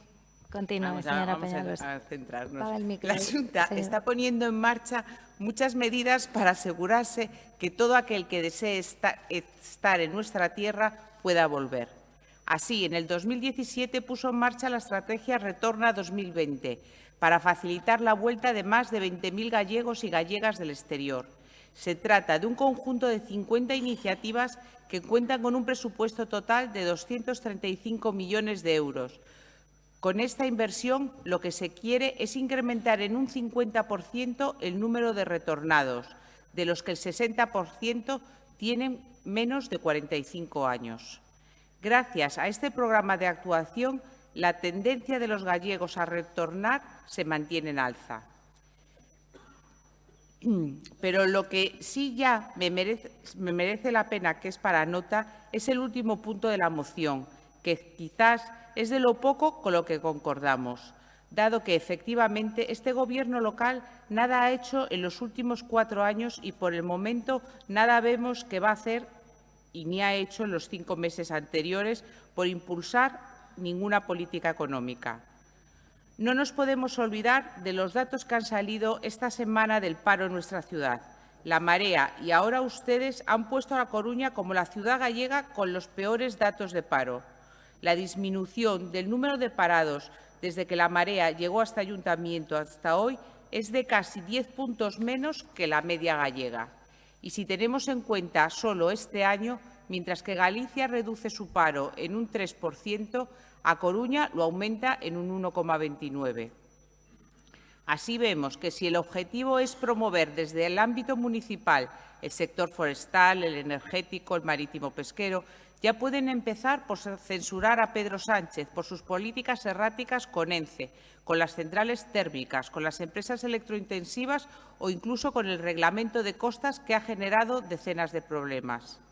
Frente a esta política de hoy una cosa y mañana la otra, la Xunta mantiene su firme apoyo a la industria de la automoción con incremento de carga de trabajo, al sector de las TICs, a la innovación, que permite crear actividad y empleo de calidad. Por lo tanto, creo que sobran alarmismos y faltan propuestas concretas que nos permitan que esta ciudad crezca al ritmo que debería y como el motor económico que debería ser de toda la comarca. Muchas gracias. Muchas gracias, señora Peñalosa. Señora Martínez Zacón. Bo día, moitas gracias, alcaldesa. Desde o Partido Socialista e desde este Goberno en particular, somos conscientes da importancia que está a ter a migración de xóvenes galegas e galegos que ven obrigados a buscar o seu futuro lonxe da súa terra. Desde este Goberno municipal estamos moi preocupados por iso e dentro das nosas capacidades e competencias tentamos traballar para que a cidade sexa un referente atractivo no cal os nosos mozos e mozas poidan atopar o seu futuro e formar as súas familias. Só mirando a pirámide poboacional de Galicia, os datos do 1 de xaneiro deste ano, vemos que a pirámide non existe É máis ben un rombo que marca o seu máximo na franxa de idade que vai desde os 46 anos aos 65 anos e que alcanza unha poboación total de preto de 710.000 persoas, sendo só 281.000 galegos os galegos e galegas de entre 19 e 30 anos, o que foi preguntarse polas políticas demográficas bastante ineficaces de Goberno de Galicia, políticas sen resultado algún. Así que, só sumando aqueles que quedan entre os 31 e os 45 anos, podemos superar esa franxa primeira e non por moito. A poboación de Galicia se está avellentando e non podemos permitirnos que a nosa xente busque futuro noutros lugares. Non podemos permitirnos que Galicia perda a súa xente de talento, a súa xente formada e profesional, aqueles que queren enraizar o seu futuro nesta terra, na cal síntese a gusto e que forman parte dela. Dende o Goberno da Xunta debe tomarse moi en serio a súa posición neste asunto. Non é baladí que no mapa do talento de España de 2019, como facilitan, atraen e reteñen as comunidades autónomas, realizado pola Fundación Cotec para a Innovación, Galicia se encontra no posto 12 das 17 comunidades autónomas, só por diante de Andalucía, Extremadura, Murcia, Castela-A Mancha e Canarias.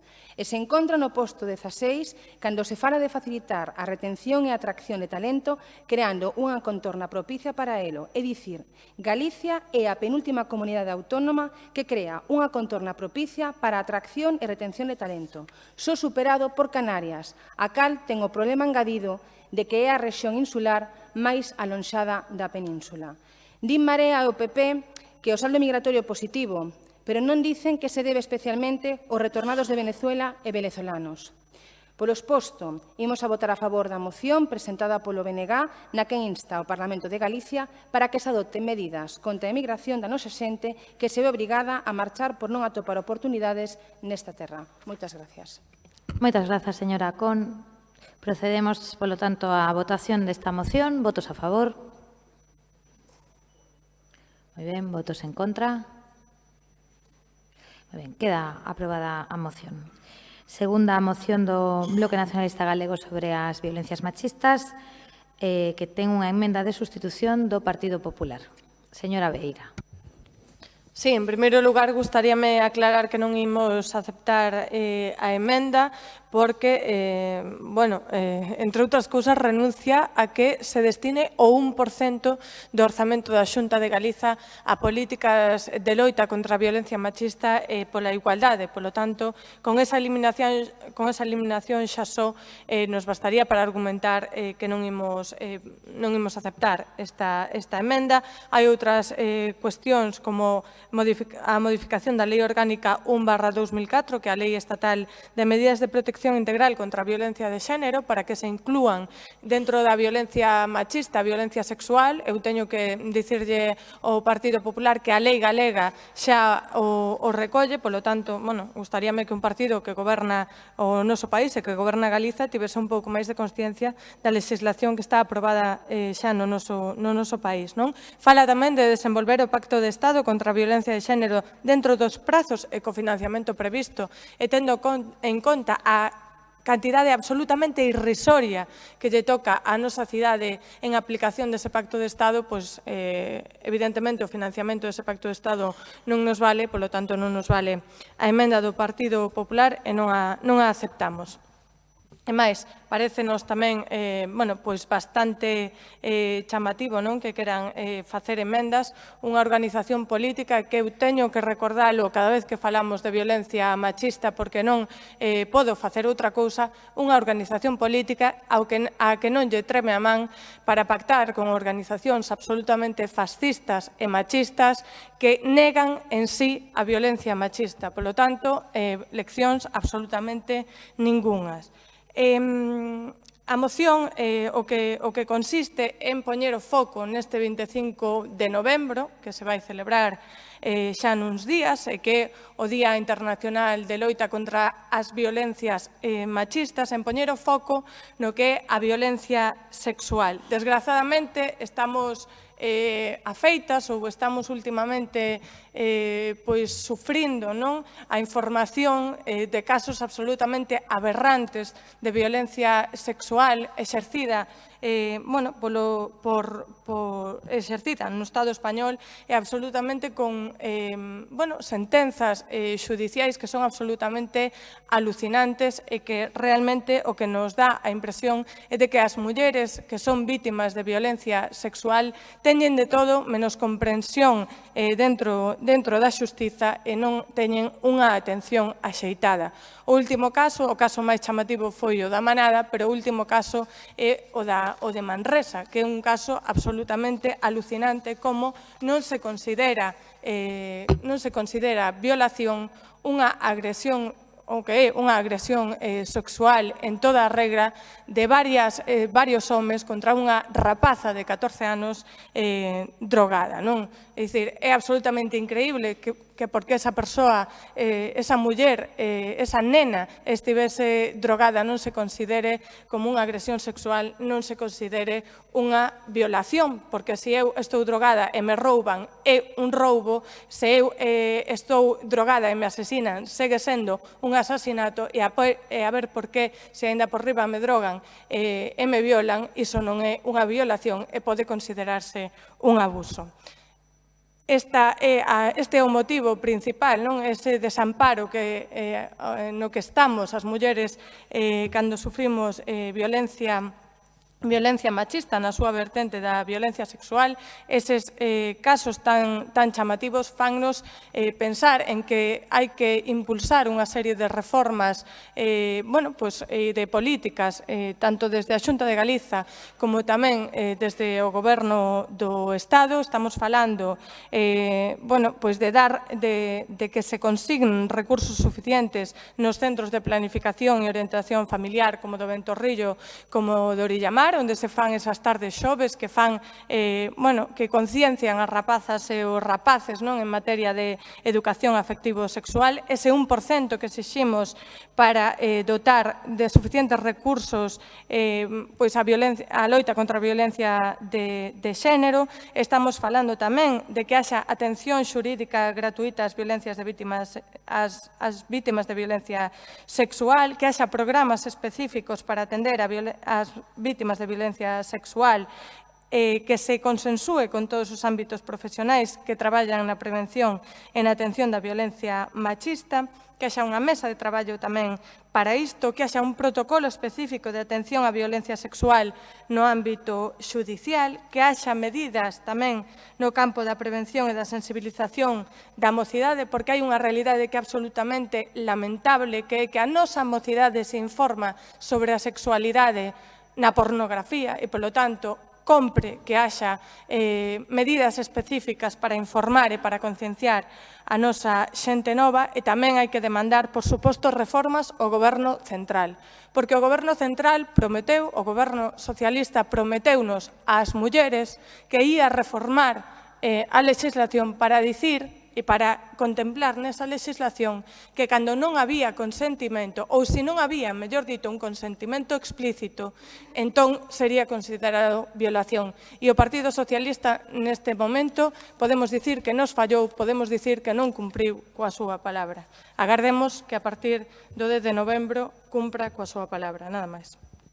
Moitas grazas, señora Beira. Señora Martínez. Adelantar que vamos a votar a favor de esta moción. Entre los cientos de medidas y recomendaciones que se recogen en el Pacto de Estado contra la Violencia de Género para que las administraciones las desarrollasen a fin de prevenirla y combatirla, están entre ellas revisar los tipos de violencia que se ejercen contra la mujer y actualizar nuestra normativa, los acuerdos y convenios internacionales firmados al respecto en materia de lucha de violencia de género, como se menciona en la exposición de motivos. Pero también hay que recordar que España es uno de los países que posee una legislación más antigua en la lucha contra la violencia de género. La Ley Orgánica 1/2004 de 28 de diciembre de medidas de protección integral contra la violencia de género cumple 14 años. Nuestra norma es bastante anterior a un hito internacional importante en esta materia, el Convenio del Consejo de Europa sobre prevención y lucha contra la violencia contra las mujeres y la violencia doméstica, celebrado en Estambul en 2011, ratificado por nuestro país en 2014, que establece entre sus artículos 33 y el 40 que las partes firmantes adoptarán las medidas legislativas o de otro tipo necesarias para tipificar como delito la violencia psicológica, el acoso, la violencia física, la violencia sexual, incluida la violación, los matrimonios forzosos, las mutilaciones genitales femeninas, el aborto y esterilización forzados y el acoso sexual. Este convenio ha supuesto un paso adelante en la prevención y protección de las mujeres y su entorno ante la violencia de género. Así, en nuestro país se ha comenzado el camino para implementar en la legislación nacional lo recogido en el convenio. Otras instituciones nacionales también han puesto en marcha medidas para aplicar este convenio a sus respectivas competencias. Por ejemplo, ese 80% de hechos delictivos al que hacen mención en su moción, en relación a datos del Consejo General del Poder Judicial, ya es conocido que a partir de ahora, con fines únicamente estadísticos, el Consejo General del Poder Judicial clasificará como delitos de violencia machista todos aquellos delitos que se recogen en el Convenio de Estambul. Si, como bien recoge la propuesta que nos trae, nuestro país tiene una de las legislaciones más avanzadas en lo relativo a violencia de género en el ámbito de la pareja o expareja, todavía queda muchísimo por hacer en lo referente a otras formas de violencia machista y entre ellas la violencia sexual. Vista la creciente preocupación de los españoles por esta lacra, consideramos que la normativa y medidas vigentes a día de hoy siguen siendo insuficientes, por lo cual, como les decía, vamos a apoyar esta moción, dado que consideramos preciso adoptar medidas adicionales prioritarias a las que estamos obligados con la transposición del Convenio de Estambul a la legislación estatal española para reconocer las distintas formas y los distintos ámbitos de la violencia machista, así como el desarrollo de las acciones concretas acordadas en el Pacto de Estado. Y lo cierto es que estas medidas que refuerzan la lucha contra la violencia machista, incluida la violencia sexual, no pueden esperar más. Muchas gracias. Moitas grazas, señora Martínez. Señora Cameán.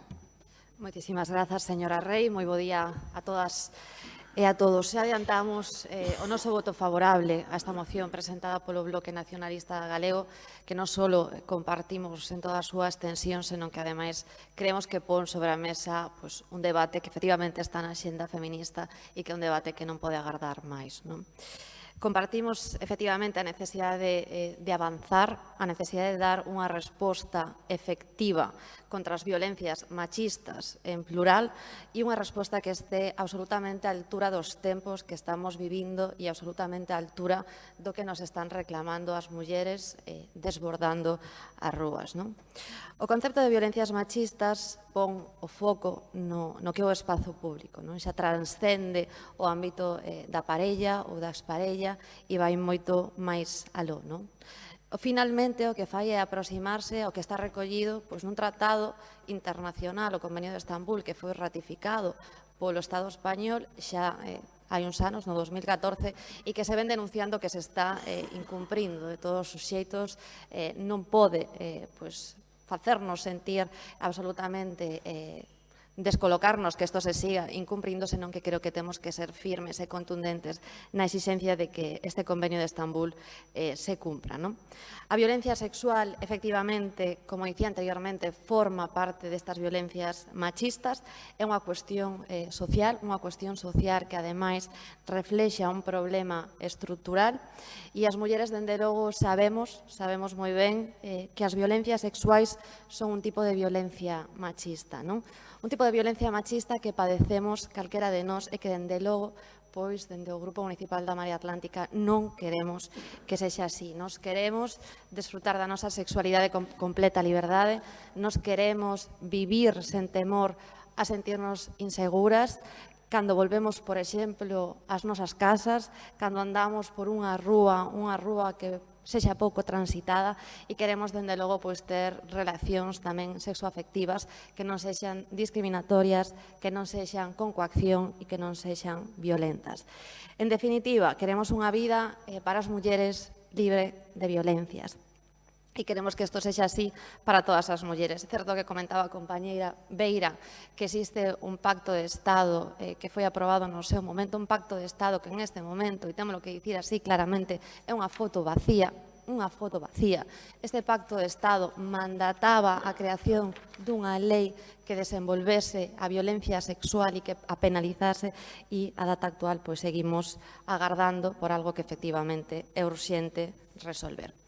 Como é urxente tamén, como dicía anteriormente, pois dar unha resposta clara ás demandas das mulleres, non? Esas mulleres que saen todos os días, que desbordan as rúas e que saen a defender xa non só os dereitos que temos para non retroceder, senón para conquistar novos dereitos. Por lo tanto, como dicía inicialmente, o noso voto vai a ser favorable a unha moción que aposta pola loita contra as violencias machistas, como favorable foi durante o anterior mandato a Marea Atlántica, a posta en marcha do Pacto Social contra as violencias machistas, como favorable foi tamén triplicar a inversión pública que se facía nos programas educativos para previr esas violencias machistas e esa escola de empoderamento feminista que creemos que debe continuar. Por lo tanto, voto favorable a esta moción. Nada máis, moitas grazas.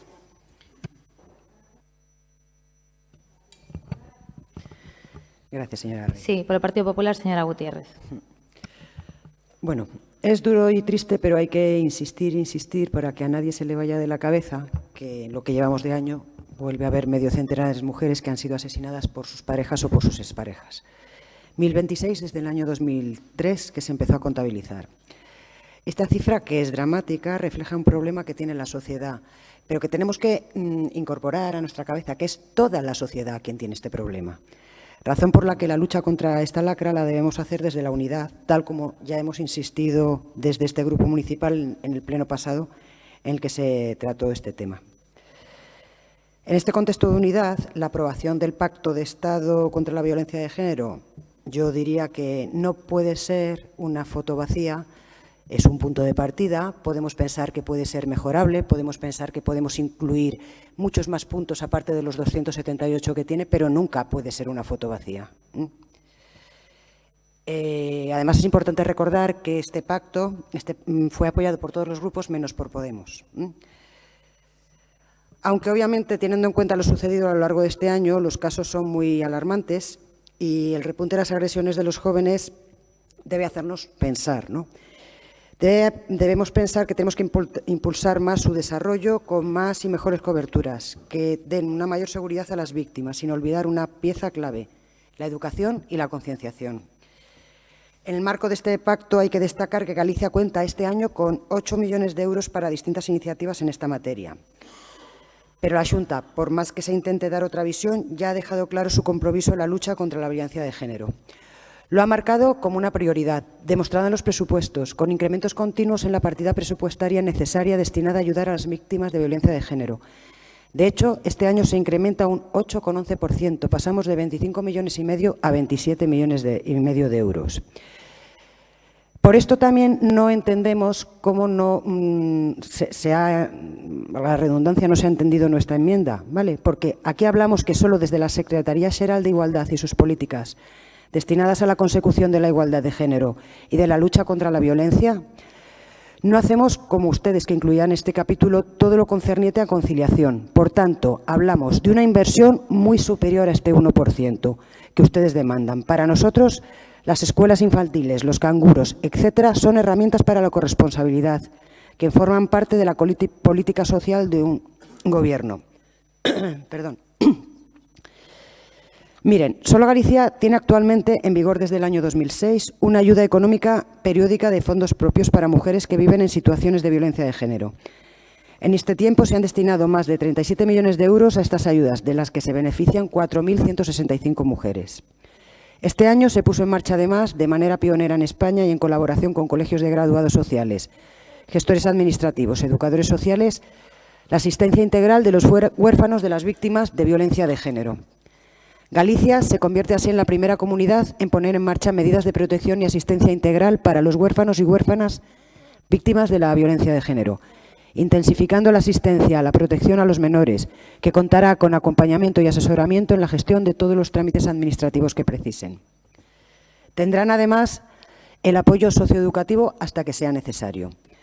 Durante este año se dio también un paso importante con la apertura de la primera vivienda tutelada especializada para víctimas de violencia de género con enfermedad mental.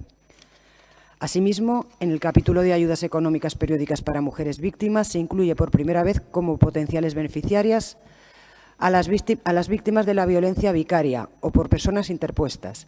Esto es, aquellas mujeres que padezcan el asesinato de sus hijos e hijas a manos de un maltratador. Hay que incidir, además, que en Galicia contamos desde 2007 con un protocolo de coordinación y cooperación institucional frente a la violencia de género, un marco entre la FEGAMP, órganos judiciales y administraciones autonómicas. Por tanto, desde este grupo estamos en el camino que entendemos que debemos estar para poner soluciones a esta gran lacra social. Gracias.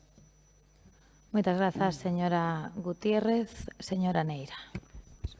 Gracias, señora alcaldesa. Bueno, pues el Partido Socialista va a votar a favor, lógicamente, de esta moción presentada por el Grupo de Bloque Nacionalista Galego.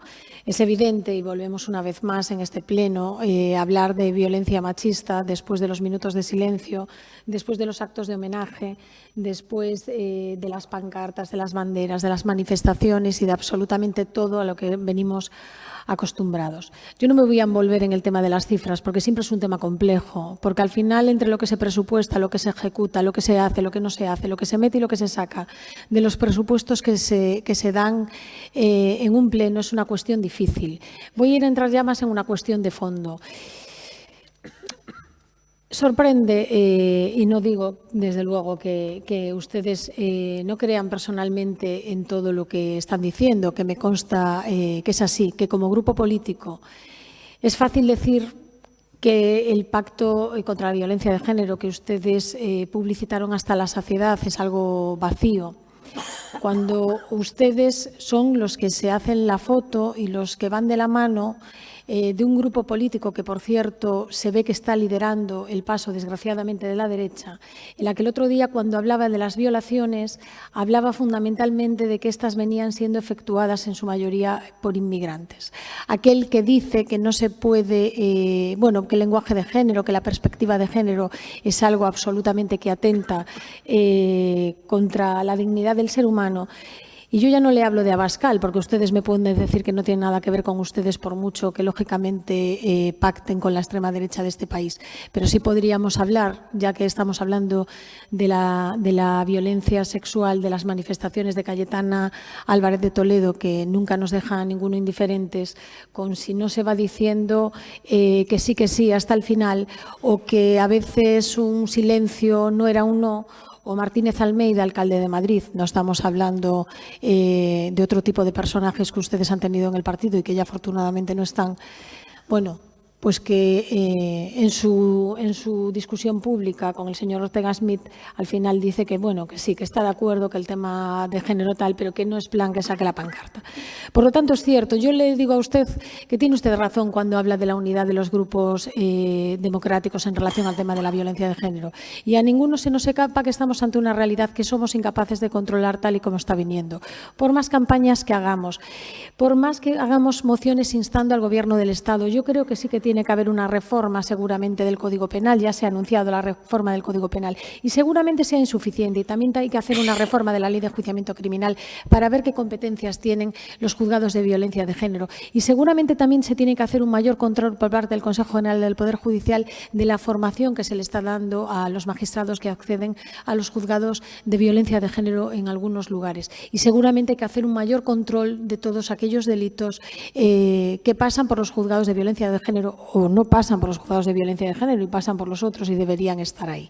Sea como sea, tiene que ir todo lógicamente procedido de las reformas para las cuales tiene que haber mayoría suficiente. Pero para el mientras tanto, y porque nos queda más cerca, también pueden ustedes decir que estamos esperando en el Centro de Orientación Familiar que se estabilicen esas plazas de ginecólogo. Yo ya no le hablo del Ventorrillo, que lo damos por perdido, ya nos vamos al de Orillamar, que a día de hoy estamos hablando de 101 mujeres que están esperando por una ecografía vinculada a la anticoncepción, bien sea por problemas derivados de los métodos anticonceptivos o bien sea esperando anticoncepción. Un centro de orientación familiar en el que vamos a medias, señora Gallego, a pesar de que esté dando las indicaciones pertinentes y para el que han mirado para otro lado. Por lo tanto, el compromiso está muy bien sobre el papel, pero el compromiso también viene dado cuando uno se compromete y hace gestos, no solamente sobre el papel, sino repudiando todo tipo de conversaciones, todo tipo de mensajes que se dan por parte de algunos aliados. Porque al final, si no, blanqueamos un determinado discurso y al final esto no va de quién es más feminista o quién da carnes de feminismo, que además ni me gusta ni estoy yo metida en esta cuestión. Se trata de reconocer el papel que han hecho las fuerzas progresistas para situar el tema de la violencia de género fuera del ámbito de lo doméstico, para ponerlo en el ámbito de lo estatal, aun cuando ustedes en aquel momento no creían en ello. Valorar que hay que hacer una mayor colaboración por parte, seguramente, de aquellos lugares en los que ustedes gobiernan. Hablo del Sergas, para entrar a concienciarse en muchas cuestiones relativas a la violencia de género, para poner pues, la prevención o para dar la voz de alarma donde no lo hay. También en los institutos de educación secundaria, no con las charlas que son importantes, pero a la vista está que no están llegando a un sector de la población cada vez más afectado por estas violencias, sino bueno, pues para tener una mayor implicación seguramente de las instituciones educativas de su profesorado, que me consta que de manera individualizada lo hacen, pero como administración a la hora de luchar en esto. Por lo tanto, nuestro voto a favor de esta moción y, efectivamente, unidad, pero unidad de hecho, para poner desde luego un freno a quienes quieren cambiar todo esto de lo que ustedes están hablando y que desafortunadamente parece que les están ganando el paso. Muchas gracias. Moitas grazas, señora Neira. Procedemos á votación da emenda. Entendo, señora Gutiérrez, que manteñen a emenda presentada. Ben, pois, votos a favor da emenda presentada polo Partido Popular. Moitas grazas. Votos en contra. Moitas grazas. Abstencións. Ben, non prospera a emenda. Imos votar a moción. Votos a favor da moción. Pois queda aprobada a moción. Non prospera a emenda, entón votamos a moción. Xa levamos 5 horas e vaise notando. Quenda xa para o Grupo Municipal da Marea Atlántica coa súa primeira moción relativa á defensa do ensino público de calidade e da atención á diversidade. Señora Cameán, adiante. Moitísimas grazas, señora Rei. Pois ben, comezamos este curso escolar afondando unha vez máis no que é a precarización do noso ensino público e unha vez máis tamén vendo como se profundiza no que é a atención ás necesidades educativas especiais, que continúa a ser o ámbito educativo absolutamente máis golpeado polos recortes do goberno de Feijóo. Dende logo, a situación que temos en este momento na nosa cidade e que todavía non está solucionada é tremenda, non? Segundo nos trasladan dende as asociacións de nais e pais, os datos actualmente son que perdemos os seguintes docentes na nosa cidade: 3 docentes de audición e linguaxe, 3 docentes de pedagogía terapéutica e diversos apoios tamén en ensino infantil. Unha situación que, dende logo, está afectando a cerca de 8 centros aproximadamente de educación infantil e primaria da nosa cidade. Debido a estes recortes, pudemos ver tamén na prensa e mesmo algunhas das forzas políticas aquí representadas asistimos a estas concentracións, como diversas asociacións de nais e pais da nosa cidade decidiron tomar cartas no asunto, decidiron tomar medidas e levan xa bastante tempo demandando da Xunta de Galicia unha solución. E, lamentablemente, esa solución non chega.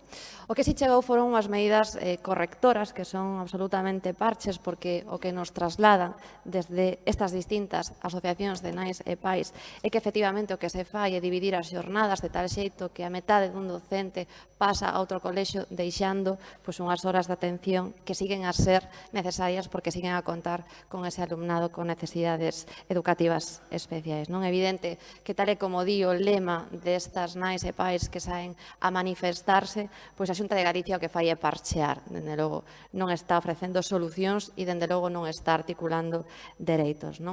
Queremos aproveitar tamén hoxe a ocasión para lembrar un programa educativo que se puxo en marcha durante o anterior mandato, chamase o programa Poténciate, un programa que abrangue diferentes accións de reforzo educativo que tiñan como principal obxectivo diminuir o fracaso escolar e favorecer tamén a inclusión social e que permitiu que durante o anterior mandato se permitiese a máis alumnas pois poder ter esas oportunidades que ás veces pola condición de partida non tes, non? E dende logo tamén nos permitiu pois aqueles centros que así o solicitasen tivesen un apoio para a atención á diversidade nos seus colexios.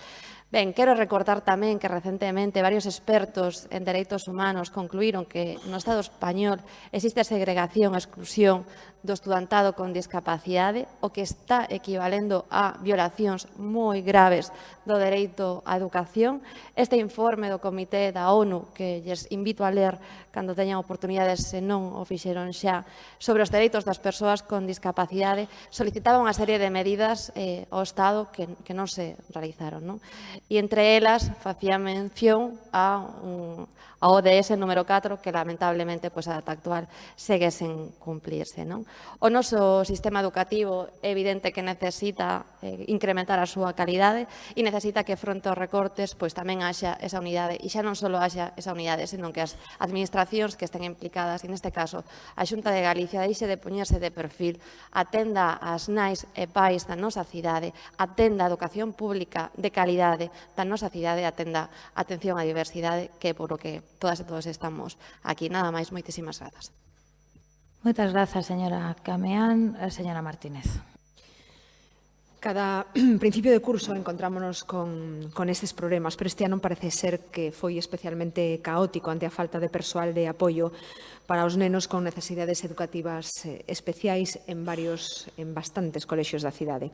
A Xunta de Galicia, a través de Educación, fai o reparto de persoal de apoio en función das peticións nas matrículas de cada curso, alá polo mes de marzo. Pero os recursos son baixos, as ratios non se corresponden coa realidade e os recurtes, por desgraza, prodúcense neste tipo de cuestións.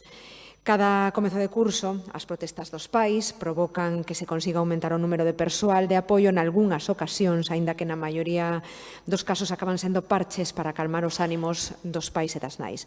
Non pode ser que a administración educativa só se quede en números e non nas necesidades reais que hai nas aulas. Non se pode improvisar cada inicio de curso, por iso, desde Ciudadanos, consideramos urxente o entendimento entre as administracións. Non podemos pasarnos a pelota duns a outros. A pouca colaboración institucional non debe ser excusa para desviar problemas. Aínda que a competencia sexa da Xunta, o Concello debe tomar cartas no asunto. Todo apunta a que a reducción non se fixo porque haxa menos nenos afectados, ao contrario, xa que hai máis. E iso é o que non se pode entender. Non hai ningún outro motivo, excepto o económico, para reducir as horas de apoio. E pasa en toda a provincia, non só na cidade. Hai que pedir responsabilidades á Xunta, á Dirección Xeral de Recursos Humanos da Xunta e á Subdirección de Persoal. Non podemos permitir o deterioro da calidade do ensino público, en especial do alumnado máis necesitado de apoio, e por iso nos imos votar a favor desta moción. Moitas grazas. Moitas grazas, señora Martínez. Polo Bloque Nacionalista Galego, señora Veiga. Grazas, señora alcaldesa. Ben, pois o que se produciu neste inicio de curso foi que acabou, digamos, de estourar o que xa era unha realidade nas aulas da nosa cidade e, por desgraza, de todo o país. Hoxe en día prodúcense dous fenómenos simultáneos, non? A vez que as aulas están absolutamente saturadas, é dicir, as ratios son terríveis para o profesorado, pois dase unha cuestión que ten que entenderse de maneira positiva, que é que cada vez nas aulas hai máis diversidade, pero o problema que temos coa diversidade é que a Xunta de Galiza non está disposta a atendela axeitadamente. Non se rebaixan as ratios cando nunha aula hai, por exemplo, repetidores e repetidoras que necesitarían dunha atención máis personalizada. Non se rebaixan as ratios tampouco cando hai nenos con necesidades educativas especiais. Hai unha falta absoluta de recursos e tal é así que acaba de nacer nesta cidade unha AMPA específica para reivindicar pois, a necesidade de que se dote pois os centros de educación infantil e primaria de especialistas para poder atender a estes nenos e a estas nenas con necesidades educativas especiais que tamén teñen dereito a un ensino público e dereito a estar cos outros rapaces e a outras rapazas da súa idade que non teñen estas necesidades educativas.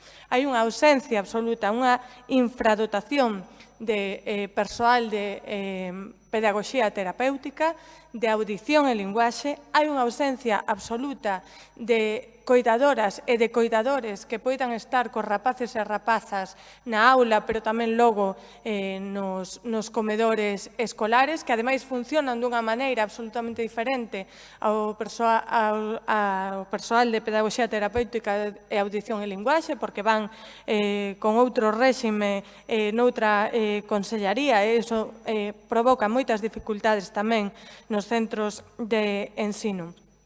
O trasfondo do que pasou neste inicio de curso está en que realmente a Xunta de Galiza o que quere é modificar o catálogo, un catálogo que se deseñou para describir as necesidades básicas, xa non digamos luxos nos centros de ensino, que recollían que cada centro de ensino tiña que ter un especialista de PT e un especialista de AILE. E a realidade é que a Xunta de Galiza quere acabar con ese catálogo acordado en 2007, porque non é unha prioridade para a Xunta de Galiza a atención á diversidade.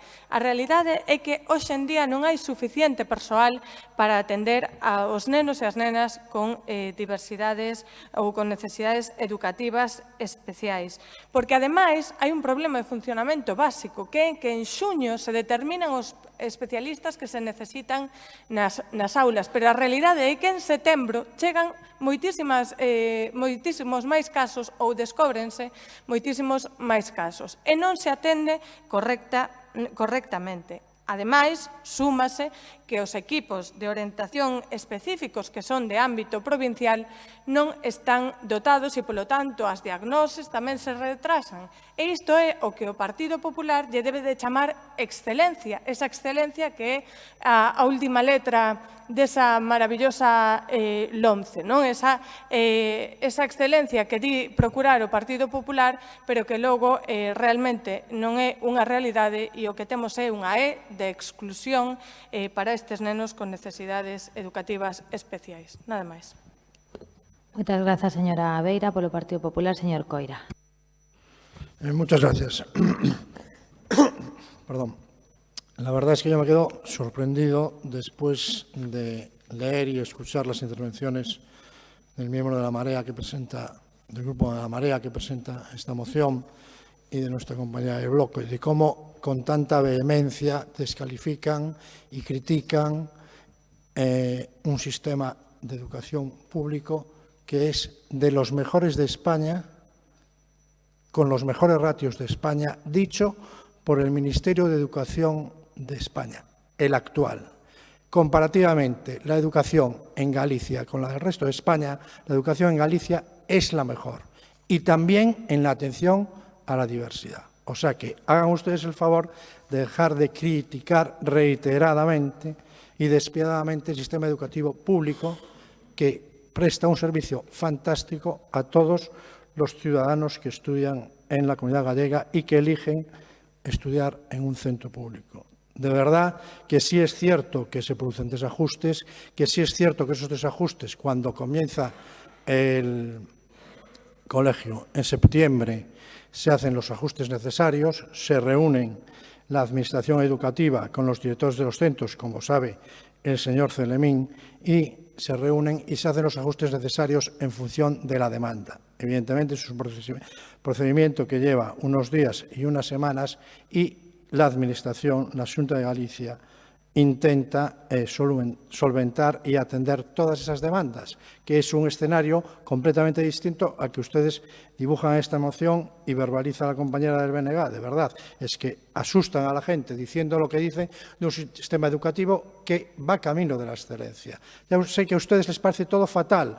De hecho, se manifestaban reiteradamente con pompas de jabón delante del Colegio La Vaca, el señor concejal y la concejala, sin antes coger un teléfono y llamar a la Administración Educativa para ver qué pasaba, para ver si con ese diálogo del que tanto presumen y esa capacidad de negociación que dicen que tanto tienen ellos y no tienen los demás, se podía solucionar el problema. Después, cuando eso sucedió en un colegio al que fue también la alcaldesa corriendo con el señor Caballero porque tenía unas goteras, un centro de la Xunta que estaba en obras, en el que no hubo ningún problema de suspensión de clases, no hubo inundaciones en las aulas, no se desalojó a nadie, no se llamó a buscar a ningún niño para que lo tuvieran que llevar a casa.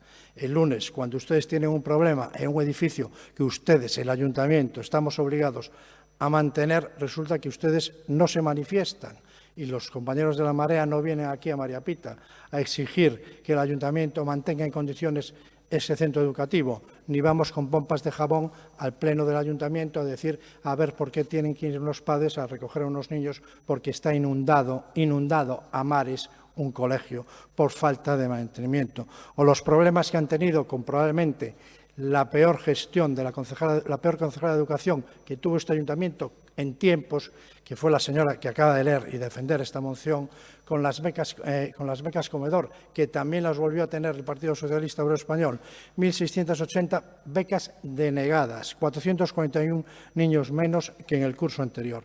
Y así podíamos seguir un año sin becas y sin ayudas a estudiantes en el extranjero, también por la dejadez de la Marea. Decenas de niños que no han podido estudiar en Estados Unidos porque usted no le dio la gana de tramitar ni de hacer el esfuerzo necesario para que esa ayuda a esos niños y ese año académico lo pudieran realizar. La Xunta hace un gran esfuerzo por mantener un alto nivel educativo y el equilibrio necesario. E insisto, atiende todas las demandas de los estudiantes. Tiene la mejor ratio de España y está considerado por el Ministerio actual, por la Administración actual, como el mejor sistema educativo de España. Infórmense y después vengan a criticar, pero de verdad es que asustan a la gente diciendo lo que dicen de un sistema educativo en el que estamos todos contentos, que evidentemente hay que ir ajustando a demanda. Pues evidentemente cuando hay un problema, todas las administraciones debemos apoyarnos para solucionarlos, no ir a manifestarnos delante de un colegio sin coger el teléfono y llamar a la administración para ver qué pasa. Muchas gracias. Muchas gracias, señor Coira. Señor Celemín, último turno. Gracias, señora alcaldesa. Señor Coira, cuando existe una queja continua del profesorado, cuando existe una queja constante de los padres, cuando existe una queja constante de los partidos políticos, por muy idílico que nos quiera plantear el sistema educativo de Galicia, algo está fallando, algo quiere decir que no se está haciendo bien. Cuando todos los años, año tras año, las plantillas se van reduciendo, y en este caso la atención a la diversidad, algo tiene, alguna autocrítica hay que hacer. El Partido Socialista, a lo largo de su historia, ha tenido como uno de los pilares en su ideario la educación de calidad. A lo largo de nuestro periodo democrático, los socialistas hemos sacado adelante las leyes educativas más importantes y de más calado social en la historia de este país. En este mismo esfuerzo, la educación se materializó en la etapa que los socialistas gobernamos en esta ciudad. En esa época se abrieron centros nuevos, se reformaron colegios, se acondicionaron patios que cubrimos muchos. En su totalidad nos queda uno, que es el de San Francisco Javier, cuando todavía a ustedes les quedan 6 por cubrir. Se materializó un programa de obras y reparaciones, se estableció una programación educativa potente que no solo en el periodo lectivo, sino también en las actividades extraescolares de tarde. No podemos olvidar la importancia de la creación de la Federación de AMPA. Fuimos y somos un referente educativo en nuestro país. Con la llegada del ministro Wert, el flamante Wert, del Partido Popular, se aprobó la Ley LOMCE, como sabe usted. La ley que más descontento y contestación social ha tenido por parte de todos los sectores educativos. Hoy en día seguimos sufriendo sus consecuencias. Todos los años, a principios de curso, nos encontramos con un escenario de protestas por falta de planificación y reducción de las plantillas del profesorado. En esta ocasión ha tocado a los equipos de orientación educativa, sobre todo al profesorado de audición y lenguaje, pedagogía terapéutica y al profesorado de apoyo de educación infantil, es decir, al conjunto de los alumnos más sensibles y sobre todo con más necesidades, que son los de apoyo educativo. Desde luego que nosotros apoyamos la enseñanza pública porque además de contar con un ideario libre y democrático, contamos con un sector de profesionales, de maestros y maestras y profesores y profesoras y con personal cuidador, con capacidad y una vocación que está fuera de toda duda.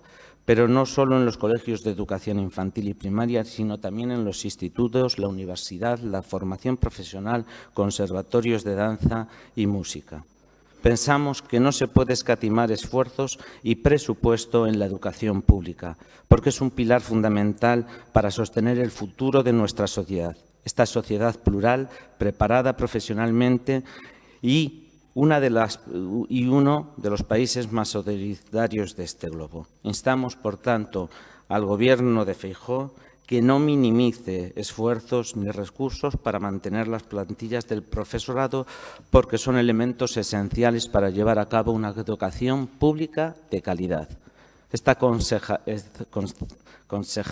concejalía, a través de sus diferentes programas, siempre tendrá en cuenta la alumnado con dificultades educativas.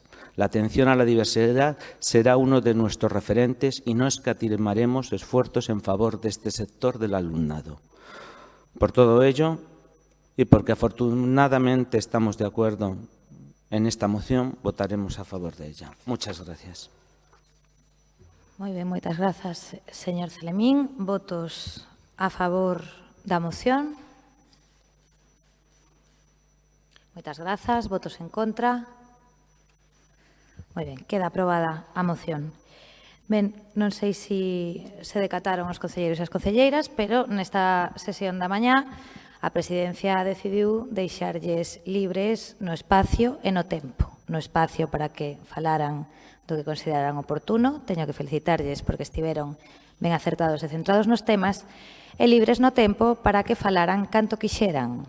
Encabeza o ranking o señor Lajetuñas, seguido moi de cerca polo señor Rodríguez Martínez, e a terceira oposición a ocupa a señora Neira. Son un marcador temporal toda vez que a señora Mato aínda non falou e pode batir todos os récords deste pleno. Ben, brincadeiras á parte, estamos nunha media de 30 minutos por moción, quedan 5 mocións e 10 preguntas. Agora vamos a comer, valoren xa co estómago cheo si consideran oportuno que na sesión da tarde se poidan axustar un pouquiño máis os tempos. Vémonos ás 3:30, 4 menos 20, de novo neste salón de plenos. Moitas grazas.